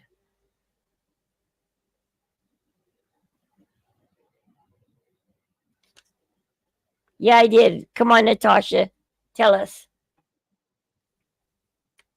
Get to it. Spill the tea. Spill the tea. Spill the tea. Any of you have the video where she was talking so badly about Nick's family? Please send it to me. It was the video before this one.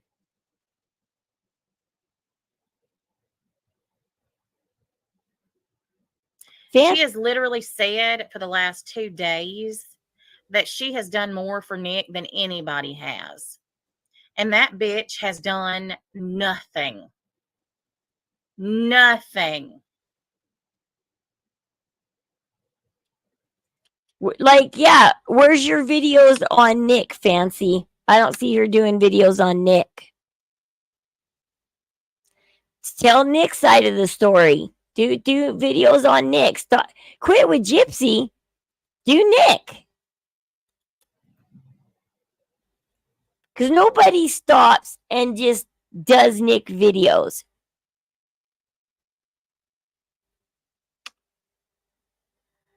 I did a little bit of Nick videos in the beginning because is when NPG Cornerstone Nation showed up, I didn't like them.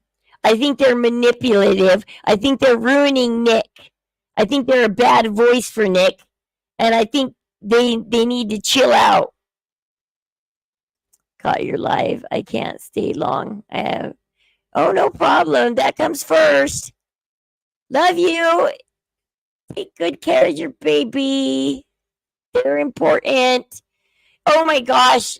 Every time I turn on YouTube, I get one video after the other all the time of people are unaliving their babies lately, and it's horrible. It's good to see good mothers out there. Fancy is all about herself. Yeah. I wonder if her switching to Nick's side is part of the revenge she has in mind for Gypsy. Because switching to Nick's side and getting Nick out would piss Gypsy off. If Fancy was the one, well, it's not going to be Fancy, but Fancy will think it's her. If Fancy was the one who got Nick out, she would brag up and down that it was her that got Nick out. And she'd be so delighted because it would upset Gypsy.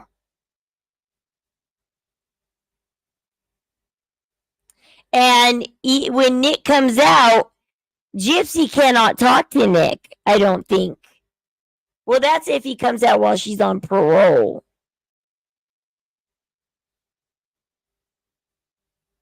Huh.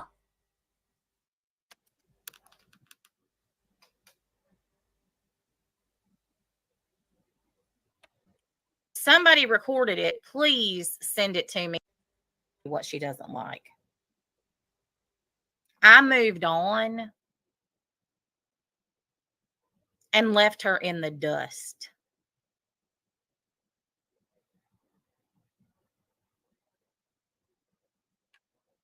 I built successful channels on YouTube.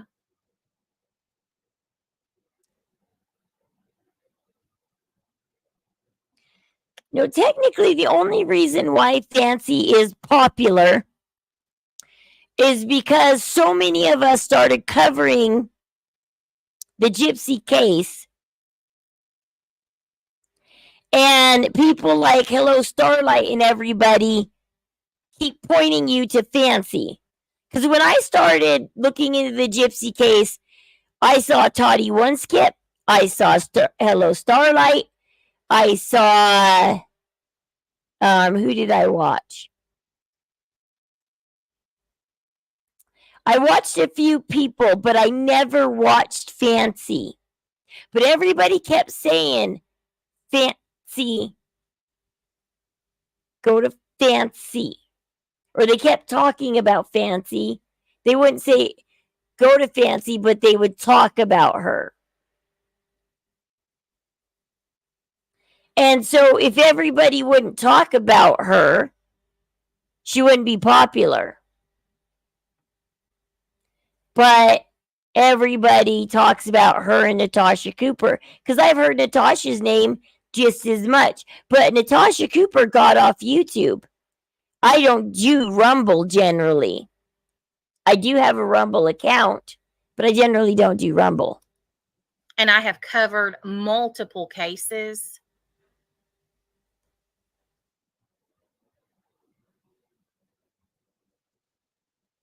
And every case I cover, people watch.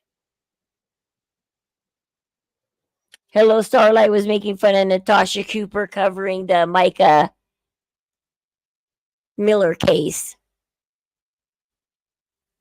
Because Natasha Cooper raised funds to actually go out to North Carolina and go sit where Micah Miller supposedly passed away. She has never talked about anything with success except Gypsy. That's it. Anything else that she does, nobody watches. Well, because once again, let's go back to what I say. The reason why Fancy can't cover anybody else's case is unless her team wants to cover that case, because Fancy is just the face for the Good Wives Network. She is not the brains. She is not the research. She is not anything at the face.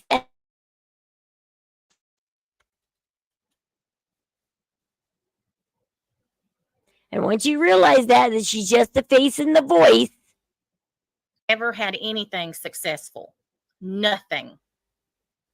She has never had a community because nobody sticks around long enough to build a community because she's fucking insane. He was killed in the shed and drained of blood in the tub because there's not enough blood on the bed is probably the most insane thing that I have ever in my life. I think that maybe Dee Dee was unalived in the bed, but they had a mattress protector. And she bled out on the bed. And that's why there's blood on the bed, blood on the sheets, but no blood on the foam. Because after she got done bleeding out, they cleaned her up. And then when they were changing the sheets and everything and putting it under the body, her head was rolling and a little bit of blood was dripping out as her head rolled as they were pulling the sheet underneath Dee Dee to change the sheets and everything. Heard of.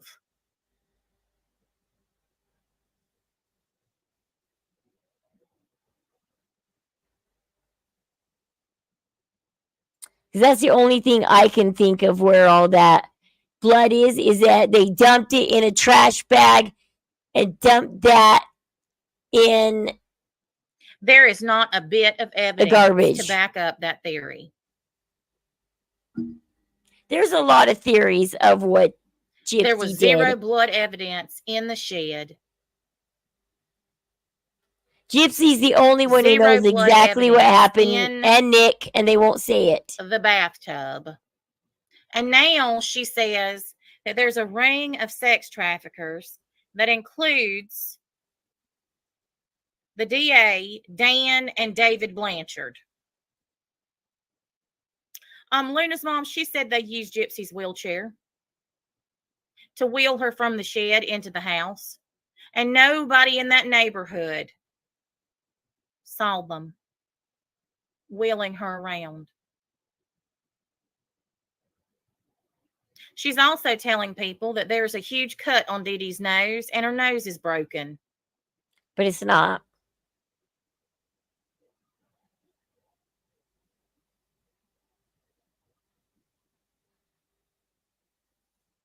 And her hands weren't bruised like I thought they were. I thought Dee Dee's hands This looked is bruised, but honestly the they're not. craziest shit that I've ever in my life heard. This is why her and Natasha Cooper quit getting along back in 2019, because they differed on what happened that night. And she's been saying this for days now.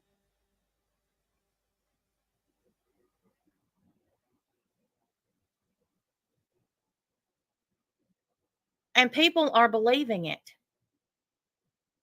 And people, she is telling people that the Blanchards have gotten to Bobby and Nick. The Blanchards. Yeah, now they're after David Blanchard, and I wonder, do you think they're only after David Blanchard because the anxious aunt started coming after David Blanchard? Do you think they're copying Anxious Aunt?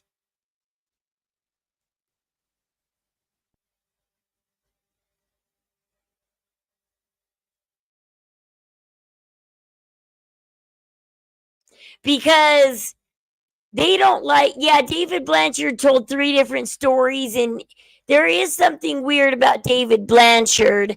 An Anxious Aunt is trying to uncover what they think is weird about David.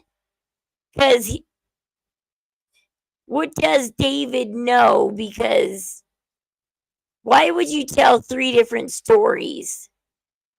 Why would you lie about going through a window if you went through the back door or something? Or I don't know.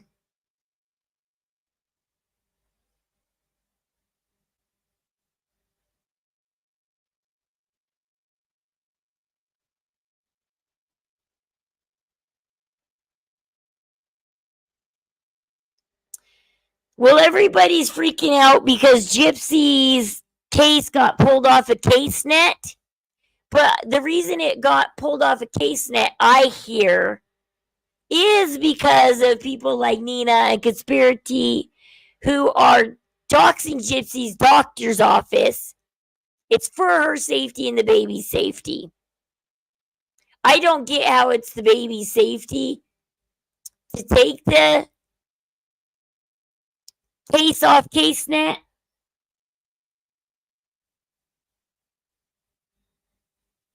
But I don't know.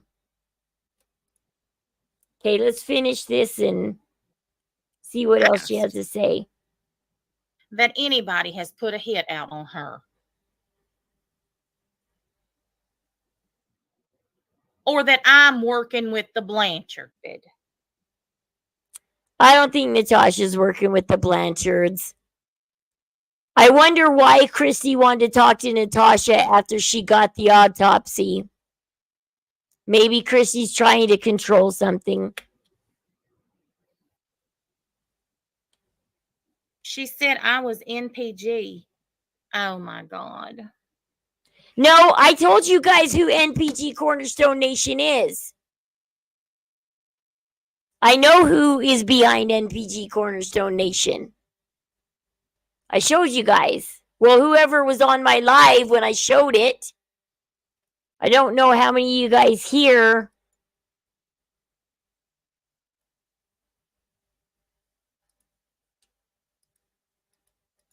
When I outed who's behind it.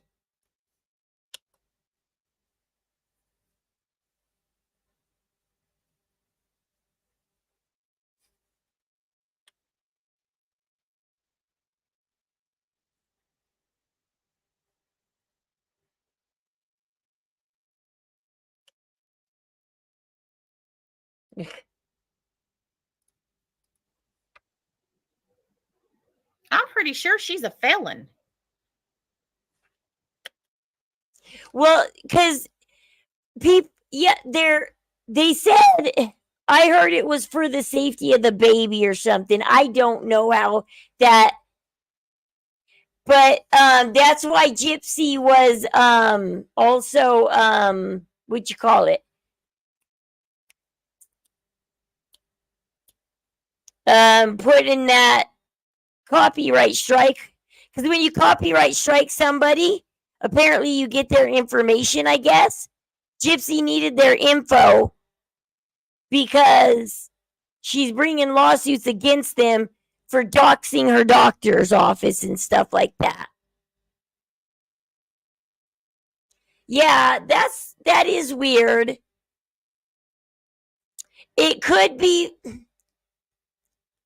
the other thing it could be is hiring Nick from out of state and mailing the knife is 2 federal offenses.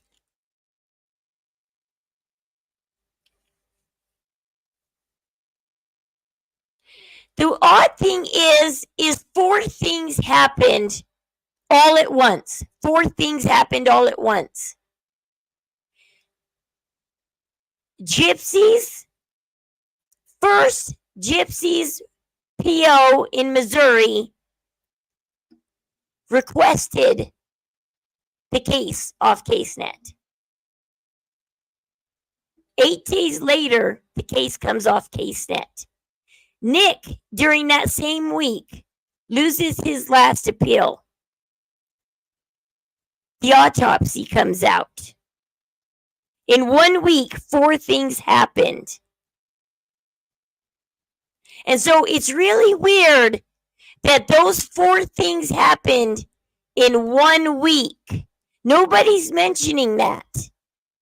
That in 1 week, 4 things, I don't know if it's coincidence, they're related, because Nick lost his appeal, the PO looked at the case, then the case came off CaseNet, and then the autopsy was made public. Convicted felon, that's public record. It's the law. Yeah. So, I know that conspiracy, there's 4 people Gypsy went after. And it's because they did stuff, I heard, like her doctor's office. And now she's got to change doctors. Because people know that doctor's office.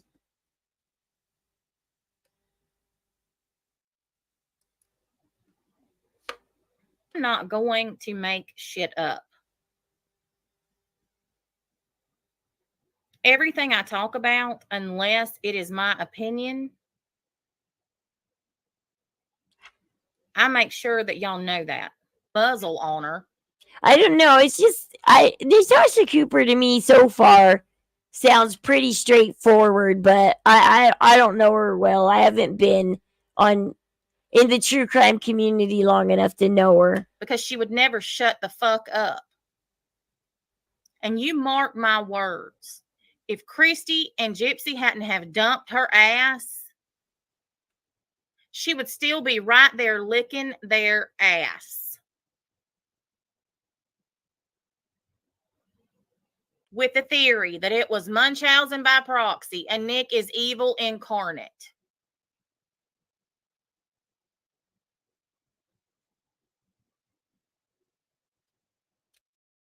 Oh, interesting, Georgia. Huh. Okay. Because that's what I heard is Gypsy did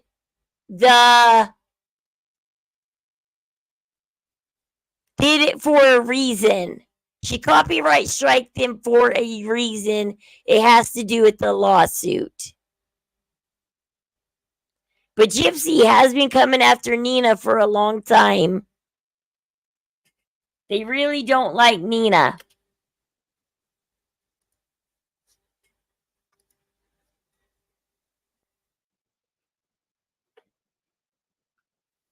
No. First of all, for her to get it expunged, no, she has to be off parole first.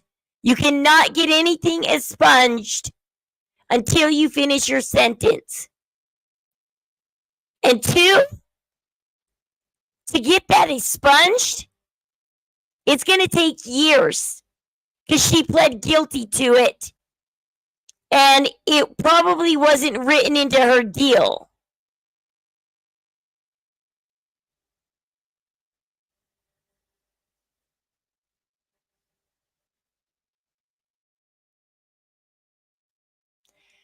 Oh, I know they posted yeah, I was reading the ultrasound and stuff, but we knew where they got the ultrasound, but then maybe that's wrong. I mean, rumors go around and I just hear stuff.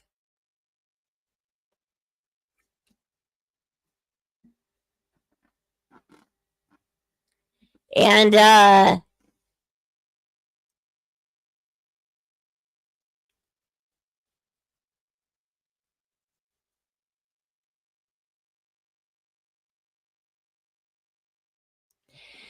there,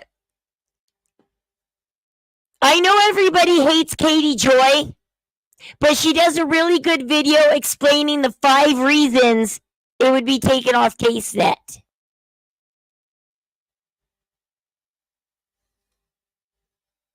Katie Joy explains it, and one of them is because of new charges. If they are going to do new charges, they take the case down. Katie Joy says only one other case has ever been taken off CaseNet, and it was due to new charges, too. And yes, the federal government can step in right now on Gypsy's case.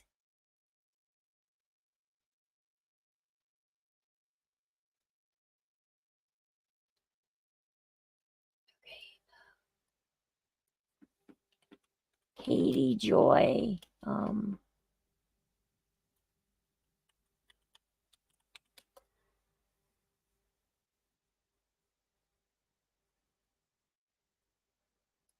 Wait.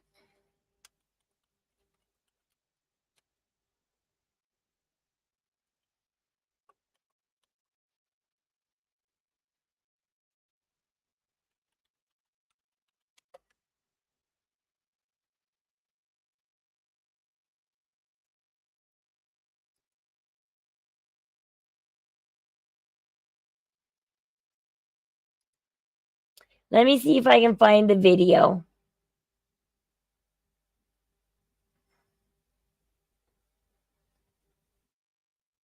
Looks like Katie Joy stepped off of Gypsy's case again.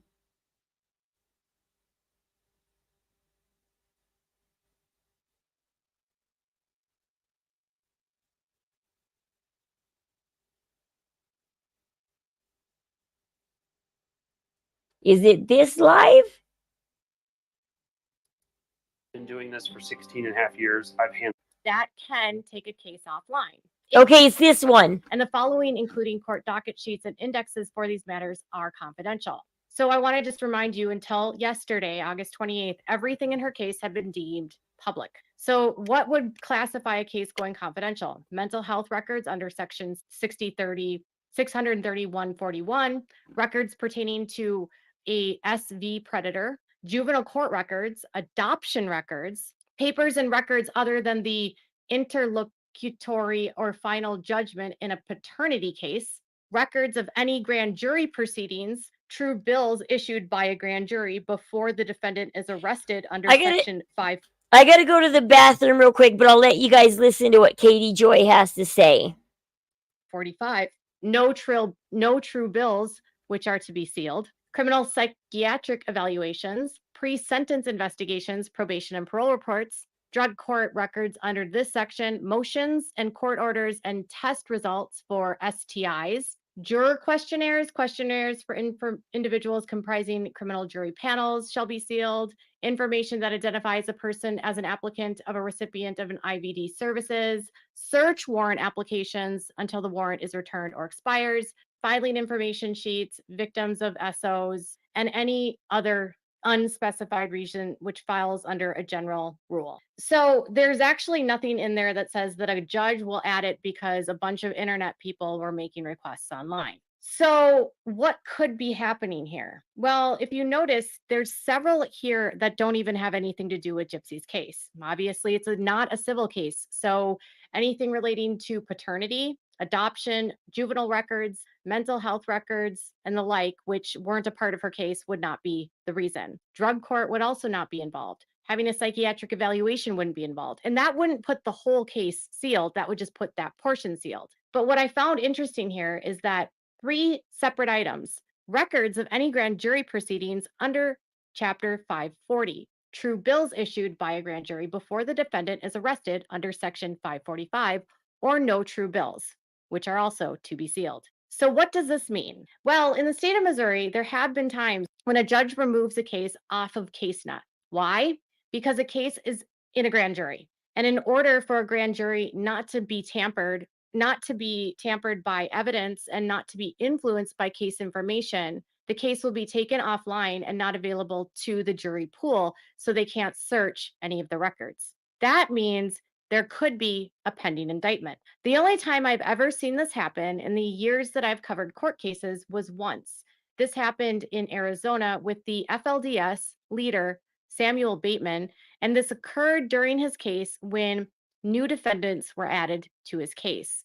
At the time, a grand jury was presiding, and the grand jury was not allowed to have access to the court records. So the different states have different sort of things. Case was removed off the website. Once the true bill came back from the grand jury and he was indicted along with new co-defendants, the case returned back online. Former inmates that have gone Well, and this is also why Fancy has come out with the theory, because the case came off CaseNet, and she thinks it's because they're going to indict Gypsy, David Blanchard, and maybe the real people that unalived. Maybe Nick spoke. We just don't know. Maybe Nick spoke. I don't know. Maybe Nick said something.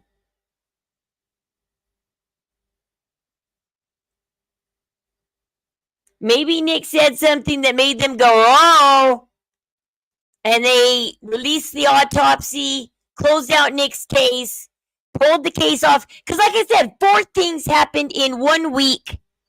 Coincidental, or they're all linked to each other. Because Nick's case closes with the courts. The autopsy comes out. The PO requests the case, and then the case comes off CaseNet.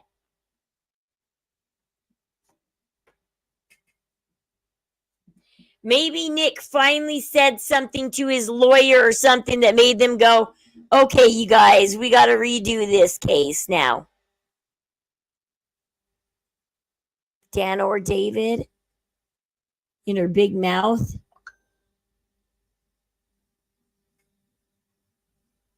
Because, yeah, Gypsy, technically, and I said this on Morbid's channel, and Becca and Morbid laughed at me when I said, I don't think there's like double jeopardy exactly in Gypsy's case. I think that Gypsy can still get new charges.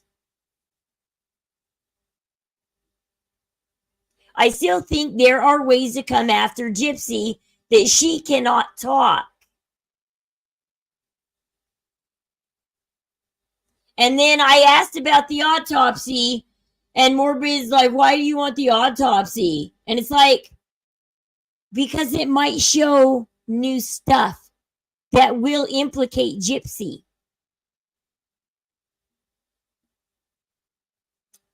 What if that really is a right-handed person, Nick is left-handed, and they deemed that Gypsy did the...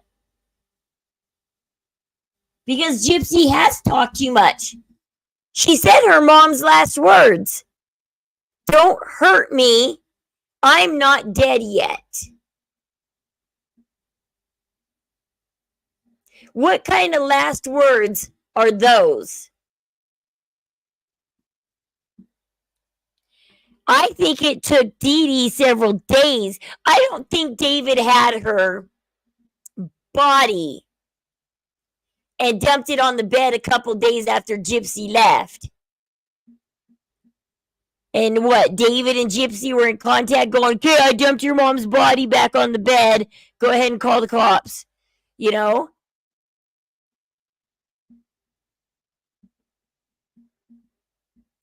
I think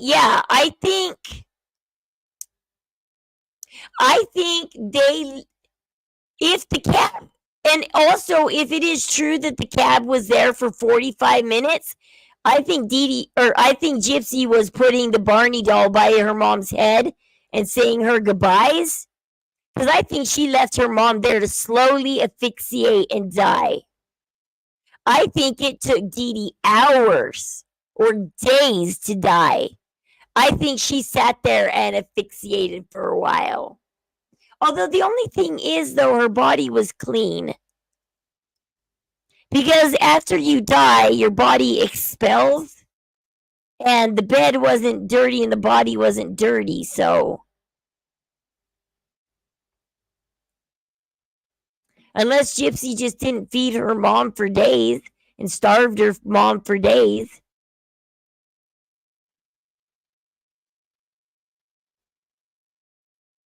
I hate the look of her lips right there.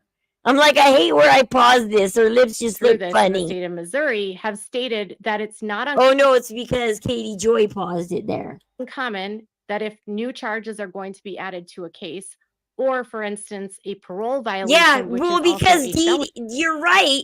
Dee Dee did find Demona Wolf and all of those. She did. Because remember, Gypsy screwed up again and wrote something about her lame ass dad and her stupid half sister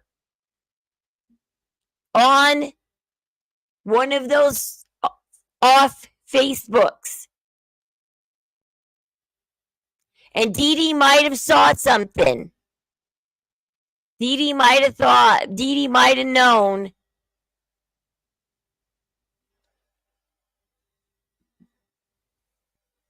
Felony is going to be added to a case that can take a. I think that Dee Dee knew all of Gypsy's life she had a little monster.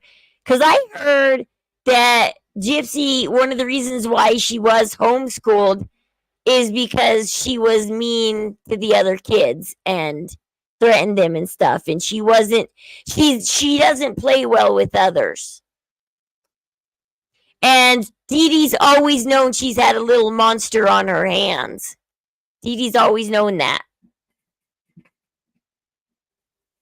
A case offline. If, for instance, the federal government gets involved and they have a presiding grand jury, they will also take any of the state cases offline. If Gypsy were facing any federal charges, let's say that that's one option, she would have no clue. It's crazy because I don't totally hate Gypsy. And I don't know if I want to see the federal courts get a hold of it. If the federal courts get a hold of it, she's going back for life. And in a way, I hate Gypsy. And part of me wants to see her back in prison. And part of me thinks that would be sad to send her back for life. But all she's doing is ruining people's lives out here, though. It's like she's not doing good. She's not doing any good out here. Maybe she deserves to be taken away from society. Because what prisons and stuff are for is to take people away from society who can't function in it. It was facing an indictment by the federal government. Unless she was a witness to the grand jury and brought in on the charges to a grand jury, which doesn't always happen in criminal cases. Very often, the criminal involved does not go to the grand jury because they don't want to tip off the defendant that they're going to charge this person with a crime. And in that case, the federal government actually does not have to tell someone if they're under a federal grand jury investigation. That's the beauty of the federal government. So Mike could say there's no... Be like, the federal government answers to no one. She was out of control in school. Yeah, like she doesn't play well with others. She can't just sit and participate with people in class. She got taken out. She doesn't understand. Gypsy doesn't understand. Dee Dee might have been a good mom. Gypsy caused her own problems and shit. Oh, you were homeschooled, Gypsy? Well, how did you do in school? You got in trouble all the time? What? You know, it's like you don't do well with others. Your attitude gets you this way. No legal reason, but he also could not know. They can sometimes let someone know via a target letter that they are under investigation, but they rely on grand jury secrecy. They meet with juries in secret. The activity, the deliberations, and the records of the grand jury are secret. Grand jury subpoenas can be sent to individuals to testify in person or documents and evidence. Violations of grand jury secrecy rules are punishable. Well, the other way, okay, what Katie Joy's explaining, what just came to my mind, they could take her case off CaseNet if Nick's case was going to the Supreme Court or something, and they needed Gypsy to testify. They could be using Gypsy to testify. As contempt and target status letters. Well, it's almost 6 o'clock. But yeah, you guys can watch this, and Natasha Cooper's on Rumble.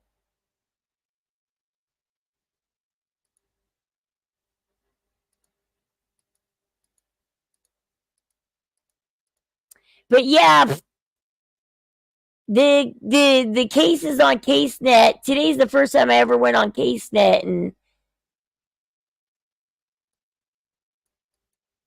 motion to dismiss taken up and denied. Just kidding. Yeah,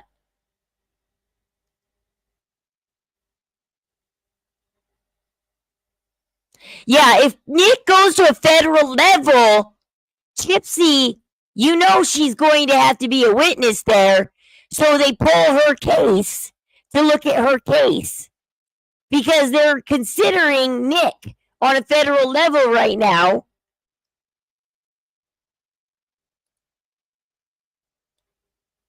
I mean, there's a few reasons Gypsy's case can come down. She could be being charged. I blame you, Rod. Rod, you should have been a dad to her. She got out of prison.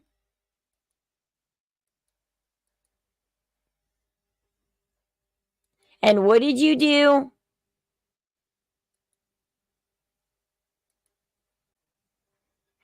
You said, well, nobody's going to stop Gypsy from doing what Gypsy wants to do. Maybe you should have stopped her. Nix, I can go look. Let's go look.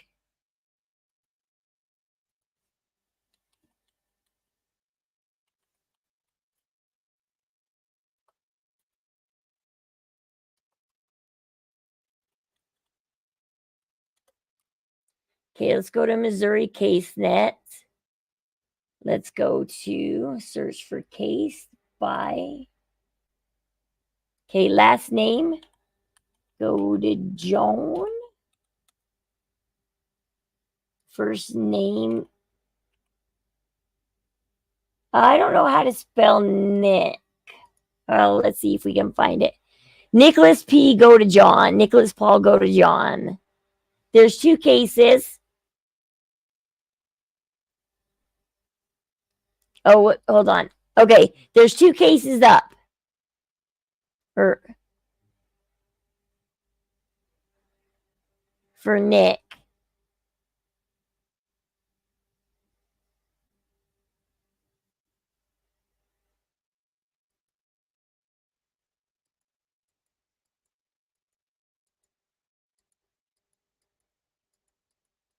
Oh, there's his appeals.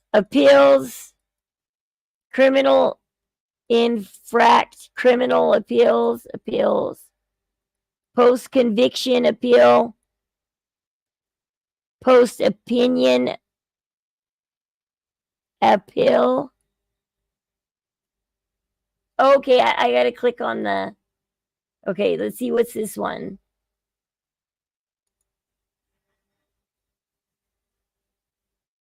Okay, scheduled hearings. No scheduled hearings. There's no scheduled hearings on this docket. Oh, request for records filed. Record request filed by Amanda Helms Kelly for non-certified copies. That just happened on the 3rd. 7 days ago. Last week. Last Monday.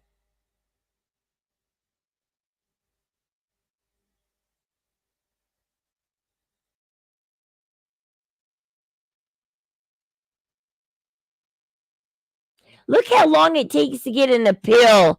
This is a joke.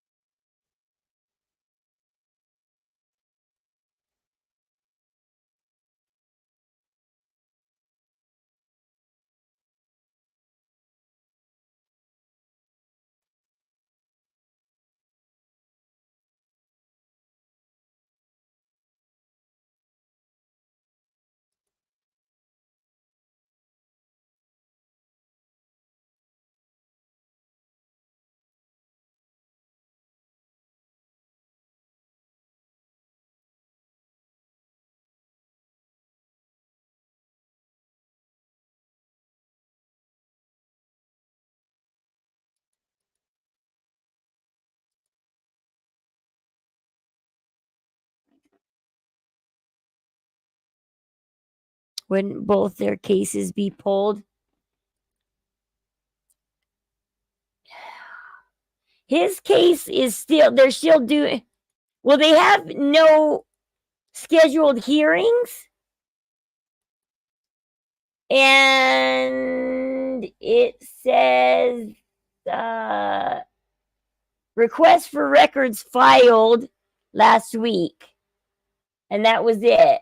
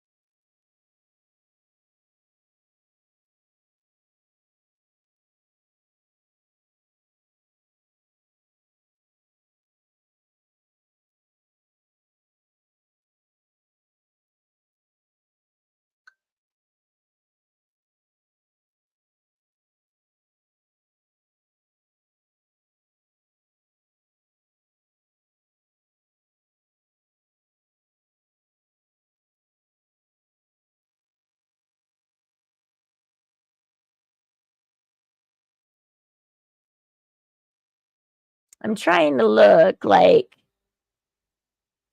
because I don't know what this means. Correspondence received from Missouri Court of Appeals, Southern District regarding mandate. AC. I don't know what AC means. Order affirmed AC. And then it has this, but this is the top page. There's no other page.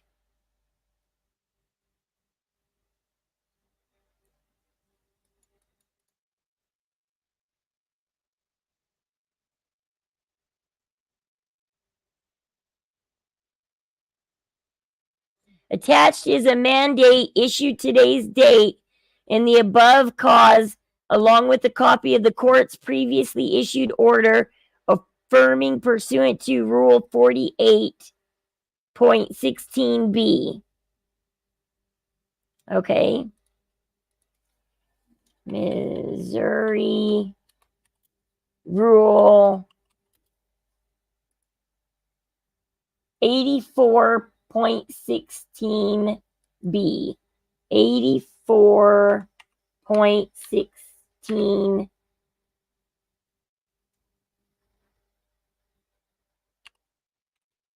B.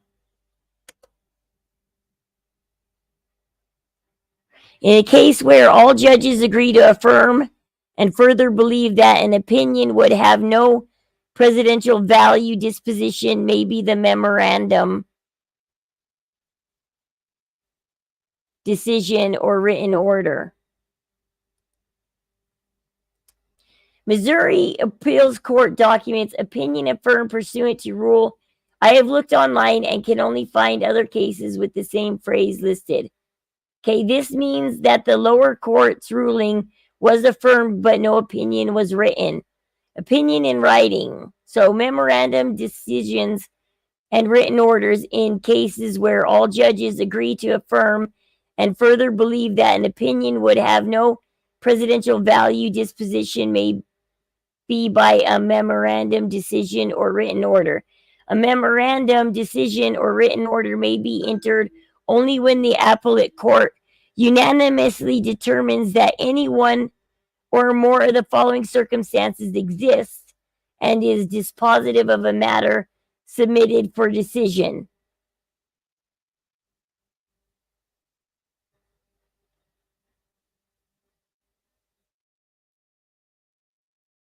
We don't know what they ordered. There's a few different ones. We don't know the written statement attached to the memorandum. We need the written statement that's attached to the memorandum.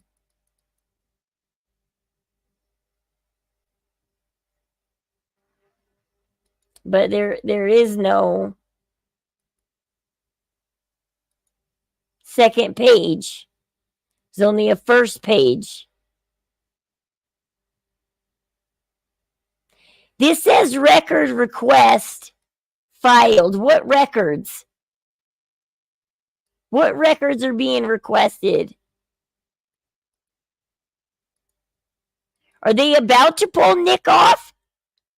Did they pull Gypsies off first? Because it took 8 days for Gypsies to come off CaseNet. This has only been 7. We could check back in 2 days and see if Nick's is gone.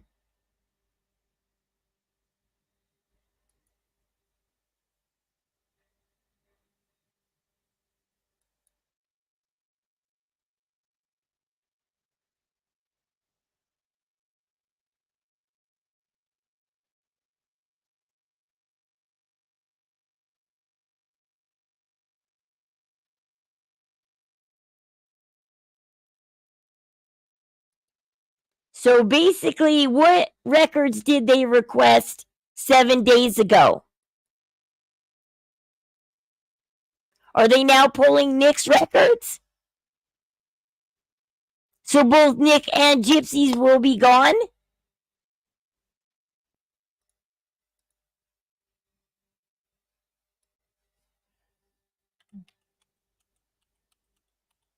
Blanchard.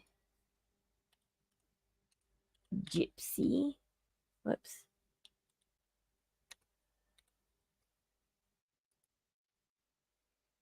Okay?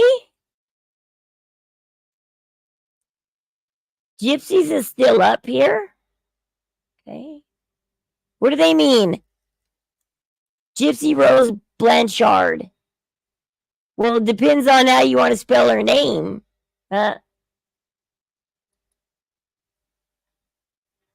Charges.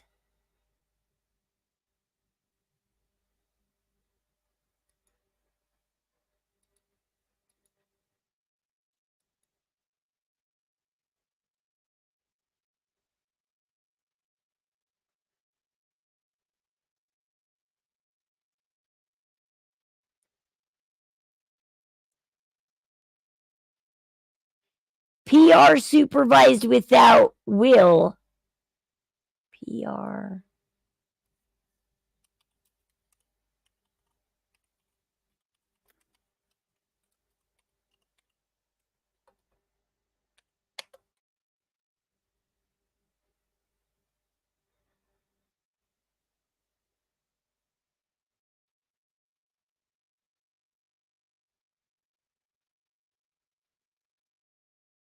Told you Gypsy was next to kin.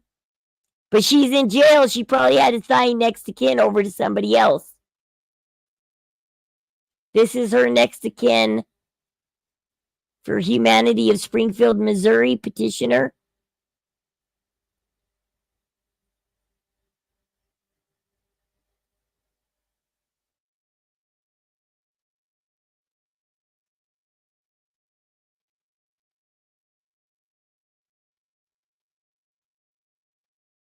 See, told you guys, Claude Pitre is the heir. They list a bunch of heirs. A lot of the Doria, Claudia, Tate Evans, Claude Jr., Claude Sr.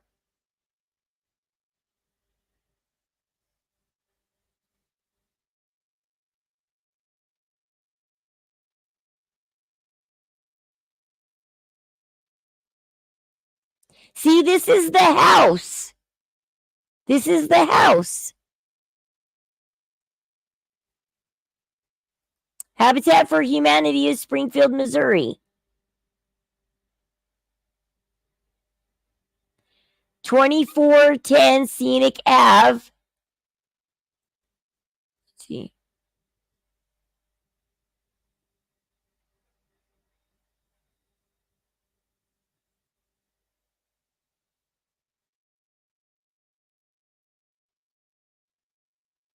See, Claudine Blanchard is the deceased person, and her heir is Gypsy.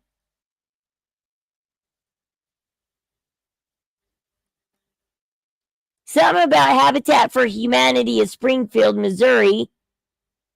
It's the house.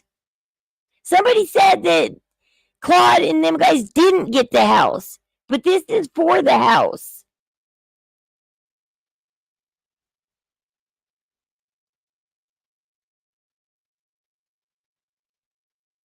Or something.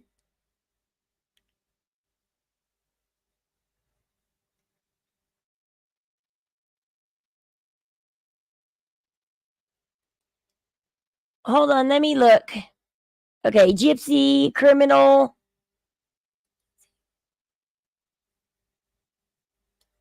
See, charges.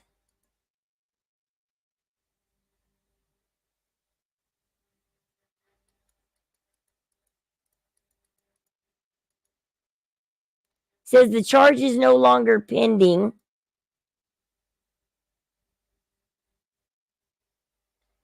Michael Stanfield.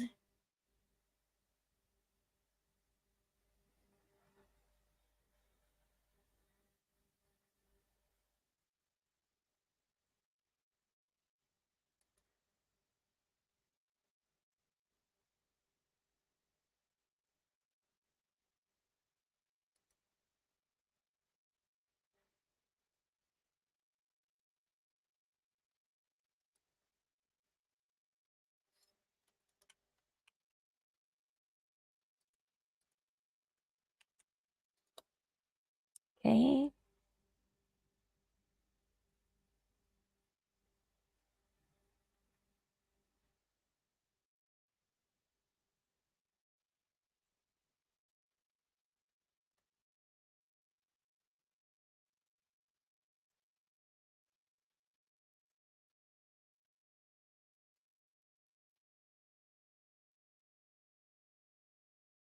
This looks like a possible extradition order that put in today. That looks like might be an extradition order.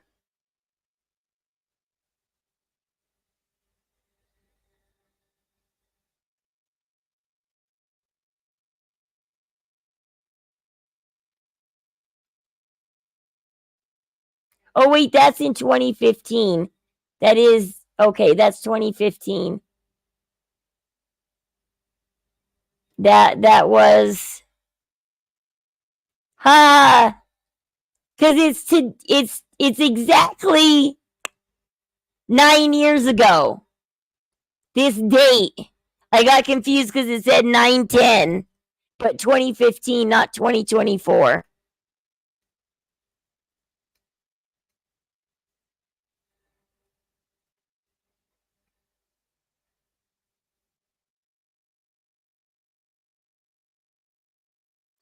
Motion to leave to amend felony complaint.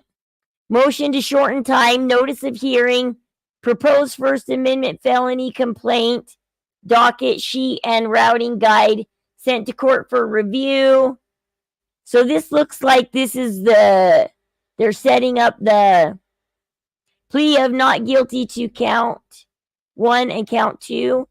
Preliminary hearing held, rule on witness invoked.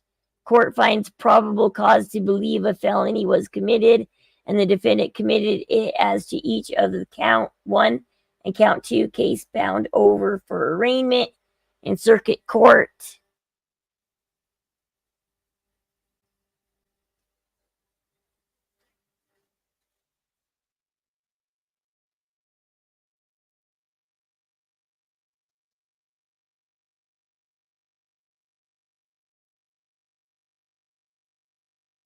Okay, this is from, because that's her extradition order. Okay.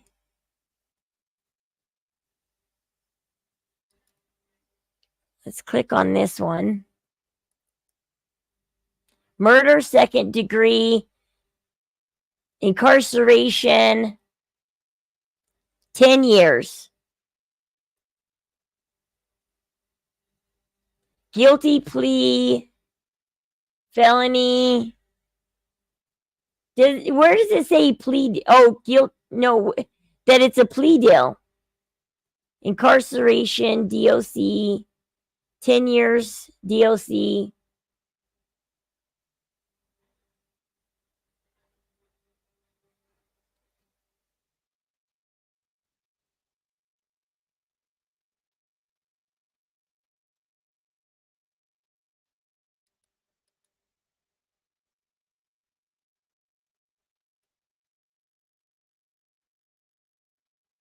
Okay, this is when Amanda Moore requested copies of it right here.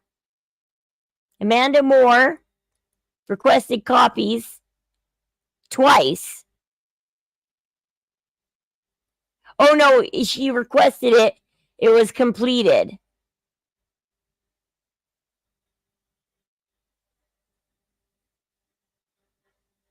Yeah, it looks like the case is still up here.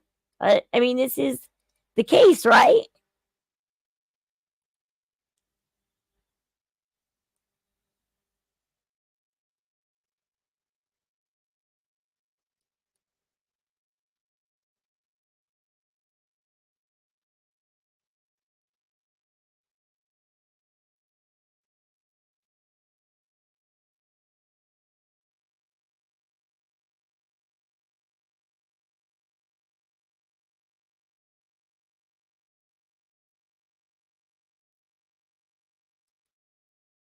Yeah, that's her case. So yeah, Nina and Fancy are lying about it being gone.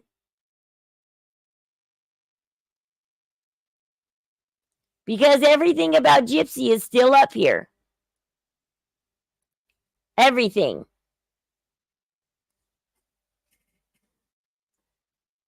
Yeah, all her cases are up here. So's Nick's. So no freaking out. It's up there.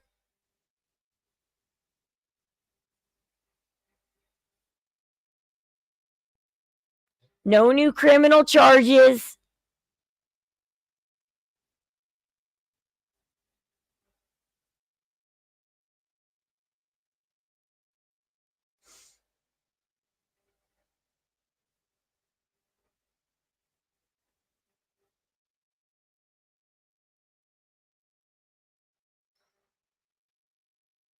Odd, but it's up there. So yeah, it's there. All right, well, I gotta go make my husband dinner. He went to the dentist today, so I gotta make him something nice and soft for dinner. It's almost 6 o'clock. But thanks for hanging out with me today, guys. It's been fun. I'm glad I'm feeling better enough to stream today, and you guys are awesome. All right. But now you can go tell Nina and Fancy going, I don't know what you guys are talking about. That case is up there. And yeah, we can see that it's been requested by whatever chick that is. I don't know why they thought it was taken down. I don't know. Maybe they took it down for a minute. I don't know. So no, there's no new charges. They're not coming after her federally. She's fine. The case is still there.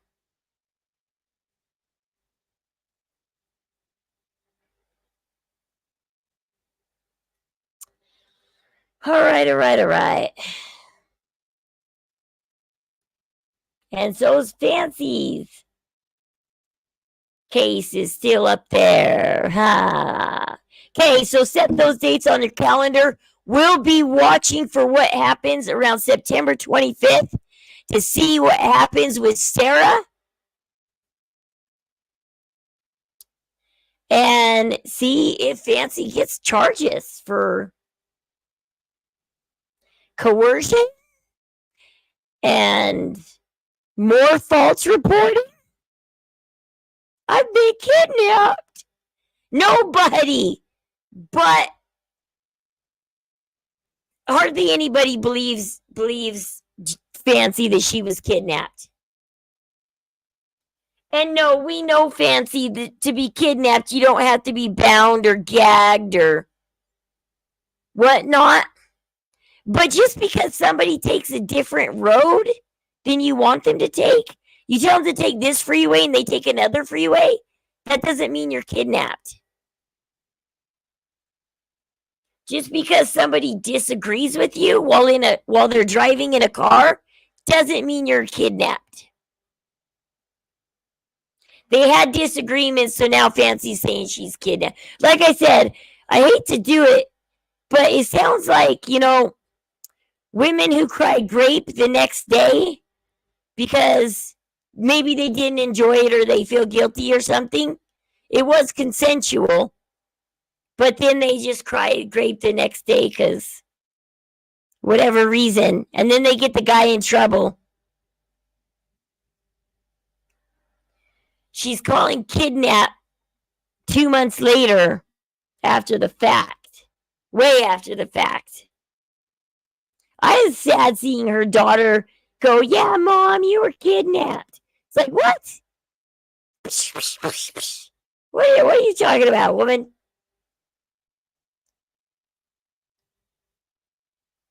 Up via link? What? Oh, Fancy, but I can't help but love her. Yeah.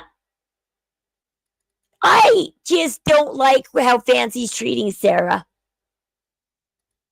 I lost respect for Fancy when what she's doing to Sarah is so wrong. Her and Sarah should be fighting this together. They should be working together, standing with a united front together. But no, they're not. No, Gypsy's case is on CaseNet. We just found out. It's on CaseNet. You can go look it up. Just type in Blanchard Gypsy, hit enter. You'll get her case.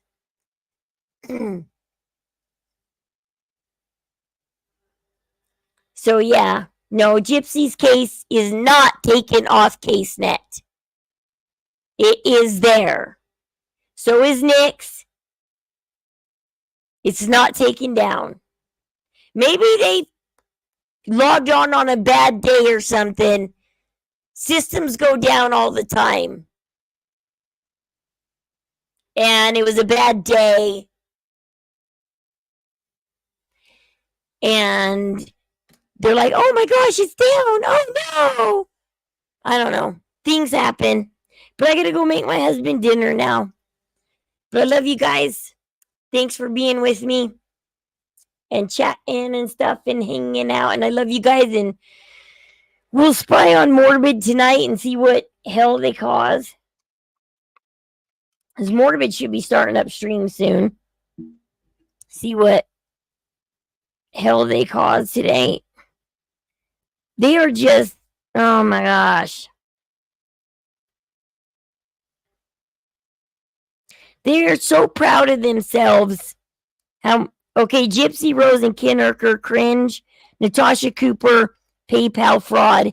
Yeah, they got Natasha Cooper's PayPal taken down. They're so mean. Wow, he's already got 200 in his channel.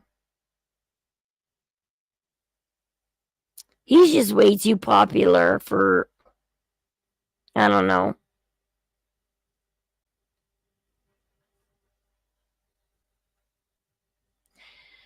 I'm backing out of this insane circus and I'm just sitting on the outside looking in. Because I am not part of this insane circus. I enjoy Morbid's lives. They're being really bullying lately. They're priding themselves on getting people to rage quit. And I can show you past videos when he was Jimmernom. I need to go make dinner though. I can't remember the guy's name. Let me see. You see if I can find him real quick. Instead of Morbid going to creators and saying, hey, do you want to be part of my live?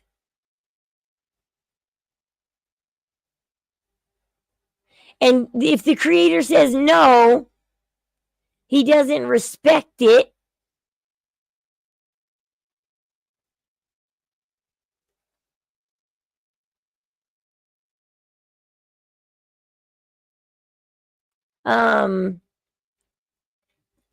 Instead, he calls people all kinds of names and crap, and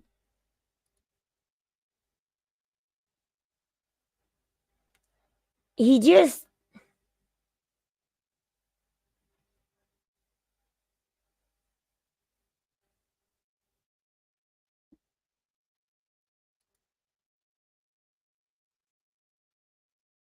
there's this guy who's another creator, and instead of Morbid just going to him and giving him a choice, oh, it's this guy right here.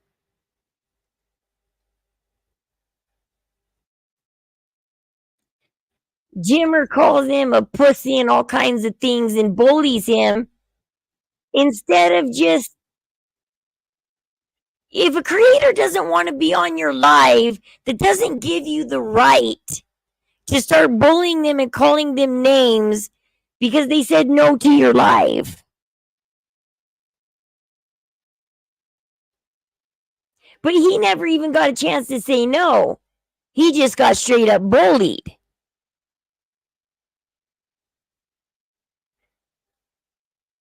So this guy, Hella Mark Harley, he just got straight up bullied.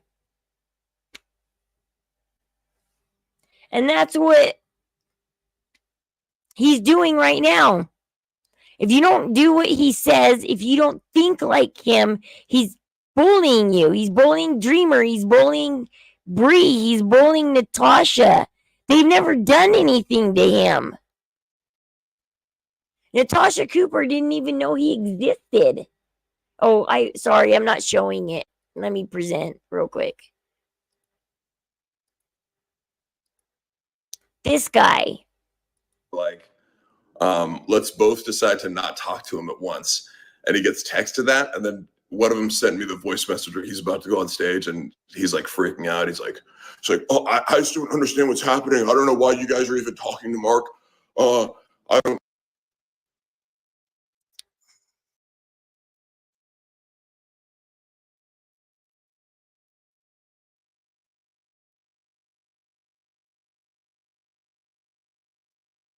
Let's see, the Idaho 4.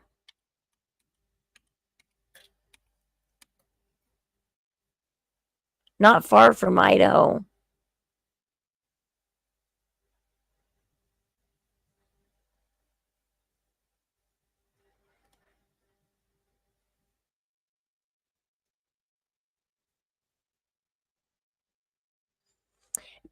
Give me time to look up the Idaho 4, and then we can, if you want, we can do a stream on it.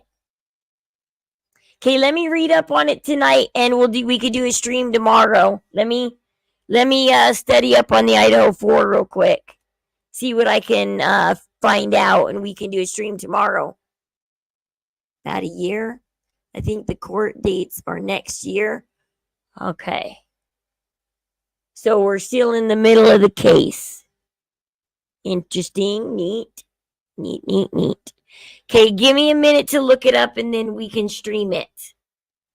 And maybe 13th Hour will be able to stream tomorrow, and we can stream it tomorrow. But I gotta go make my husband dinner. Gotta go get him something soft to eat, because, yeah, he got a root canal today. Poor guy. All right, you guys. The evidence is a bit off, huh? That's a fun case. Evidence off, huh? That leaves room for speculation, huh? Sounds fun. Yeah, because I'm stepping off the gypsy train. Everybody's going insane. It's turning into a cult. Fancy and Morbid are taking over the whole community. Like I said, Veda Jade even got yelled at. That was unfair. Veda can put whoever she wants on her platform. It's her platform. Fancy does not own Veda Jade's platform. Yes, she does. She needs to just...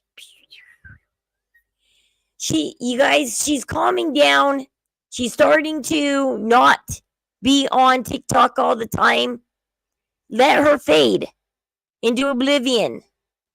The autopsy didn't give you guys really anything new. So give it up. Okay? No, until Nick talks and tells 100% the whole truth, nobody knows what happened that night. Nobody knows why there's a lack of blood on the bed. Nobody knows why the body's laying diagonal. Nobody knows why this and that and done, and why there's jab wounds here. Because, you know, the only way to get jab wounds here is, yeah, if your hands are above your head and tied up.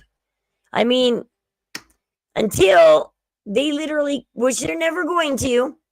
So everybody just needs to give up the fact that nobody's ever going to come out and tell the truth on Gypsy's case. It has been hashed to death. Gypsy's case has been speculated 20 different ways it could have happened. And it's done. It's over.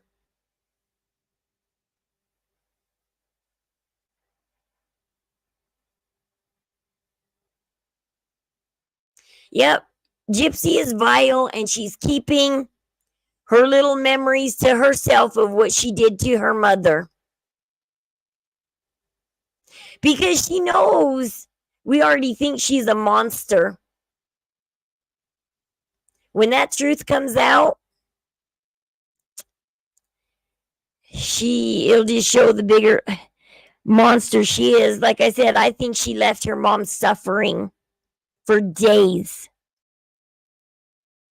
The reason why there wasn't much rigor decomp is because I think I don't know. The body's not messy, though, is the problem. I don't know. I'm done speculating it. We've speculated it. We've said everything we could say. There's nothing more to say.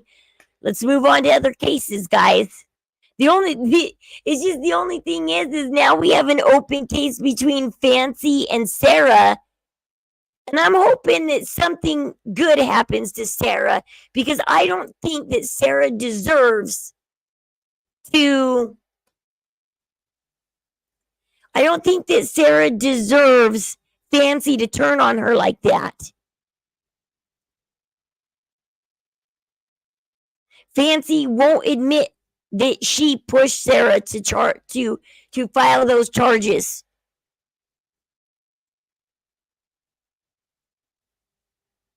We all watched it go down. We all know what happened in Chillicothe. We all know that Fancy's lying about it. And so now I'm covering the Sarah Anderson case right now, because I hope Sarah Anderson, I don't care if she's a liar or whatnot. It doesn't matter if she's a liar or whatnot.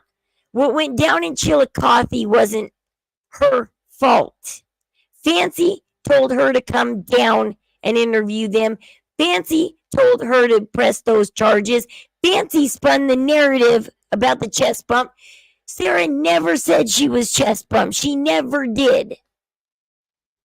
This case is messed up. And I lost respect for Fancy when that went down. Yeah. Well, give me time to look up the Idaho 4 and we'll do that case. Me and 13th Hour were also doing cults and religions and stuff. So yeah, there's also stuff that deals with cults and religions. Let us know. Let us know if there's a case that deals, in cults and religions and stuff like that. We want to do those cases too. Like Chad Daybell's perfect. Chad Daybell's perfect. Because he is a Mormon gone wild. Yeah, no problem. Thank you, Georgia. All right, you guys. We'll see you later. Laters. Whoops.